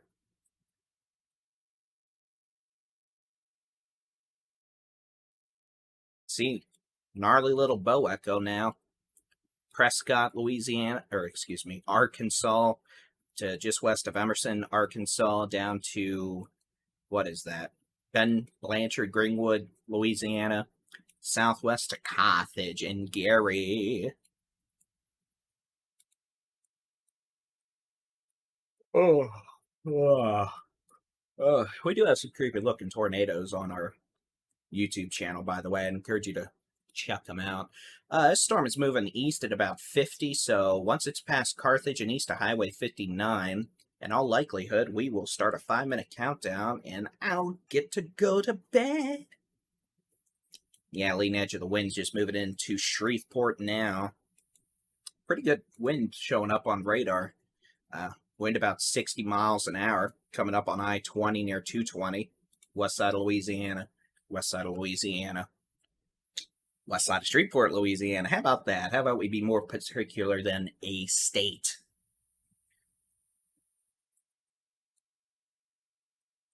Benefit of the bald head. When you slap it, well,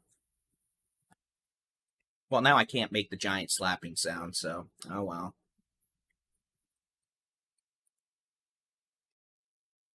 See that little appendage right there? Interesting. That could be a little brief spin-up tornado. I'm not too worried about it, to be honest. Damaging straight line winds or a weak tornado, frankly, don't make any difference at this point. Both are going to be problematic. And this storm's been knocking things down for 4 counties now. This thing's been knocking stuff down since it was back near I-45 in terms of trees and sheds and fences. And I'm sure someone's going to find a trampoline on top of a pine at some point.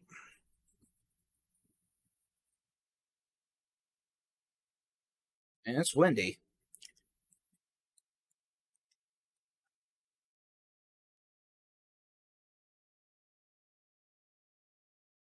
Thank you, Rebecca. Y'all have a great rest of your nights.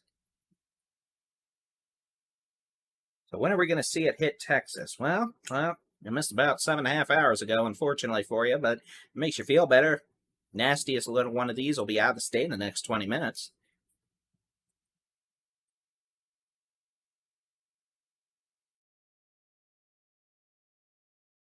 Thank you very much, Sarah. Yeah, that was definitely a surprise. As you might recall, I was flabbergasted for a few seconds, wondering what in the heck was going on, and then saw it and was like,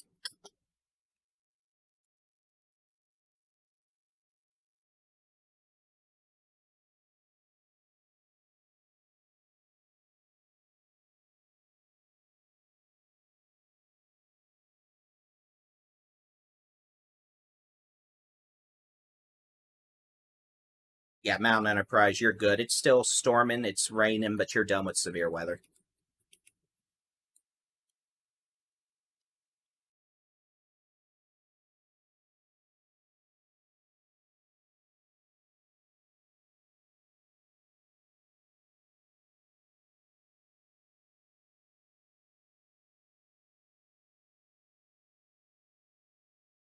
Yeah, we see the little thing near Gary. It's not super organized, but damaging straight line winds for sure, and there's no tornado warnings.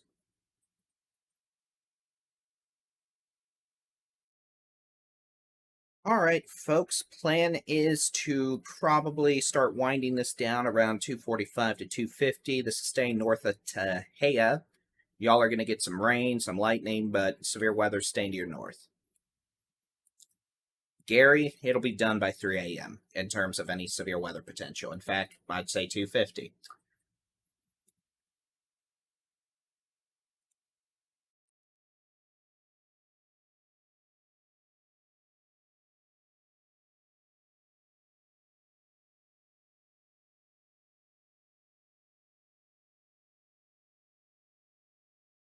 Chaz, yes.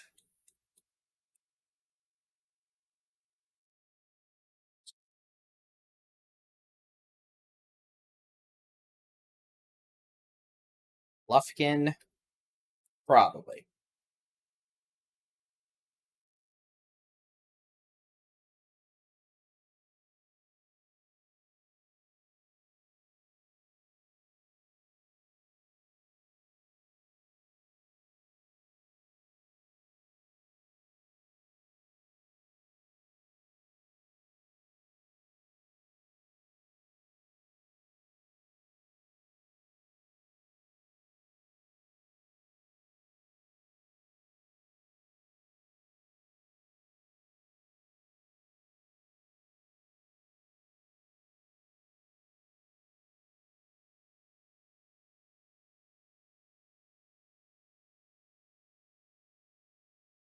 I do suspect there's going to be a pretty good severe weather threat with these storms as they move through Louisiana this morning.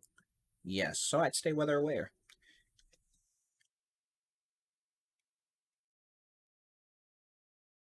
All right, Carthage, this is going to be east of you in the next 5 minutes. Again, it's moving east at 60 miles an hour. Tatum, you're good to go. Gary, you'll be good to go here by 2:50, probably. I mean, there's still going to be rain. There's a lot of cloud to ground lightning behind these storms, but the threat for severe weather will be ending. So with that being said, ladies and gentlemen, I think we are just about to a point where we can wrap up our severe weather coverage for tonight. I didn't plan on being live for 7.5 hours, but lo and behold, here we go. Thank God for the gift to be able to do this. And I'm glad that this didn't turn out like 2 weeks ago, but unfortunately, we still did have at least 2, 3 tornadoes back in around the DFW Metroplex overnight. I'm sure once the sun comes up, we'll see some damage from that. So hopefully, folks came through it without too much damage. We didn't have any serious injuries or loss of life, but we probably won't know any of that until sun hits later today. So with that being said, I'm David-Reimer with the Texas Storm Chasers. Thank you all for joining us overnight. Hopefully y'all stayed weather aware and safe. We'll see if we're going to be doing this again next Monday. I hope not, but let's see what Mother Nature has in mind. So y'all have a great night. God bless, and thank you for joining us.